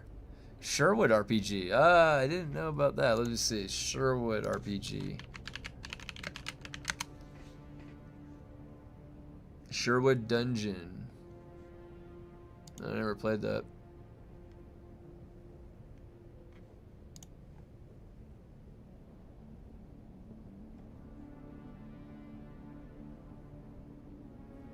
Play Sherwood. What is this? Oh, it's a mobile game? Is it mobile? Hold on. So Dune Awakening, 40% off sale. Let's see. Sherwood RPG was a super shit RPG in the early days of interwebs. Oh, okay. I honestly like. My wife plays a lot of the retro games. I love and appreciate retro games too. So, or anything, just, you know, an old weird game. Let's see what it plays like. Can be kind of fun sometimes. Oh, it's a browser game. Interesting. Yeah. Oh,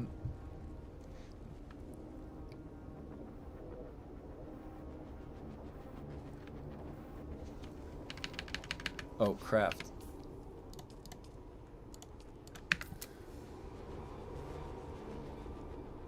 I think it's time to upgrade to the level 30 mask. Well, I won't be able to wear it because it's heavy. The thing is that the level 30 unlock is for heavy armor.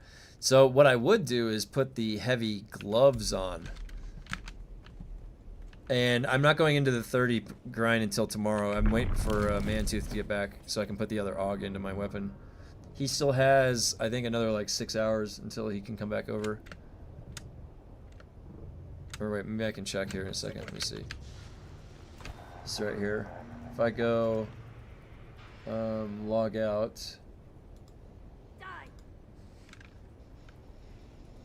So if I log out Then servers.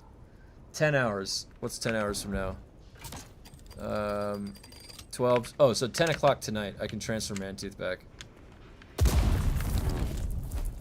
And then I will have the loot.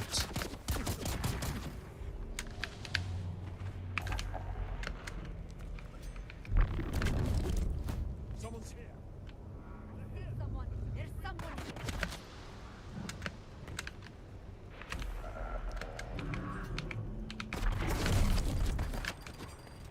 What's your purpose here, Imperial?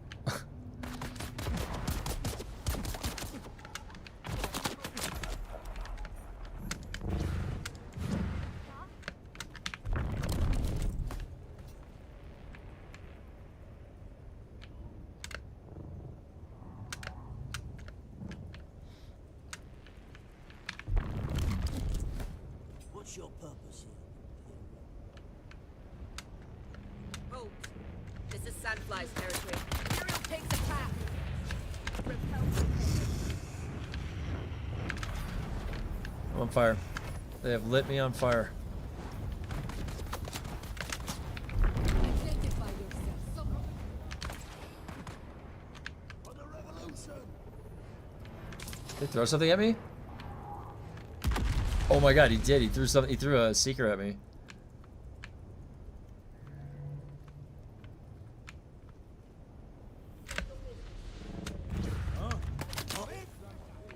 Sandfly, the Imperial dogs attack. Ah! For the revolution.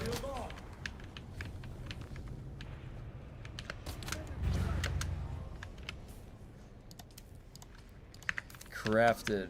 Alright, so then let me get your comments. So what do you think about the secret? What did you think about Secret World? It was unique and that speaks for them, but at the same time, it was even more janky and had more design issues than usual for Unfuncom. Yeah, that's true. That's true. It seemed all right. I don't think I ever got too much into Secret World.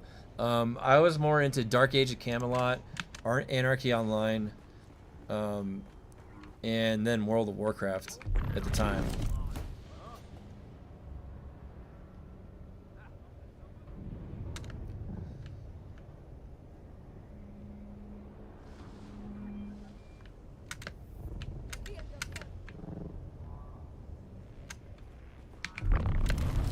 Raising shield. Sit back up.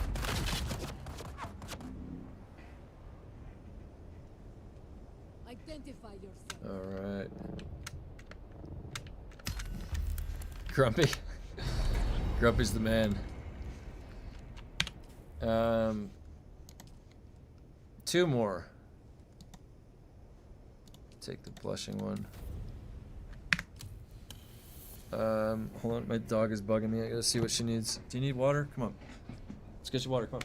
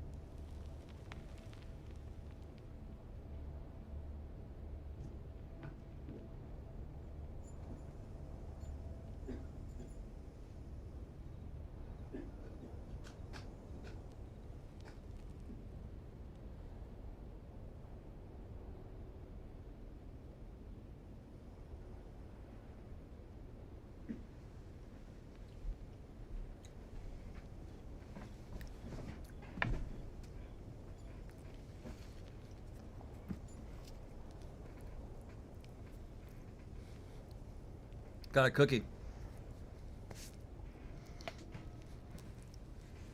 All right.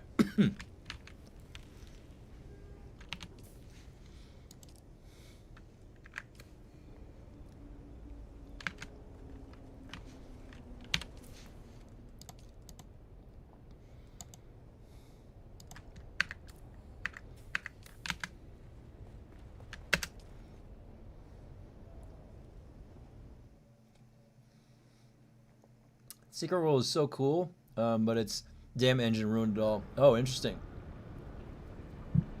Interesting. So what what was it like? Did you have classes?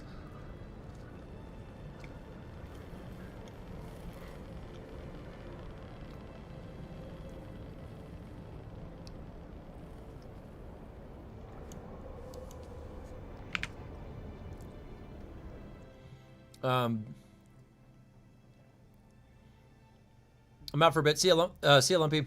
I did heavy PvP in Warhammer Online Age of Reckoning. Too bad it got shut down. Yeah, son, there's a private server for Warhammer. I know it's not the same, but I played a Witch Hunter. Got up to renown rank 80. I was a Baron. Baron. Wait, what was my name on that character?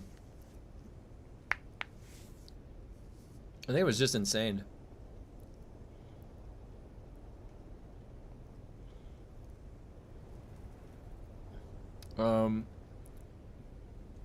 Secret World was fun.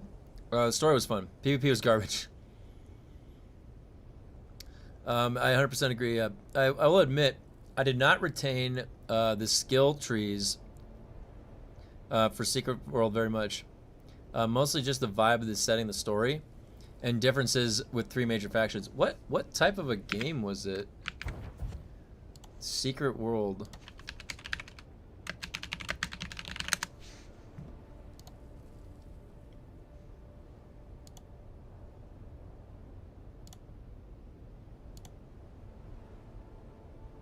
Interesting. Yeah, look at that. So, Secret World, interesting. It did have classes. Oh, it was modern time. Oh, okay. Oh. Thank you. Sorry, I was looking at Secret World.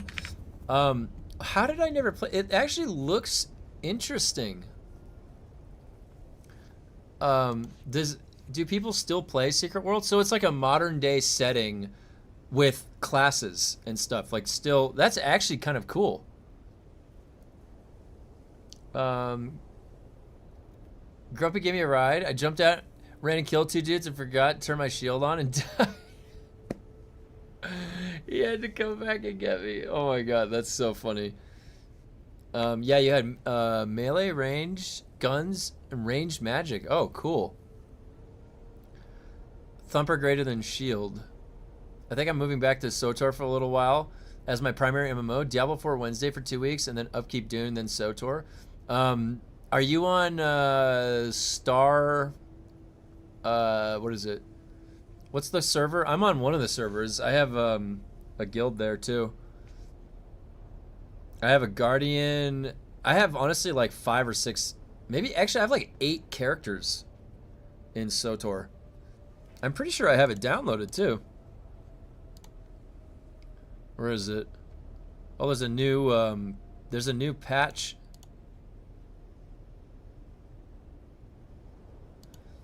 There's a new patch for God, I got something in my eye.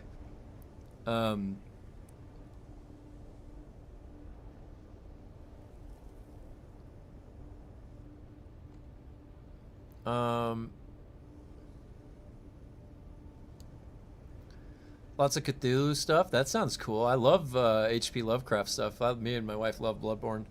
The promo cinematics for Secret World were damn clean. Game looked nothing like them, but the vibe was real. It was almost like Shadowrun meets Call of Cthulhu and something. That's really cool. I like that vibe. Maybe I should have checked that out. I think Remnant 1 and 2 were decent enough spiritual successors. Though those games were just jumping dimensions. Yeah, I actually really liked Remnant 1 and 2. I had a lot of fun playing those, definitely. D4 into SOTOR is basically a war crime.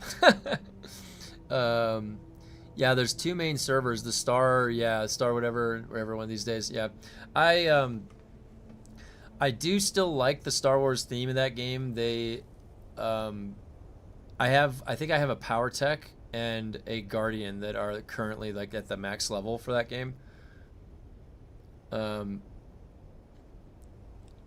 Let's see. So, and while Remnant is almost exclusively action RPG, the Secret World had a big emphasis on storytelling and talking NPCs. You were uncovering mysteries, I believe, making decisions. That's really cool. That's awesome. Yeah. So Secret World sounds really cool. Maybe I just thought it was something else. I honestly didn't have any idea what it was. I had no idea what it was. But that sounds actually interesting. Like, did that game Secret World have a lifespan? Did it die out? Is it still around right now, or did it shut down? Wait, is it on the Funcom launcher?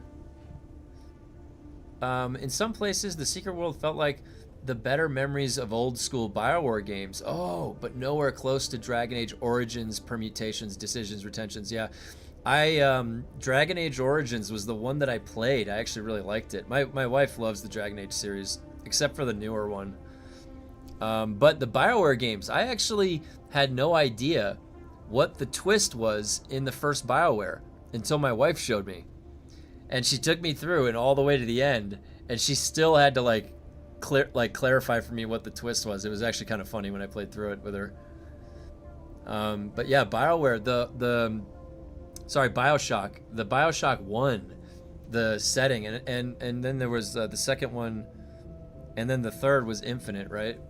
And that was pretty cool. The Bioshock world was really cool. Like the the multiverse, the multi-dimensional theory going on was really cool. And the twins, I thought that the time-traveling twins was really interesting.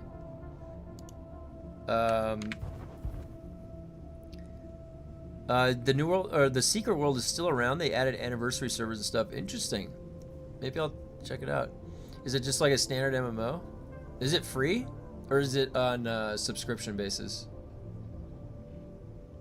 Bioshock Infinite is amazing. Yeah, it really is. It's pretty fun. It was very unique. Like I was like, where in the world am I? Like I'm playing through the game and I'm looking around. I'm just like, whoa, where is this place? Like I love when a game really gets the whole world correctly consistent with itself, and then you can be really immersed in it.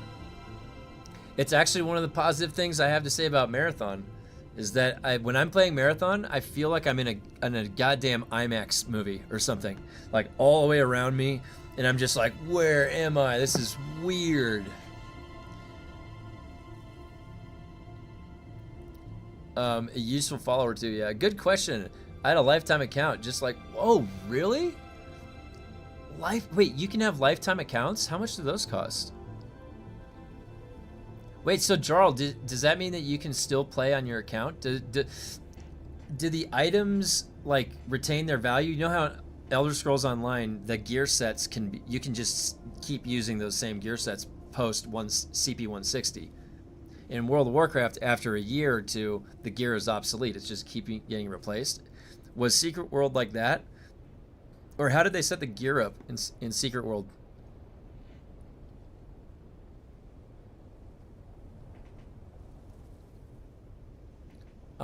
If you poke your head into the Secret World, it will likely feel more like the Old Republic, I think. As far as game comparisons go, just way earlier and less production value. And obviously Modern Age, yeah. Yeah, okay, yeah, I like Secret World, but I never finished it. Played the Blood Mage class. Whoa, that sounds kind of cool, Blood Mage. Wait, so what I like in games is the class, getting a build, getting a character, you know, up strong with some setup that I choose. So let's see, the Secret World classes.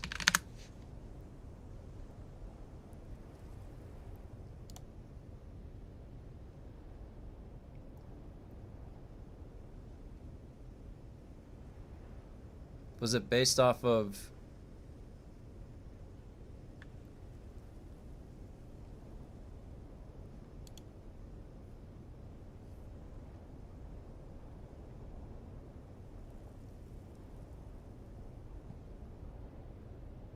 Oh, I see. I see. So it's based around the weapon. So blade is chi, assault rifle, grenade, blood magic, corruption, and martyrdom. Chaos, paradox, element. That's cool. Fist. So what would I have picked? Let me see. Maybe blade. What's chaos though?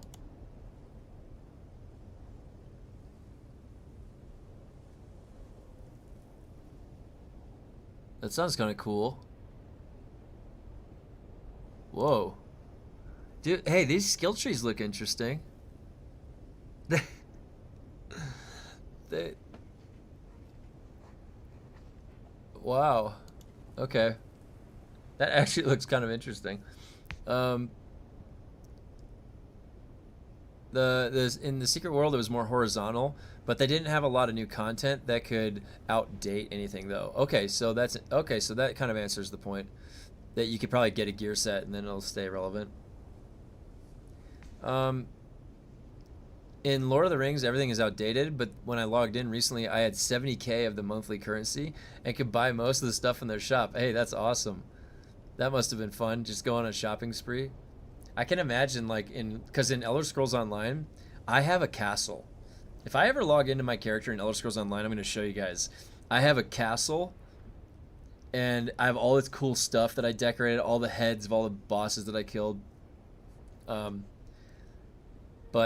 Yeah, I can imagine logging into that game with, like, 70k of the currency. Wow. I have a thing for Ventru clan. Oh, for Vampire the Masquerade. So playing an Illuminati guy, just using an assault rifle is what I went with. Oh, interesting. An Illuminati guy with assault. You know, my wife loves the Vampire the Masquerade. She's been telling me to play it, and I have to patch it so that I can play it on my computer. I do want to go through that though, because that game looks like a really, really fun RPG. The classes look really fun and interesting in that. But I didn't hear anything too positive about the new Vampire Masquerade. Daggerfall Overlook Castle. Yeah, the Daggerfall Overlook. I got it like 6 years ago or something, so long ago. I got the Lord title for it. It was the one purchase that I made. No, ESO is... I can play ESO right now. I don't like what they did with the PvP, because they made it, instead of 4v4v4, it's just 4v4. They like removed the third wild card.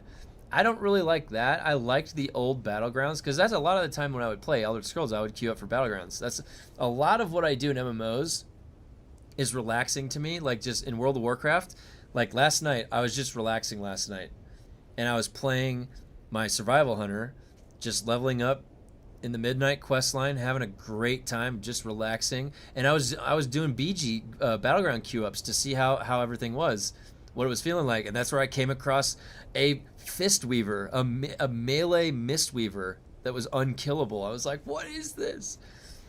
But yeah, Battlegrounds are relaxing to me. So Elder Scrolls Online, I always would queue up.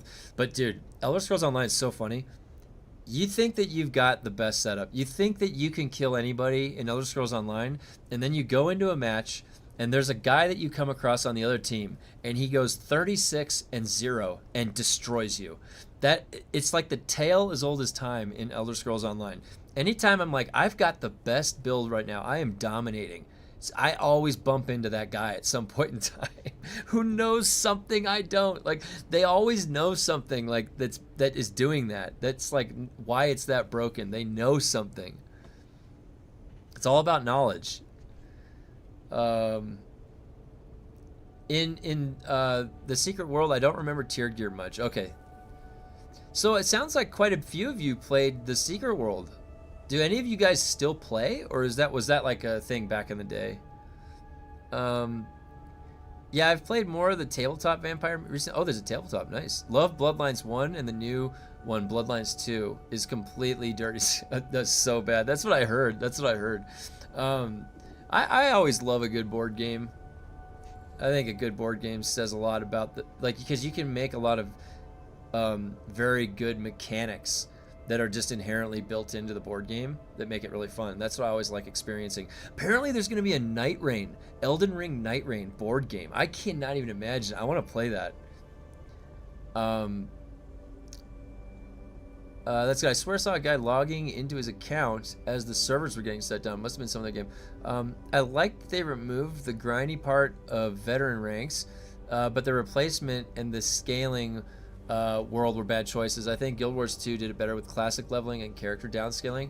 Yeah, that's a good point, Jarl. I think that Elder Scrolls Online is a game I keep like coming back to every like 6 months or so, or 8 months, just to see what's going on, see if I have anything I could get in the shop that's cool. Like I got the Dragon Leap, the pink wings.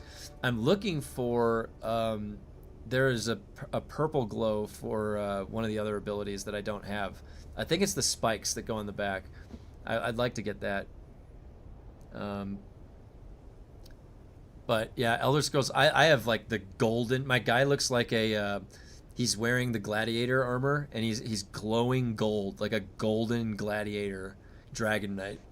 That's my main. And then I've got a sorcerer that is also, now I didn't slouch on my dragon knight. My dragon knight has a very good build for PvP, and I don't know if you guys know, there's a streamer, I always love watching this guy for Elder Scrolls Online. His name is, okay, and there's a reason why I like this guy, because in the comic books, like if you've ever read any comic books that have Lobo in it, Lobo is a badass character. So this guy's Twitch name is BIS Lobo, Bis Lobo, which is best in slot Lobo. The name already is great. But he has like some of the best Dragon Knight setups, and I caught this one snapshot one time of a build that he did, and I tried my best to copy it, and it is so good. It's like using the Firebrand set from the Infinite Scaling Dungeon, which is really good, and then it uses a couple of these other items that are very strong and sets, and it's a power, and you mix the Dragon Knight with the Warden, the animal companions, and it's really powerful. It's one of my best PvP setups. Oh, let me hold on, let me give me 1 second.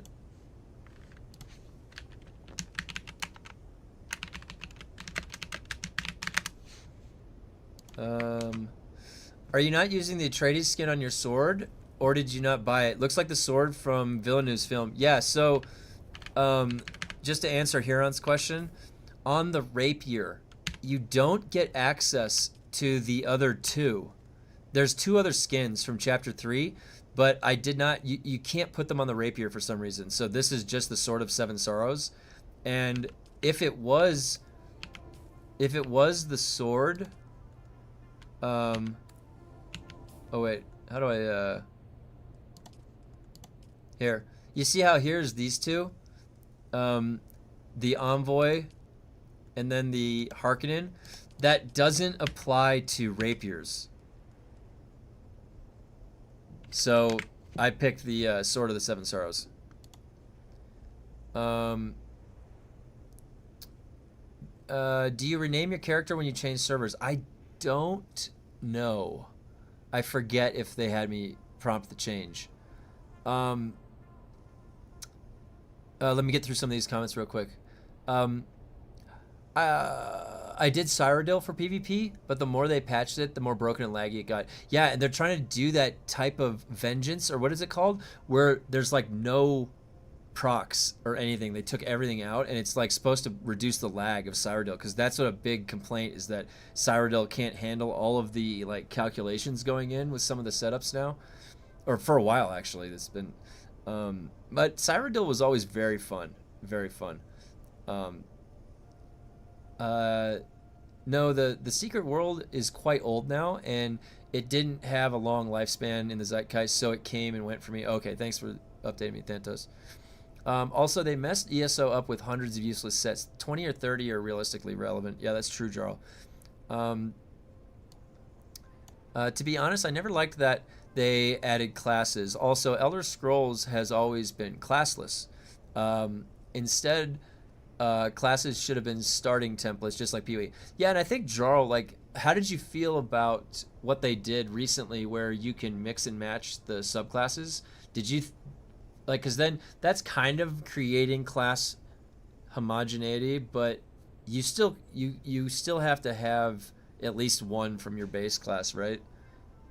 And you can only have two if that was your subclass. Two from the same. There's a rename prompt. Okay, thank you, Geraldorn and Cavill. Okay, yeah, it prompts you too. Okay, good. All right. Let's do it. Boy, I've done this one a bunch today.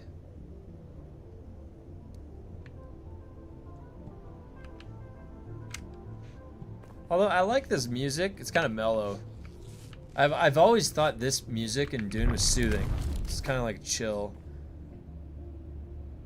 And because of that, I don't mind the Dune world.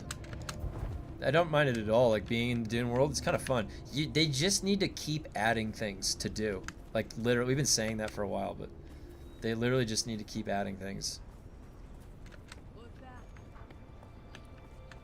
They're here. Where's backup?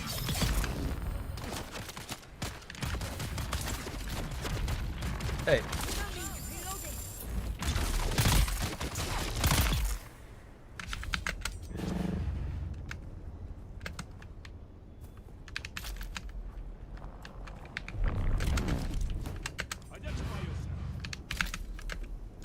I will not.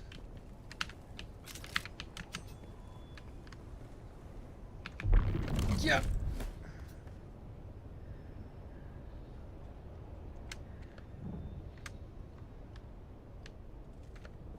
There's Shields someone. up. Where's my reinforcements? Oh. I have to craft them. I have to craft them. I parried that.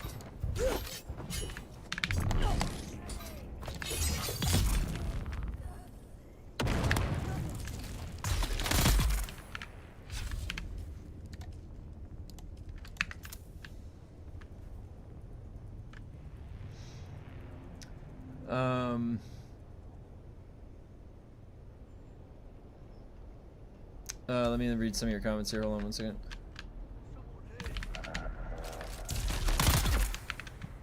All right. To be honest, I never liked that they added classes. Also, Elder Scrolls. Oh, sorry, I read that.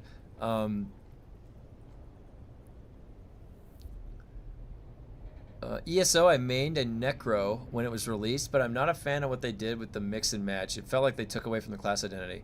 Yeah, that was my initial impression. I made a build that uses 2 Dragon Knight, 1 Warden, which was like more heavy Dragon Knight, which I thought was okay, and I did it did make a few things interesting. Like, honestly, my Sork, I just took my Sork and did the assassination tree. It made it super beefy. Oh my god, I could come out of there with like 20 kills in a VG when they first did that. The composer was definitely cooking with this game. I just wish there was a bit more area theme tracks. Yeah, that would be nice. I thought that, because it sounds great every time it actually kicks in. Yeah, here, it's kicking in right now. It's like just kind of a nice ambient noise. The new system was bad per se, but it showed how imbalanced certain skill tree lines were, and that broke the whole experience. More than one class skill line was a handicap more often than not. Yeah, and if you think about it, you're exactly right, Jarl, because that's the way it was designed. It was intended to not have everything be strong. And now look at some of the parses. Like, I remember I was like, all right, I have to get the arms of the Reliquin. I never got those, by the way, the raid gear pieces, the arms of the Reliquin that you need to really pump that damage up. So I was always looking at these videos on Elder Scrolls Online. I'm like, how are these guys doing these dummy parses on the raid dummy of like 130k? I'm like, whoa, 130k is crazy. Like, how the hell do you ever do that much? The most I ever did was like 65, 70k with my Dragon Knight on a DPS dummy. And so then it's like they come out with the subclass switching, and you're seeing parses of like 170,000 and 180,000. So what that speaks to then is that the optimization would tell you that most classes had some disadvantage of a tree built in, and if you had the freedom to swap in another tree, the potential damage just goes through the roof. You're absolutely right to mention that.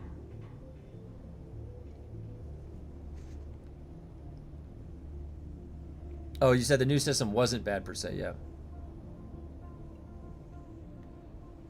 Yeah, I definitely would agree with that. And I had fun. When I went back, I was still having... As long as I can go in and get some kills in the battlegrounds and, you know, do pretty good DPS in the dungeons and figure out a new setup and stuff like that, I end up having fun when I go back to Elder Scrolls.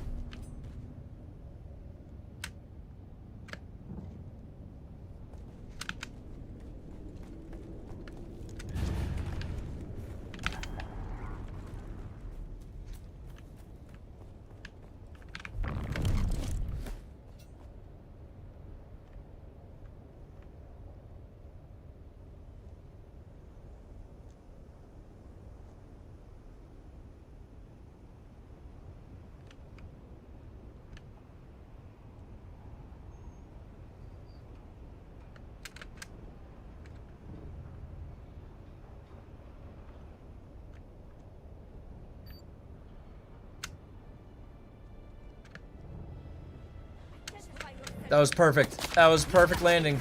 That was like pilot wings. That was like a pilot. Oh!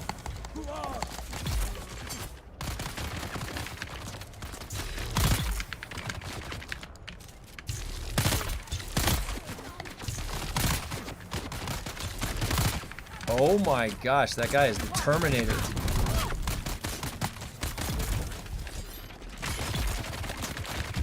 I got the Terminator on me. Woo! Barely survived that one.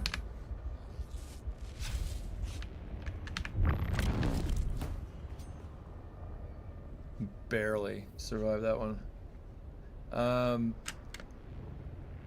By the way, animation canceling as means to increase damage and wait. Oh yeah, hold on, let me read that.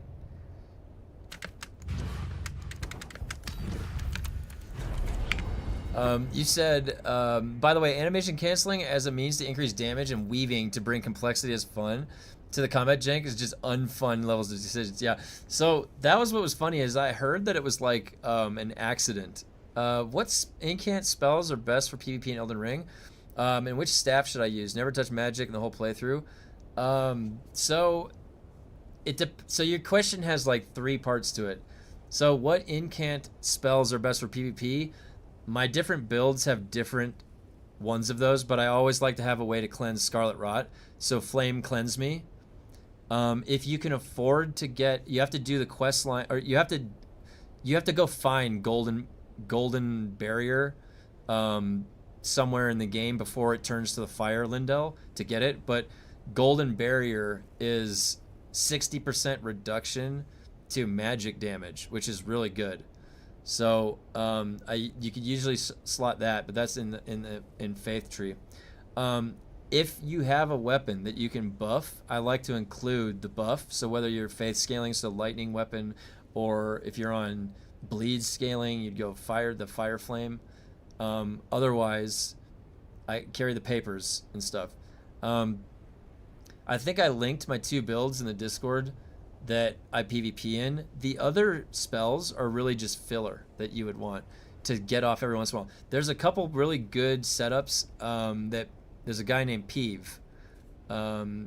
He is a big PvPer in Elden Ring. He does a lot of level 200 PvPing. He has this really interesting Beast Claws Rock Toss combo that he does on one of his Faith setups. It's really cool. But there's honestly, like Jedi, there's lots of options you could go. For spell casting, I had a Moonveil build, which was int dex. And you could also go the Dark Moon Greatsword build, which is really strong. That actually was the strongest build going into the DLC. And then it got shit on when it got in there. So I'd never went the Kamehameha spell build, which some of the magic casters do. I always went melee caster, like a spell mage. Or sorry, not a spell mage, a battle mage. That was how I set those up. But Moonveil is int dex, and you go Moonveil build, and then just literally you put any of the spells that you want. You want to rain cosmic stars, you want to do this or that. You're just peppering stuff in there while you're slashing, so it's great. You can really do anything you want. The biggest thing is just have a way to cleanse Scarlet Rot off yourself. Just have Flame cleanse me. That's all you need, and like one buff, Golden Order or Flame grant me strength. Okay, let me get through some of your comments. Here we go.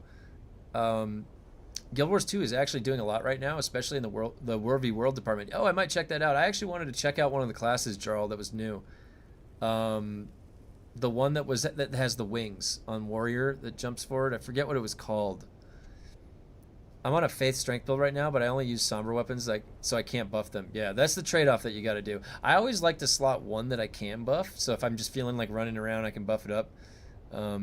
How many times is too many times to run the fire station to finally get a high tier perforator? It feels like I've done over 100 and still nothing. Only shell bursters and vaporizers. Yeah, that's the struggle. I haven't got one either. I had to go, oh my god, Blasphemous Blade was really OP. Yeah, the grind is real. Yeah, it is. Can I stab Flames, grant me strength, and Golden Vow? Yes, you can, but the order, there's one of them, the order matters of the buff, but I don't remember. I'm pretty sure that those two stack. I have to honestly, I'd have to go double check though. I usually, like, because I wanted Flame grant me strength, I would usually have the other buff, but if I went Faith, I would have Golden Vow. You forget it all the time. Paragon. That's what it was, Jarl. That's what it was. It was Paragon. You know what's funny? I was going to say, was it Paragon? I was going to say that up there. And I didn't. I chose not to. I was like, no, maybe Paragon was the other one for the Willbender. Nope. Paragon was that one.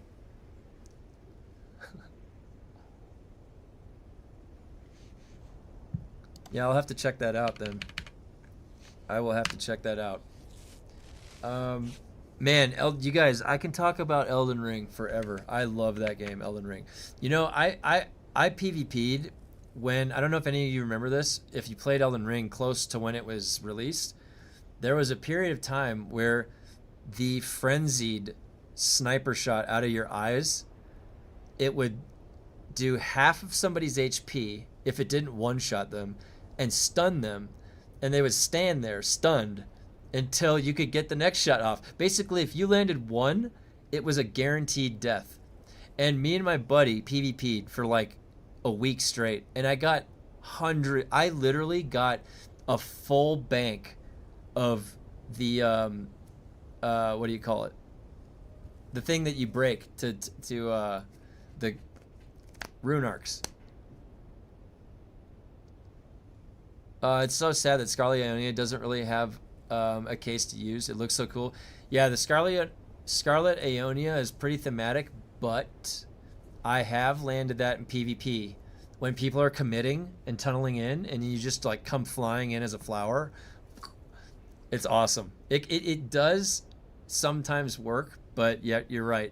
If you're on a 1v1, no, it's really easy to avoid 1v1. It's more for like in the fray.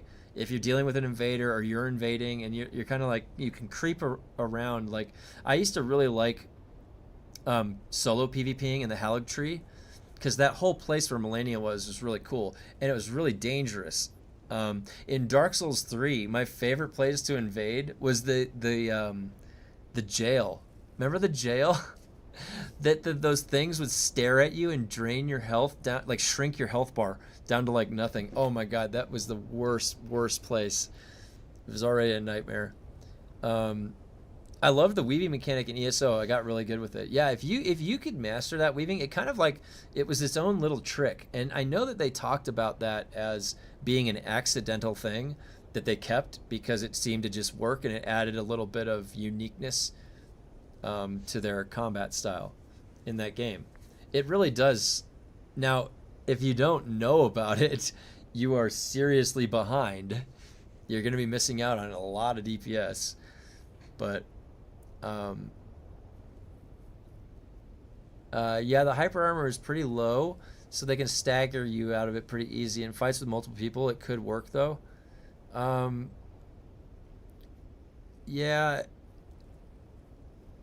It's true.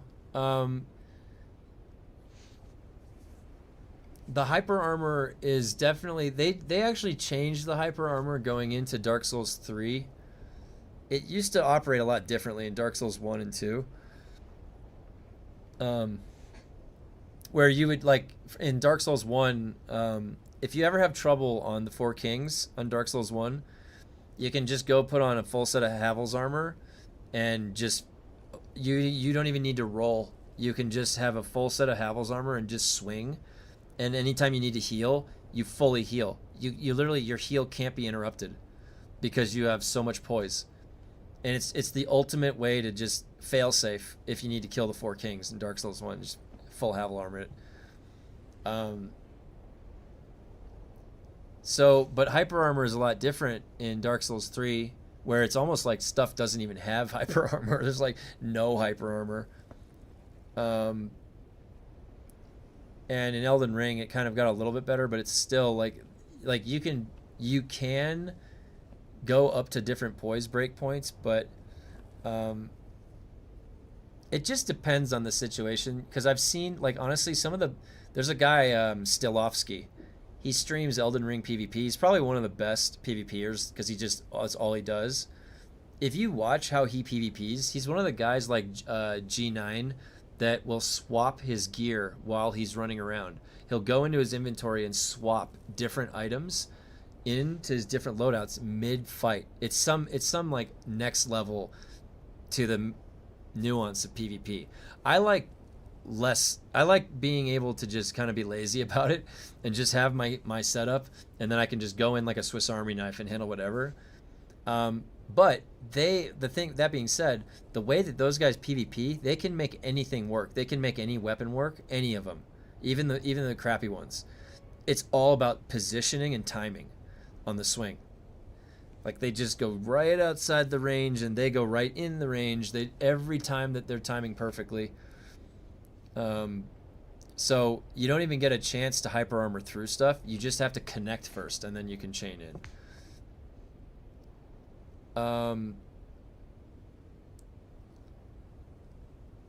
I'd like toggles for equipment sets on cooldowns, maybe. Yeah, that'd be nice. I honestly don't like cheesing bosses with a tank build. I can understand that people struggle with bosses like Prime Consort Radon, but I prefer dying to him for 4 hours. Yeah, I agree. Prime Consort Radon was one of my favorite fights to do the dance with him. I fought him on my alt too before they nerfed him. This is pre-nerf Consort Radon on my impenetrable Thorns build.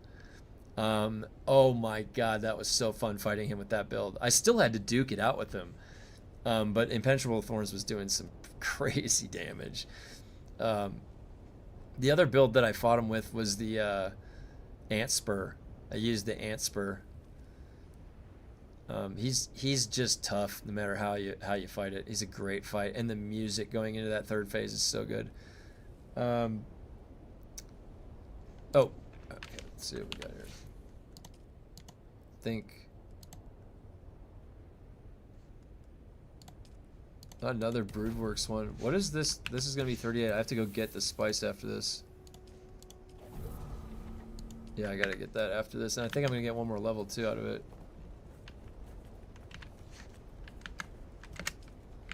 Sweet. I didn't do pre-nerf, but also post-nerf was great. Yeah, he's still hard.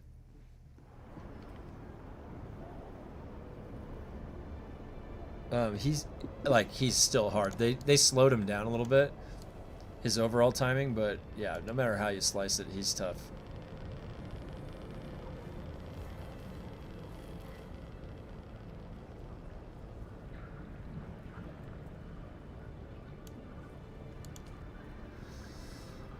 Alright, so let me post that Dune Awakening 40% off sale. Oops. Dune Awakening off sale. Give me 1 sec, I'll read your comment in a sec.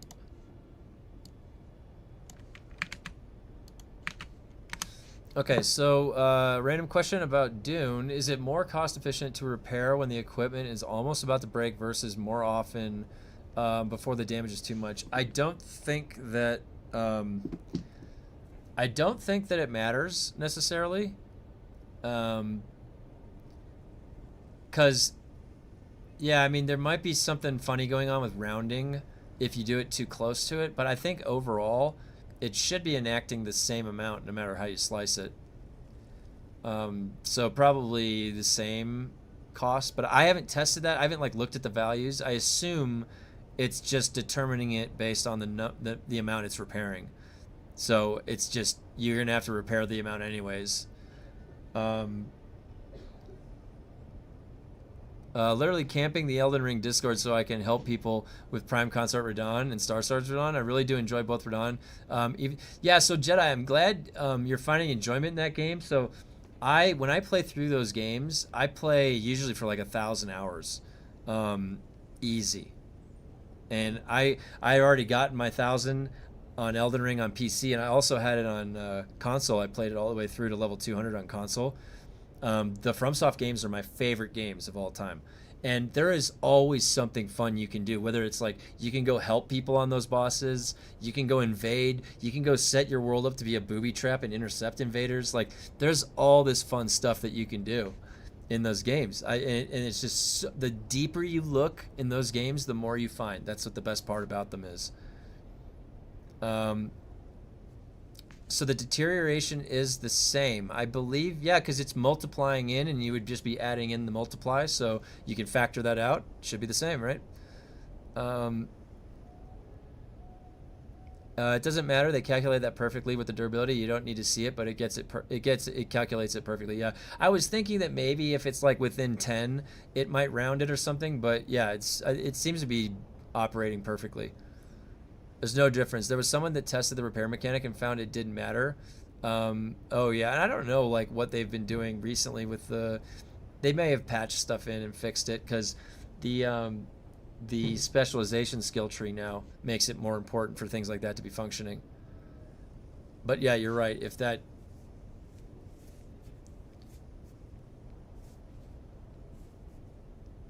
yeah, it didn't matter. I think there was a video. I think I did see that. I was even testing it here to see the different values if it was working. That was like 2 months ago. That was 2 months ago. Get Mantooth out of here. How do I escape? Oh, there we go. I'll probably start NG Plus this weekend and do a no-hit run. I'll probably run out of time. So Jedi, you know what's funny? I did the whole expansion on my main character on NG4 Plus, and the reason is, why was my character at NG4 Plus? Well, because anytime that you run out of a respec, you only get like 5 respecs or 6 respecs per playthrough. So I would have to roll it over so I could go redo a build. And I redid my build so many times in the time playing it in 1,000 hours that I'm on NG4 Plus just because I had to re-roll it that many times to get access to Renala to respec. So I played through the first time that I beat Prime Consort Radon pre-nerf was on NG4 Plus. Just let that sink in. I had to fight Prime Consort Radon on NG4 Plus in his prime, double prime Consort Radon, prime Consort Radon. Just think about that. How funny is that?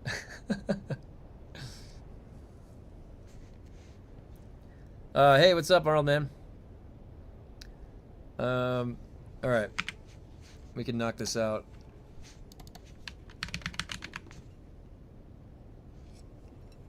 Give me 1 second.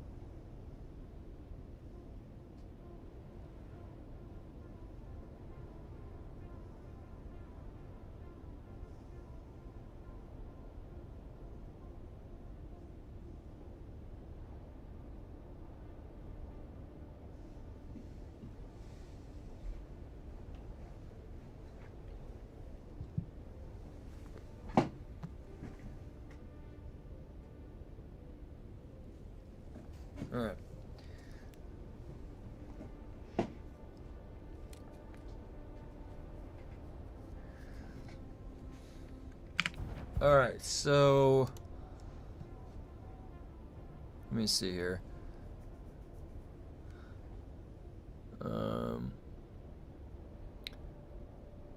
How long did that take you? Not that long. I mean, it just like I would play it. Honestly, I love Elden Ring, so I was playing it a lot. Months. It took me months. Can you fix packs? The trade is broken. Oh my god. Is there more? What's going on?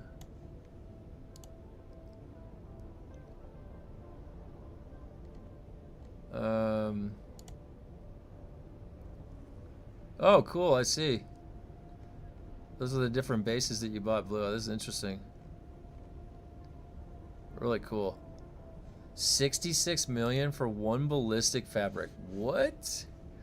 Dude, that is broken. 66 million for one ballistic fabric? That doesn't even make sense. The dupers are going wild there. Selling granite for 100k each on granite? That's egregious. So they've got to do something, right? They're gonna... What can they even do? I don't understand what they're gonna do.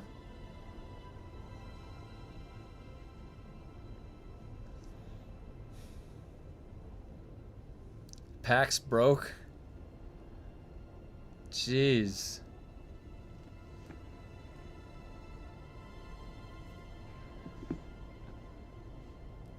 Completely random, a different genre, really positive. Resident Evil 9's damn awesome. So glad it turned out as well as it. Hey, Thantos, yeah, isn't it great? I really, really thought Resident Evil 9 was awesome. It's like, it had the same format as 7 and 8, but then it had all these old callbacks that were great. Yeah, I thought Resident Evil 9 was awesome. That was a really cool game.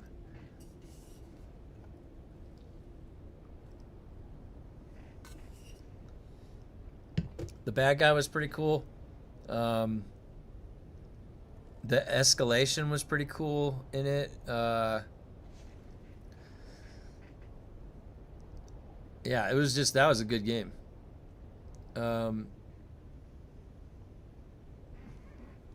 Hey, what are you doing? No shortage of success like that too. Lots of doomers complaining about the slop games dying within a week, but we were still getting absolute gems, even from big companies. Yeah. Have you guys, you know, I was watching my wife play through a lot of it, and she did a fantastic job. The game is pretty gnarly, and then it actually can go, you can set it on harder difficulties too. She did the classic playthrough, and you have to be careful with the ink ribbon tapes, which made it its own challenge, because there was sometimes, and I was alternating in playing, sometimes one of the times when I died, I had to respawn way back because I didn't have any ink ribbon to save, and that actually made it more fun too, in a way. It wasn't to the point where it got frustrating, but you had to be careful. You couldn't just like save a million times. So nothing, re-roll the whole game, fix everything, and release it in a few months when fix PvP endgame, a PvP endgame, and PvP balance, more skill trees. That'd be nice. Making saves with the blood of your enemies. Yeah. Yeah. Oh my god, that was crazy, Thantos. That is true. The blood extraction system, you could make the ink ribbon tape and then save. I thought that was actually my wife's favorite part, the mechanic that they added like that, because in the other games there wasn't really a way to control that ever, where you can use the, like, blood was like universal, so you could use it for different things. If you ran out of bullets, you could use it for bullets. If you had to save, you could use it to save. Yeah, I agree. That was such a good mechanic they added into that. You know, the playing the remaster of 4, it makes you really appreciate how good of a game it was under the hood. 4 had a good mechanics system and a story, and like all of that worked really well. Also gives you incentive to engage the enemy. That's right. Instead of skipping. Yep. As a reward for putting yourself at risk instead of running the whole time. That's right. That's a good way to think about it. Excellent assessment. Whatever, guys. I'm going to head to bed. It's 9 p.m. for me, and I got to get up early school tomorrow. All right. Take it easy, Jedi. All right. What do we got? I like the Broodworks because I can talk while I'm inside the Broodworks, and I don't like. Where is this? It's so deep in there that it never gets affected by. Alrighty, work done. Ready to transfer tomorrow. Next, I'm going to take a break. Thanks for the comment. Hey, Cable, thanks for stopping by. Always a pleasure. Yeah, I like. Most of the time on stream, like 95% of the time on stream, you can expect me to be playing Dune. Only a few times, if people request it, probably too, will I play something else on stream. I was saying Marathon was pretty fun. I might play it a little bit later. Yeah, that would be really cool though if they. The incentive that they added in Resident Evil 9, I didn't even touch on any of the secrets. Like, I'm sure there's a bunch of hidden stuff that there is to find too. That's probably pretty fun in that game. I really liked the story of Resident Evil 7. There was this part at the end of Resident Evil 7 where Ethan has a vision with the family, and they start talking to him. It's not a vision; it's like a hallucination. But it's actually real. It's like a real thing happening because the dad is like telling him what's going on, and I just remember the music was all cool, like crazy, like soft toned, and how gnarly that part was, especially how intense the entire game is leading up through that. And the only time you've ever seen that dad was when he was attacking you. So Resident Evil 9, like I think the storytelling they're kind of getting right. They're doing it good. And there's some things that popped up in Resident Evil 9 that were so funny. Windrow's demo is fun. Yeah, I was playing a little bit of that. It's kind of funny. You're like kind of like a floppy pirate. That's the word I would describe it. Your movements are kind of floppy. It's funny. Yeah, it'd be great to see you play Marathon someday. Yeah, I can. Well, maybe at the end of the stream. At the end of the stream today, I can show some Marathon. I was playing it. It's hard. Like I was doing this one quest in Marathon. I'm just trying to go through the quests because that's how you rank up the factions, and it's in the first stage. And it's like go get this data disk and then go do something on a computer right by it. Well, it's right by this den of these spiders that spawn, and they put this gas cloud out when you kill them, and it makes a lot of noise when you shoot them. And I literally died 10 times trying to get in there, and this fucking spiders kept killing me, or there'd be some dude with a shotgun in there. But it was great when I finally got it done. I was like so happy. So the game is actually pretty hard. Like the way they turned the AI. There was this other time it was like in one of the matches. I just was queuing solo, and I was in this big. It looked like one of the sand people movers, and I was inside of it, and I got lost, and I couldn't find my way out. Yeah, I was playing it solo. And I was playing the stealth guy, and I got cornered in the front, like the front driver's seat, and there was no way out. And there was like 10 robots that spawned, and because I opened one of the chests in there, and I didn't know it spawns a bunch of robots. And there's like a boss robot with like a cape. If a robot shows up with a cape, with a robot cape, you know you're fucked. I was like, oh my god, this guy's got a cape. And so, but what I did was I like panicked and I threw down my smoke disc, and it smoked the whole area where I was, and my character stealths if he enters a smoke cloud. And I pulled out my knife and I just started stabbing, and I cleared my path through all the robots, and I evaded the boss guy, and I bounced and I extracted with all the loot. Oh my god, it was crazy. It was crazy. That all, and I didn't even like mean to do any of that. It just like one thing led to another. So my opinion of Marathon went up substantially after I played it this weekend because I didn't really know I had low expectations because they had that whole fiasco with the art, stealing the art assets, and it made me very hesitant. I didn't even want to give them credit for any of that. But then I was thinking, I was like, well, there's a whole team of other people that didn't ask for that to happen. It wasn't their fault. You know, it isn't their fault. It's Bungie's fault. It's the oversight. And it was $40. So I'm like, I wonder if it's any fun. So I tried it out this weekend, and surprisingly enough, it's actually pretty fun. I can't play extraction shooters as a permanent game, like mainstay. But I would say that like if I was going to play it like on a weekend with my buddies, because I play PUBG with my friends, Marathon would be a pretty fun pick. And I would even say that over Arc Raiders. And I'll tell you why. It's like it's got something that's a little bit different than Arc Raiders. Arc Raiders is really fun. But I don't know, like the TTK, the kill time in Marathon is pretty fast. It's like Counter-Strike speed. So you're like playing Destiny Counter-Strike. It's like Destiny Counter-Strike Tarkov. What a hodgepodge. It's hard. It's really it's tough. But I have been getting kills. I actually have been getting kills. I've just been going in with the mentality, you can't be scared, all right? You have to just go trudging straight forward.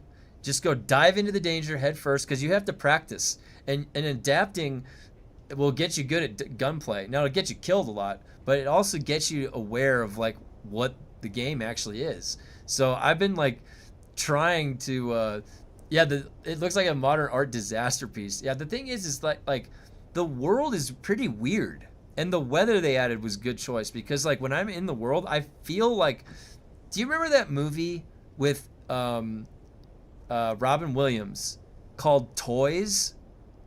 I feel like I'm out in the middle of a field on a Robin Williams, like where that business was that he had the toys, all the weird like things and just shapes and like out of nowhere. But toys are fun to play with, you know? So I was having fun. Like,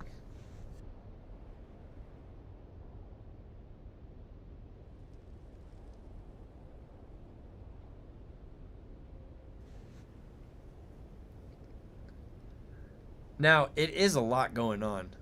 Like when you're in the menus and stuff. I'm not kidding you. I was telling my wife, I was like, dude, if you were tripping on shrooms just booting this game up, you would get taken to another dimension.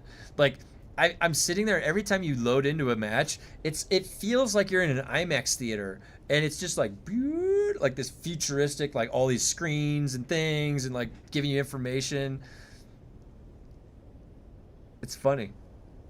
It's a lot of sensory overload, but I think it works. I think it honestly, I would be probably feeling a little bit different about Marathon if they did not make it as difficult. They made it really difficult. The tuning of the AI and then the damage output. I died on the tutorial. I died on the tutorial because I finished all the objectives and I was going to extraction and there was this differently colored canister and I was like, what's that? And I meleeed it and it exploded this like this material that burned on me and put a dot and it killed me. And so I died in the tutorial. I also was like, I had this match where I had like 2 or 3 kills. All right, I was doing really good. I had all this gear and this loot, and I was going to complete the objective. And then on the way to the door to the objective, I didn't see that there was a proximity mine flashing red. I didn't even know that was in the game. It exploded, and it one-shot me. I had just killed like all these people in the match, and I was just going to go complete the quest objective, and it just one-shot me. So that made me very careful about proximity. I always look for them now. But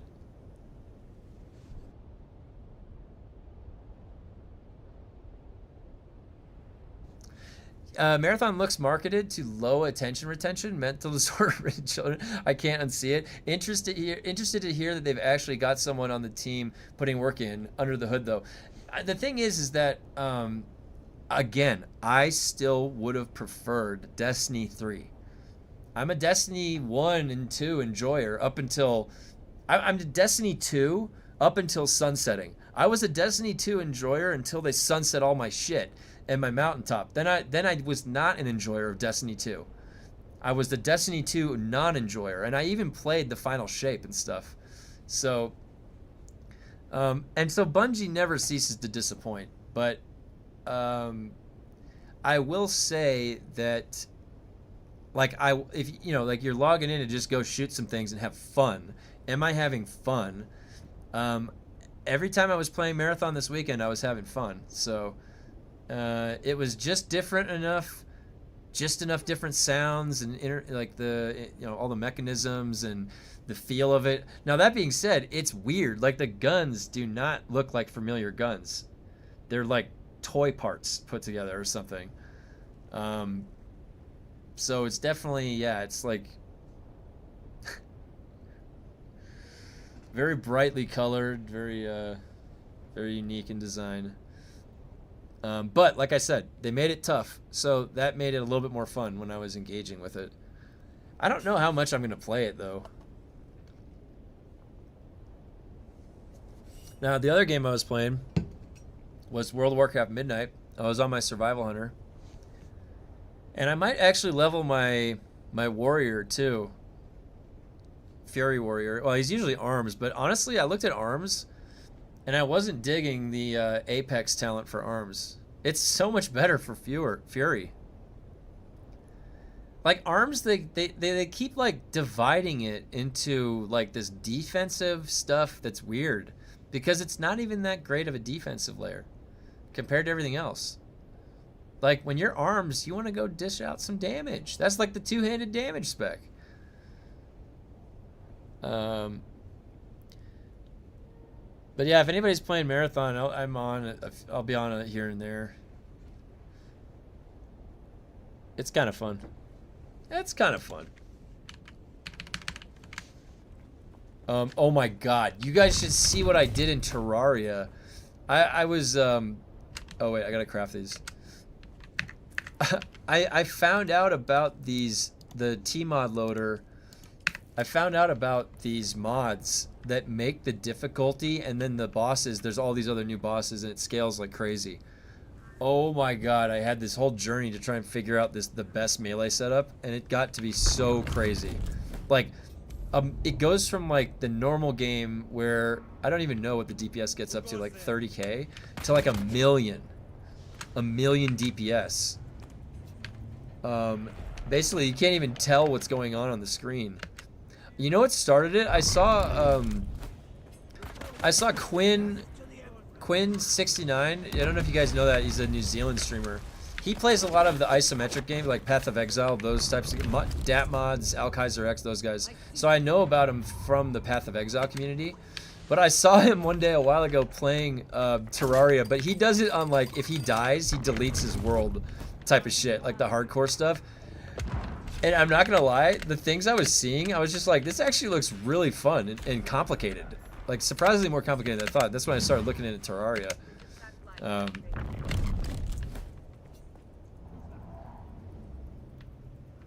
Wow, Midnight's not terrible. It's definitely, they're getting down to that streamlined formula for the expansions, you can tell. But, you know, it's not the worst. I never know what the hell's going on in the story when I'm playing through the expansion.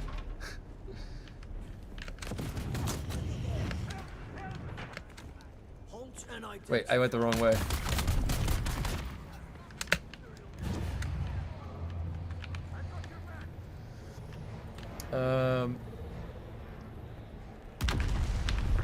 The other thing about Marathon that I don't know about is that if they're gonna be they reset your progress, they wipe the progress every 3 months. Like, do you have to do all of the faction stuff again? Because that's gonna be really annoying, and I don't know if I would play that. But then people were saying that was standard for extraction shooters, like Tarkov does wipes. And I understand gear wipes, but do they wipe the quests? Like, you have to actually do all the quests again?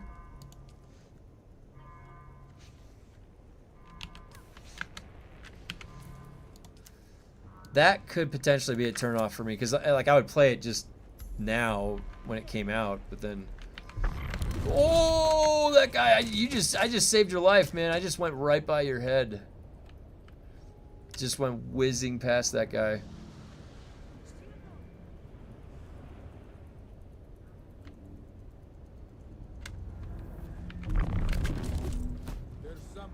Making some good headway in crafting today, that's for sure.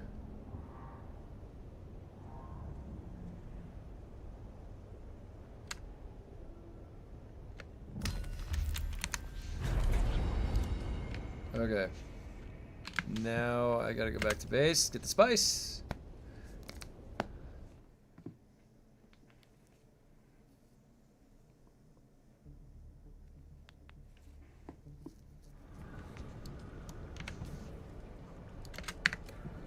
Oh, I wonder what the prices are like on Airkeen. Let's go stop by since I'm right here. Let's check it out. Last time I was here, somebody bought everything off the auction house. But hey, I'm biased, yeah. Oh, wait, I missed the top one. Having early wipes doesn't seem like a good idea for the game. Marathon picking a bit too many struggles at that point, but hey, I'm biased. Yeah, I would agree with that.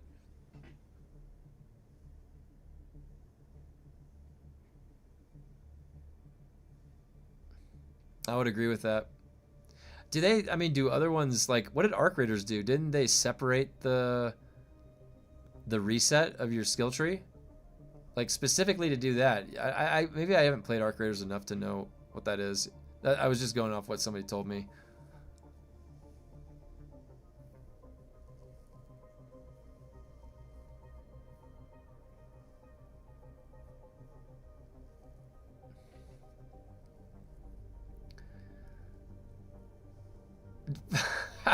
Mr. Chickaballs. Oh my god. What server is this? This is US. Wait. US Farhold Siege Gara. Come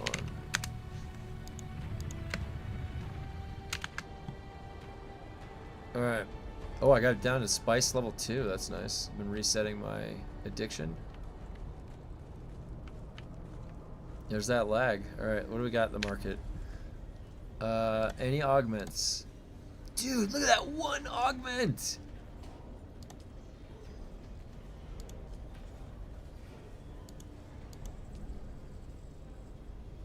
Yeah, there's nothing. Let's see the weapons. The highest one's 6 million. This is what happened. There was 30, 40, 60, 80 million stuff on here. And now it's all gone. Someone came over here on the weekend and Arc is an optional wipe. Yeah, that's what I think somebody was saying. So how does that work exactly? Well, there's no spice here, but this is at 25,000. Oh my god, clutch. Service price is 7 million. That's just so egregious. Oh my god. Yeah, it's been a long time. That's college days for that stuff. But there's a time and a place. Definitely, I can't even imagine what playing through. Oh my god, Arc Raiders. You just be like the whole time, and you'd have, like, if you could have like the color splash going on your face, it'd just be like changing all these colors, like green panels, pink panels, blue, like. If you wipe, you get perks like additional starting skill points and skins. Oh. So is that like veteran ranking? Why didn't they do that? That sounds like a great idea. They should do that. They should just do that, I would say.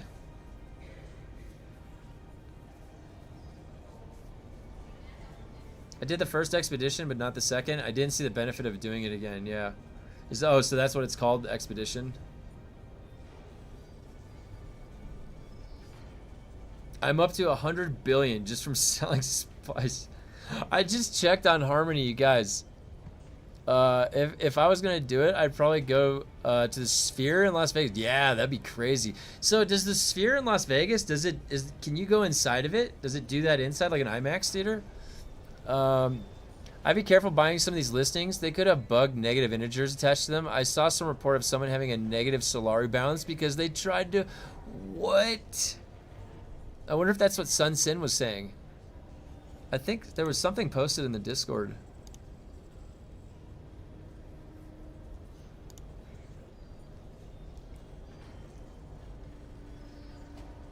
Wow.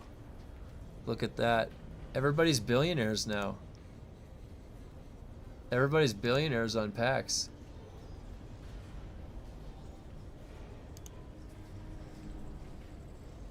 Holy cow.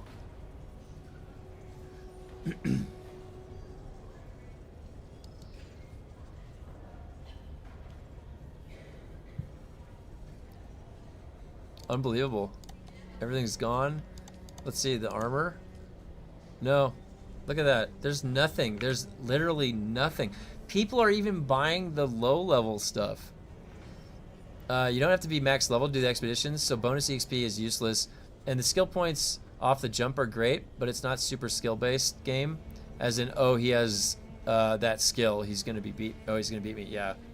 It's more like you can crawl when you're downed longer. You can vault better, jump twice, right? So, stuff like that.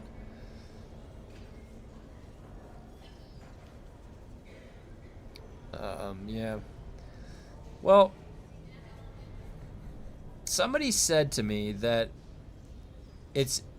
give Marathon the 3 months, see what they decide to do at the end of that, if they might change it because people don't like it or something like that. So in that regard, I might just keep an eye on it. Like, playing it here and there though is sort of fun. But yeah, I don't know about mainstay game. Like, I can't play those extraction shooters for too long. It's fun to get in there and do competitive stuff. I always like doing that. Oh yeah, it's like that Inside the Sphere. Apparently they're losing tons of money because of how much it costs to power the thing. And don't, oh my gosh, it needs too much power. I'm on Harmony. Spice is 7 million per single. Sold a lightning gun earlier for 900 million. Oh my god, that's a lot. Did you see the video where Ninja quitted Marathon? I did see that. He got killed by the AI.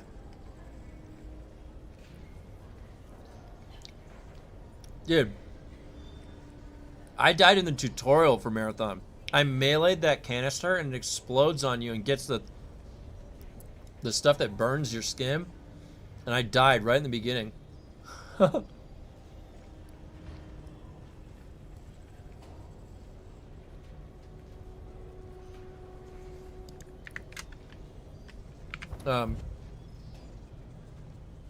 Best skills are mobility and endurance. Everything else is whatever.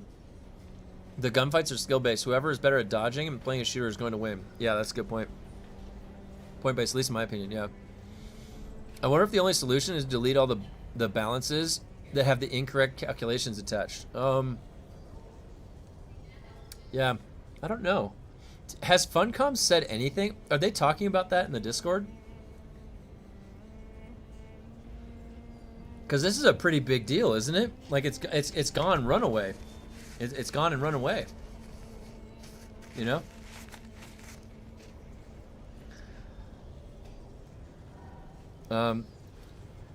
Treat Marathon like I treat Helldivers 2. If you like it, it's your popcorn game. Yeah, something you crack open for a few minutes, an hour. Yeah, I agree with that.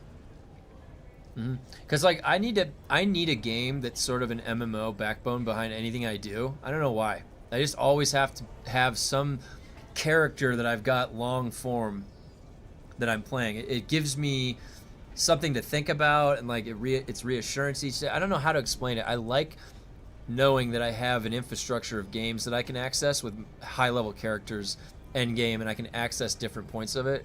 So I have a lot of MMO across all MMOs. I've got some high level character somewhere. It's nice with Dune because I want to go all the way to the end with Dune and get the character as strong as he possibly can. And they'll go through chapter 4 and 5. Yeah, grew up with the MM brain. I get it. Yeah, it just gives me something. I don't know what it is. Like it's I've got to have an MMO to play. I always, anytime that I'm in a lull of an MMO, I'm like, I'll tell my wife, I'm like, I don't have an I gotta find my MMO to play right now. Crimson Desert looks good for a single player. Yeah, I was actually like hearing about it as an MMO. Wasn't it supposed to be an MMO? That would have been really cool. I read a series called Helldivers. Is the game based on the books? Oh, I don't know. Does anyone know if it was based off of the books? Does anyone know? Yeah, I think I have enough spice on my on this server. If I were to go over to PAX, I would probably become a trillionaire. Yes, the games I enjoy the most are games you can sink in for a long period of time and have this person you create a long experience with. Yeah, I'm the same way. I'm the same way. That's why I always make my characters look like me, because it's more of the immersion. I feel like I'm playing a little version of myself, you know?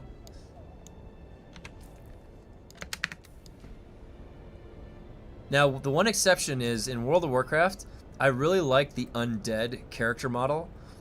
I like having like a, you know, like a glowing weapon, and then having a thin character frame with like a dark looking cloak or something like that. I like setting my characters up. So undead in World of Warcraft are awesome. It's my favorite race. I have like a 4 horsemen of undead are my 4 guys that I would play. Tauren Rogan, wow, yeah, nice. Oh yeah, I'm playing a survival hunter this season, or sorry, this expansion. I'm playing my undead. I actually converted him back to undead survival hunter.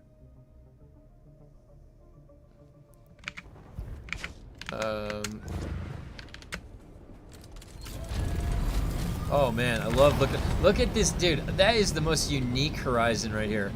Look at that. So awesome, man. It's so cool. We got bases here.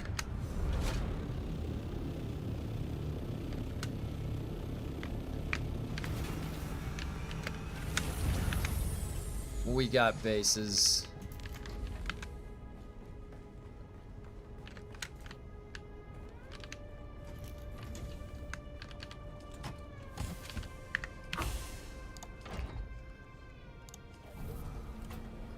Almost 40. What do I get at 40? Ooh, recycling yield. That's going to be soon.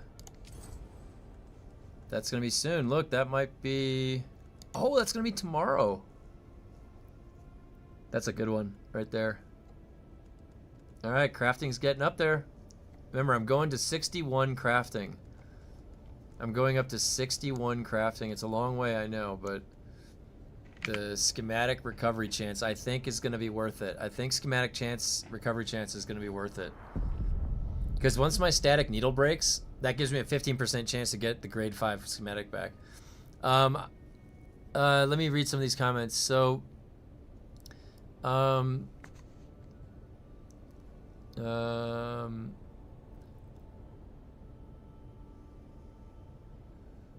I messaged a dev earlier, and Funcom are working on a fix already. Personally, I think they'll halt the duping fast, but there is no easy fix for the economy. Yeah. Oh, that's good. You heard something back, Dazzler. Yes, the game I enjoy the most are games you can sink in for a long period of time. Oh yeah, sorry, I really read that. Dopamine simply for existing in a system where you've mastered it, while it's there persistently with other people active to witness. Yeah, Thantos, that's an interesting abstract way of thinking about what it is when you have your main character that you've got, and you can just walk around in the world knowing the mastery that you've created and that you've built into the character. Yeah, absolutely. And there is something about that you can enjoy. You know, it's putting it in a relative sense too, because relative to the world, you're very powerful, and so it feels good to command that, you know, and master that. Melange is only 446k on Harmony. It's over 3.5 mil on PAX. I just checked both right now. Oh, that's such a. Why is PAX the one that went so runaway? If you were to run an economic analysis or just an impact analysis, like what happened different on PAX? Is it snowball? Because it can, you can transfer from anywhere in the world. So once there had to just be one that would rise to the surface, and that was it, and everybody just jumped on it, and then it snowballed. It could be that. Isn't it based off of Starship Troopers?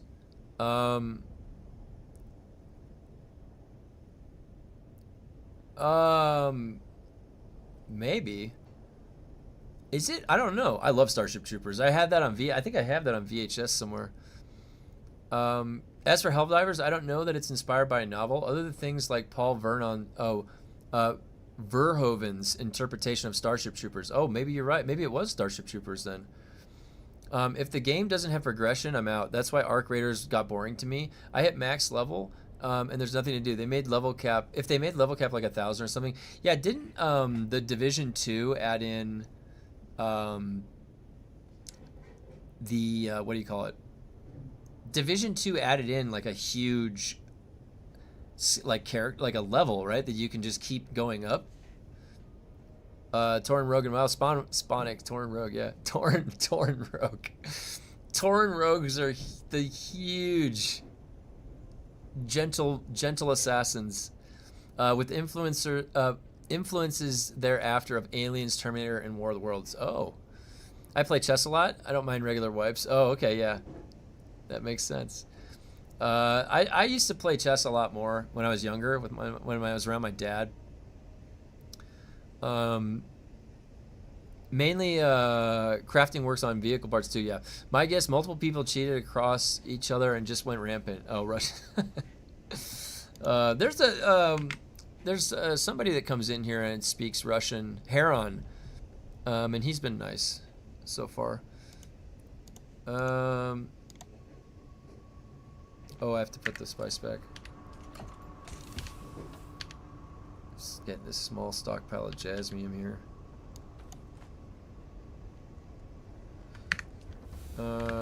Okay, and I have till, with Mantooth, 10 o'clock at night, he'll come back over here.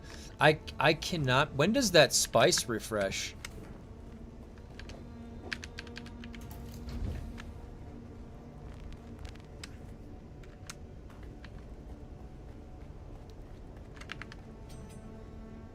We've got some very nice facilities here. Wait, hold on. So, hey, what's up, Tom RX?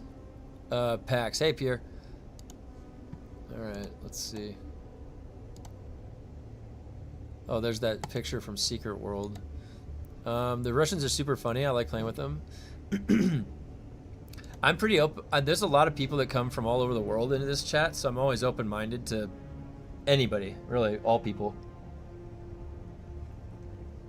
Everybody's got such a different background culturally. You know, the country, how it's set up, everything's so vastly different across the world. Daily, you might be able to get 100 in each city. I haven't checked.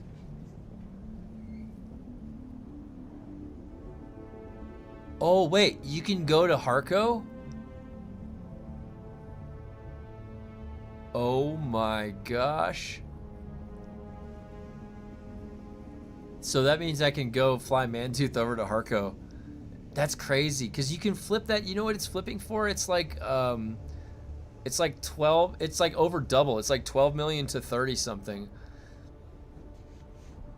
Or more.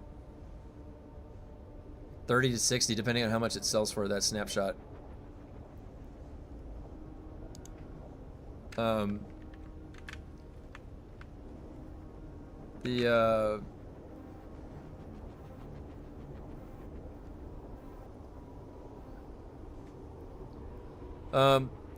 There was a Russian DJ in Arakeen over the weekend. Did not understand a word, but it was a jam to listen to. That's funny. Wait, so he just set up shop in Arakeen and was just coming through the voice? Was just DJing? That's hilarious. I have never seen that before. I could say that. That would be fun to witness.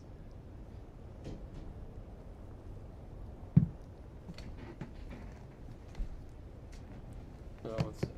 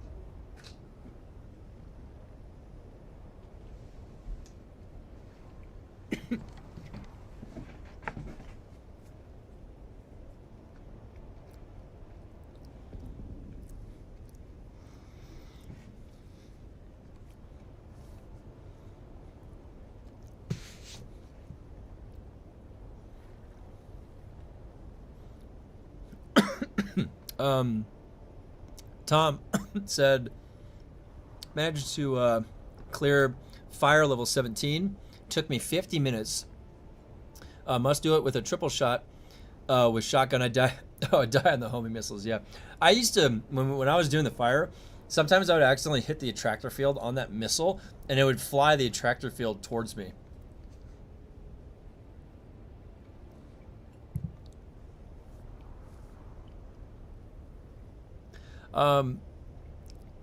Yeah, he sat there for 2 hours playing music. That's awesome.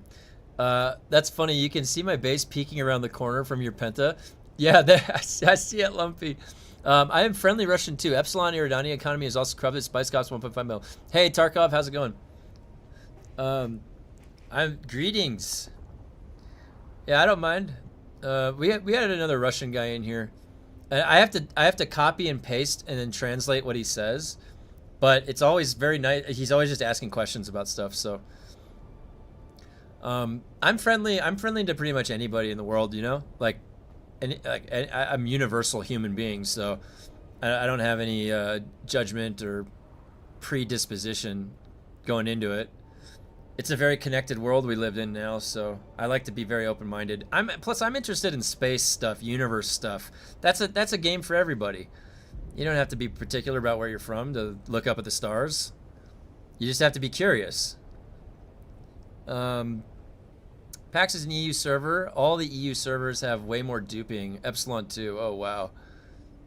Oh, no way. Yeah, I didn't have this. Yeah. Well, hey, congrats on the level 17. You're almost there to the 20. You can do the 22. You probably just need, yeah, like a higher level triple shot maybe. The people are just victims. Yeah, I mean, a lot of time, you know, that's the thing is like anywhere you go in the world, there's just regular people like us, you know, like you and me. Anywhere you go, there's a kid somewhere over there that wants to play the game, you know? Doesn't matter where you're from. So, yeah, it's and depending on your location, it's a lot harsher. Daily life is a lot harsher in some places than others, you know, and some of that's like largely a lot of that can be out of your control too. So just like the government or the people, most people like to think that everybody voting and it's a fair system, but it's hard to tell. Like, who knows what's really going on? You just try your best.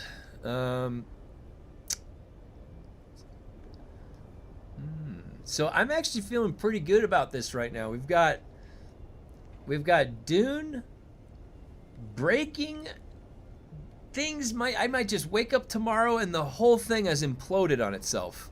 I don't know what to expect. It's actually kind of exciting with Dune.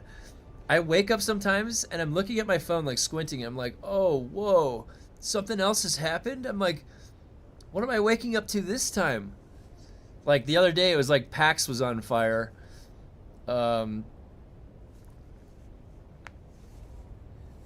It's so fun. And then we've got Marathon, which surprised the hell out of me. There's gonna be some fun in there. We got WoW Midnight, and I'm playing a survival hunter, which is doing great right now. I feel really. A lot of people were hating on it. I'm having a blast. There's just all this fun shit to do right now. I almost don't have enough time. I wanted to play some Marathon today and show you guys some Marathon, but I only have about 20 minutes left until I have to go to my next job. Let me make sure I get through some of your comments. If you guys don't know, I always try to get through all the comments best I can.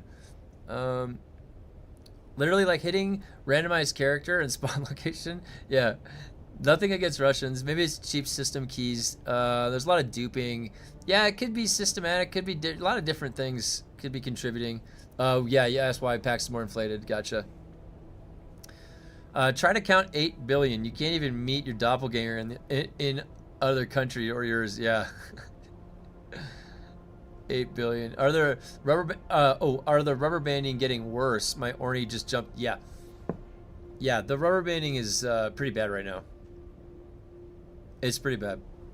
They said that with the patch that's on the PTR, when that comes live, they said that's fixing some of the lag. I think I'm pretty sure I saw that in the notes. So, pretty good. Chill, my friend. We are here for fun. Hey, cool. Hope that the devs do something about the market. I want to buy some weapons gear. Hey, thanks for stopping by, Tarkov. You get more than welcome to hang around. Also, there's a Discord we have if you want to join to talk about builds in the Discord and other stuff for Dune. Yeah, and then I'm always here having fun too. I hope the devs do something. Has anybody seen Iggy comment on anything? Like, when was the last time Iggy made a comment? Where is it? Dune. Iggy.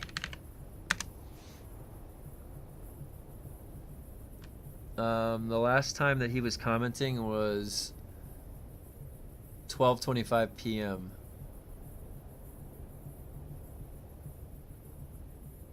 No, wait, that's somebody mentioning Iggy.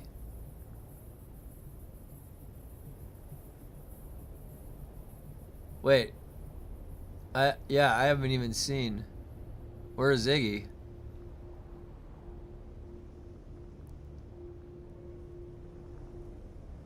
That's me tapped out. Gotta go focus on work. Pleasure. Hey, see ya. Thanks for stopping by, Thantos. All the Russians that crossed my path were super cool in Dune. Where's the SA from? SA guys are super salty. Can't play first person shooters. The 10-year-olds swear at you. Oh yeah. Work. I'm about to go to sleep too. Oh wow, South Africa, Pierre. Cool. 10:37 p.m. Oh, 22:37. Yeah, military time. That's awesome.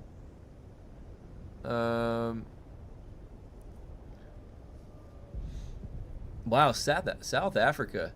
You know, there's an actor. He was in District 9 and Elysium. Shartle Copley. I think I mentioned that the last time. Said South Africa.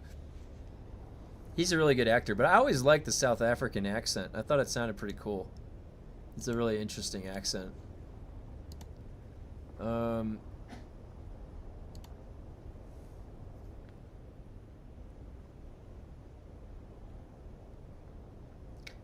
Yeah, I don't think that they said that in the I'm trying to find anything from Iggy. I don't see anything.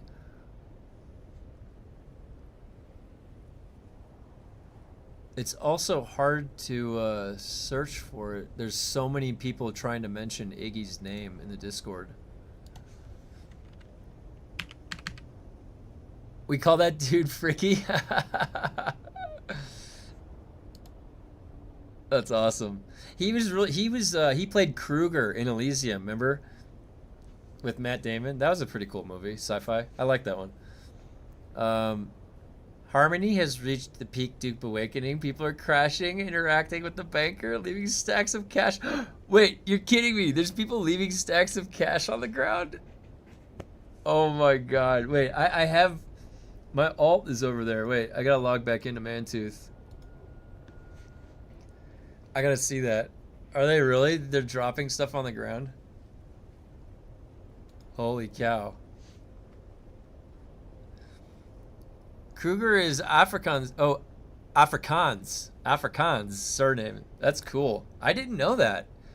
I don't know why, but that name Kruger on like an assassin, it just sounded so badass as a name. I thought his character was really cool in that movie, Elysium.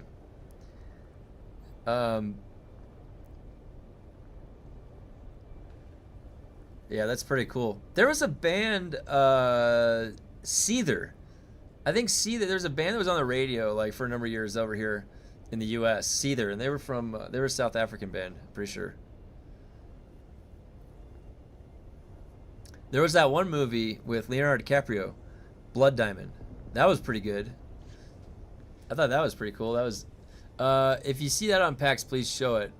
Yeah, I'll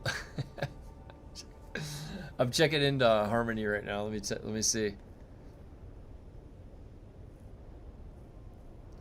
Does it? Can you pick it up off the? It's not worth picking up over there. Oh, you can only. Oh, I see what you're saying. It's like the actual gold on the ground. I just want to take a picture. I just want to see it. I'm gonna take a picture of it. I'm logging in right now. I'm gonna take a picture of it. I'm gonna post it in the Discord. Very good question. It seems that the devs got no idea what to do about this whole situation in general. Yeah. At the same time, it's crazy. Money box near the banker is a typical situation nowadays. Yeah. Yeah. They really screwed the pooch then. Boy, they just can't catch a break. The thief thing. Hey Gregory, what's up? Video shows based on your siege with the cool round sections. Oh hey, what stream video shows that base with the cool round sections? I went back trying to find it and couldn't. It's this one. I'll link it. I think it's this one. I think that stream was the one where I was touring. It was Fangs. It was Fangs build. He's in the guild. Oh, currently none, Sally, but saw it like 5-6 times today. Oh, interesting. Interesting. All right, let's see. Log it into Mantooth. Here we go. Press any button. Continue. Let me know. I think let me just click in this. So this should be the one. Yeah, it is. That's the right one. I linked it to you. That's Fangs' base. Really cool base. That was a really cool base.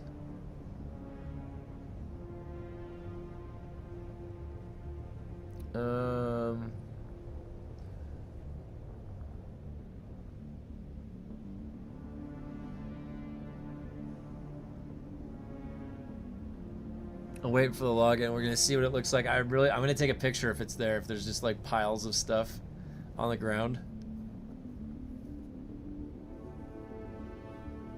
we're gonna find out.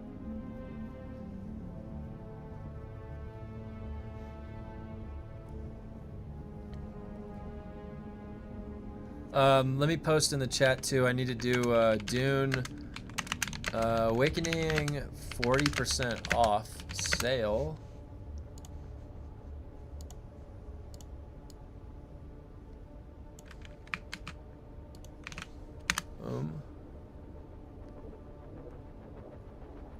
Come on, Mantooth. Let me see what we got.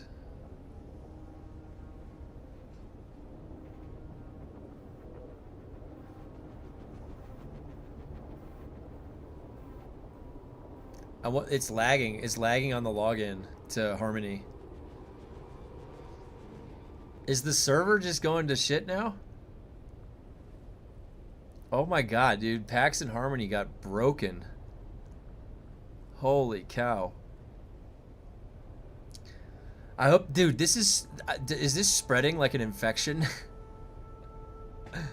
The knowledge of what to do, and it's causing like the server to crash and just like buckle on itself. Oh my gosh. Do we think player lab runs will noticeably drop off after party scaling exploit closes? Exploits should be closed, but it also conceals a deeper issue with the dungeons and higher party scaling, in my opinion. Yeah, I mean, I think I would agree. MX key, definitely, because if you think about it,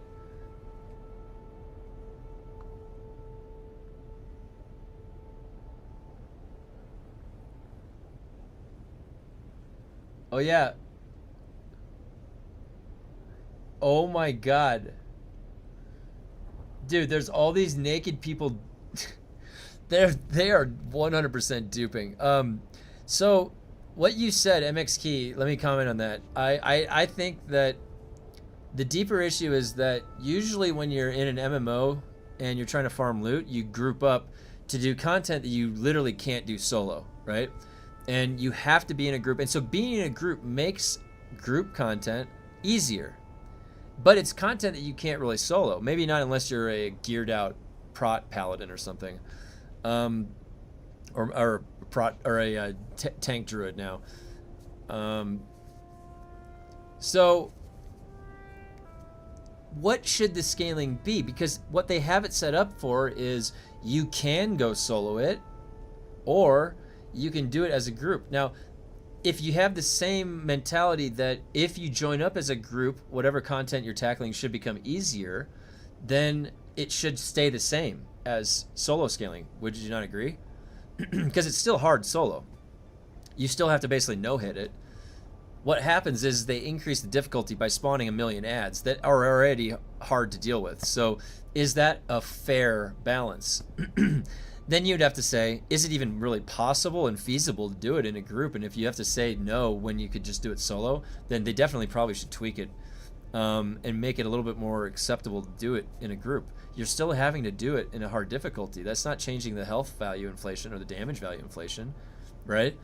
So now their intention obviously was whatever this is. So can we make them change their intention, or what, or get some insight on what it was? I'm not sure.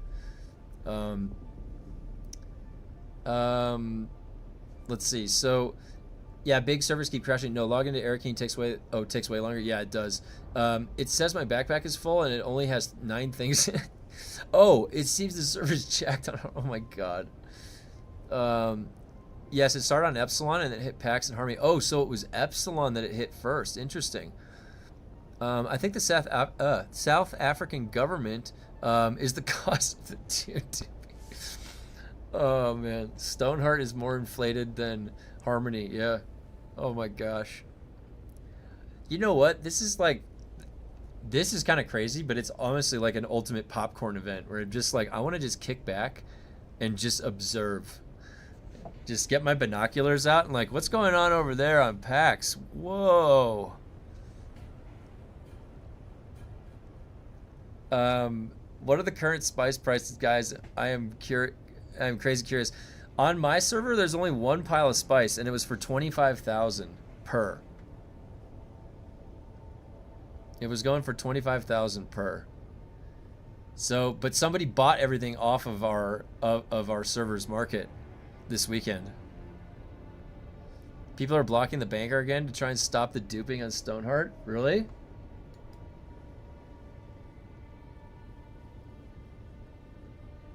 There is a lot of people standing by the banker.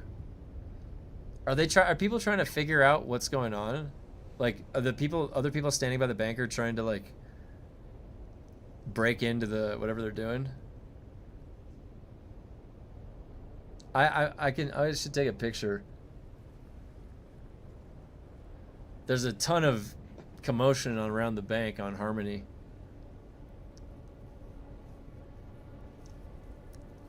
Do you think that Funcom's going to release a statement?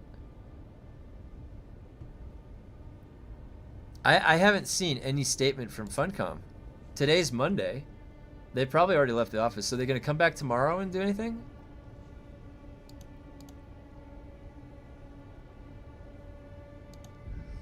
Like, you know that if they don't address this, then this might be a problem on console. Like, people always find a way. If there's a way in one place, they're going to do it in the other. They have to address this. They need to get their shit together, is what they need to do. Funcom, you need to fix this. How did this come this way?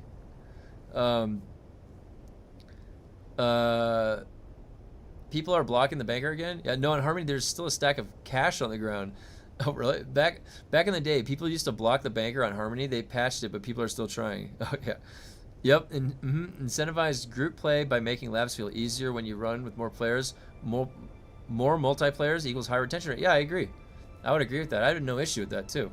If you can group up, you should be able to go do the content. Oh, just bans, yeah. That is crazy cheap. Yeah, it's a tradie chat keeps discussing and asking questions why the prices are so crazy high. Yeah, it's insane right now. What's the chat like going on here?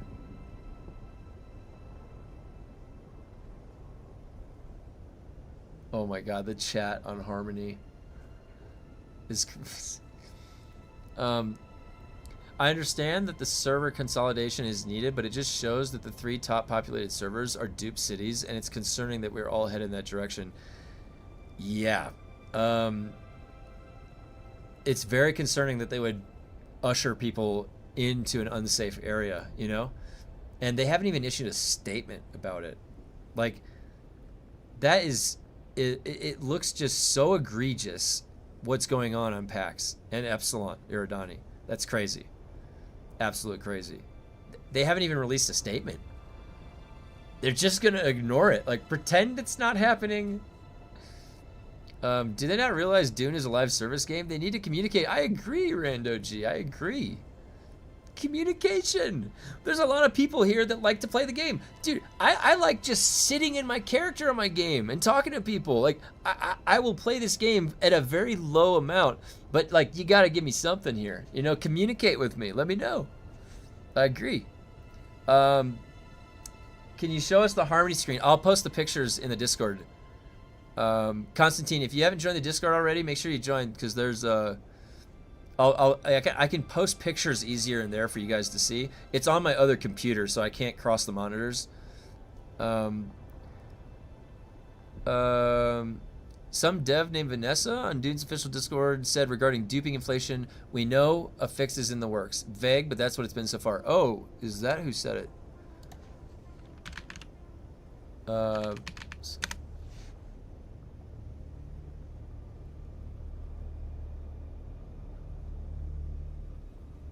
Oh, okay, yeah, interesting.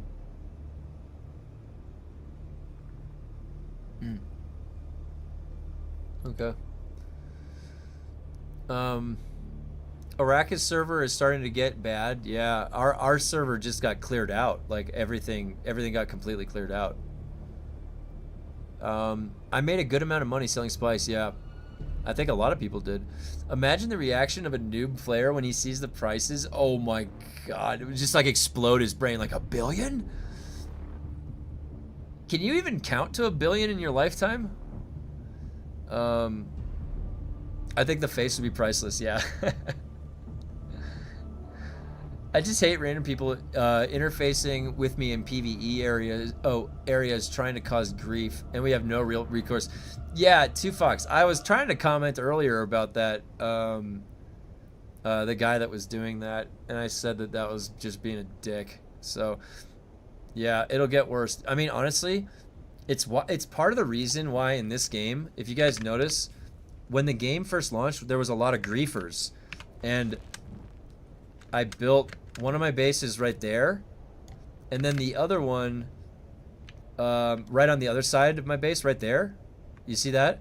Because people were going to try and block that crossroads and then try and block my garage, so I had to build my other fiefs there so that it wouldn't so I wouldn't get griefed. Isn't that funny?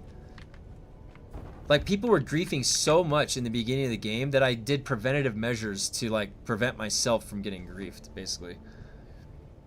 The thing is, how do you fix all the cash that got duped into existence? People already laundered everything. Yeah, it's honestly impossible because they let it go for longer than 30 minutes. Like, once it gets out there, it's everywhere, and it's just, like, too widespread. It's like an infection, a virus to the whole network, right? It's too late at that point. It's crazy. I noticed, like, we went through, guys, we went through the wildest journey with this game. Like, it has been a goddamn roller coaster playing this game. It's hilarious, but I like it in a way. It's funny. There's always something, like, new happening. Yeah, they can't audit every single trade. They can't. They just need to make it that unless you prove your move your whole base, and for a month they can't take cash off a server. Maybe that might isolate it. People drop their money on the ground at Harmony, and I run up and pick up as much as I can. Blue. Wait, can I do that too? Is that happening right here? Where is it? Oh my god, yeah, right here. Oh my god. They're dropping shit on the ground. That's so funny. Oh my god. Oh man. Oh wait, no, you're I'll go check it out right now.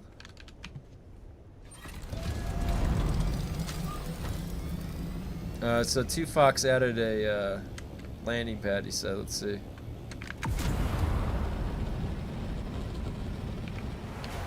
Oh, look at this. Yeah, nice. Wow, look at that. Very nice form. It's got the roundedness. I like it. Good design up there. Yeah, so and if you notice, his base looks like a hotel.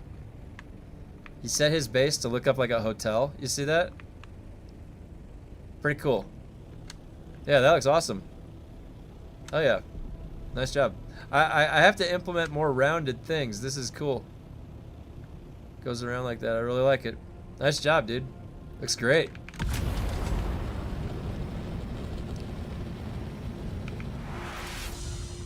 Wow, look at that, Lumpy. Look at Lumpy Grendel right here. Dude, look at this. This is badass. He can literally, like, he can jump. He could probably jump from that platform to that platform. That is so badass, dude. What a good location you picked. Look at that. Look at that, dude. Whoa. It's like an industrial. Look at it. My base looks dwarfed by this industrial complex. They're like, what is that little thing over there when we've got this?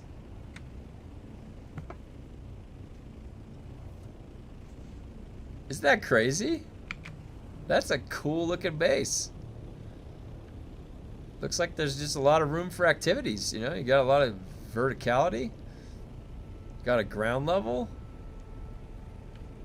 Really badass. The towers look nice too. And of course, we've got the double diamond now. This is a double black diamond. Really cool.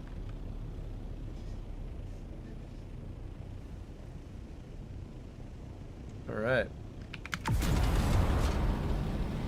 Awesome.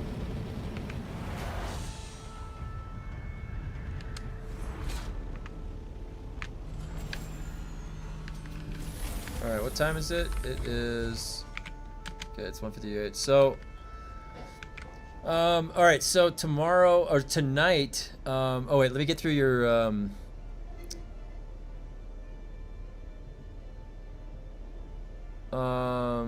it's getting legit. If they make a mistake, I'm getting the hell off of PAX this weekend before they reset the whole server. A lot of players, new players on PAX still playing Haga. Helped out a few with gear. Have a free. Oh, really? Yeah, nice. That's smart. Did you see that? Oh yeah, I just flew over. The big servers have been inflated for ages. The only real problem is 1 billion cap on listings now. Grade 5s will be worth more than 1 billion. Wow. Yeah. Yes, it happens every so often. Someone does it. If it was up to me, I'd do a full solari reset. Wipe all the cash above a specific threshold. Yeah, that might. Oh yeah, like wiping it above, that might stabilize it. Yeah, it's a work in progress. It looks great. No reset. I made more than 200 mil before duping. Yeah, that's right. That's what you were saying. Solari reset is pointless. There's still dupes. That's true. They need to actually fix the dupe. Decadent. Yep. Found all the granite in Haga. The drip looks sweet with the gold accents. Yes, it does. And now they tell us to move our bases. I think Farhold's safe. So to start duping, they must have 2 billion. I think that's what it is. All right, guys. So tonight, Mantooth is coming back over from Harmony. I'll be able to slot in the stuff that I was missing for Static Needle. And that means that I can do some Limminger 21 through 30 this week. We'll see how that feels. So I'll start that tomorrow. Also, if you guys are interested, might show some marathon too later. If anybody wants to see that, I'll let you know how that is. But I stream Monday through Friday, 8 a.m. to 2 p.m.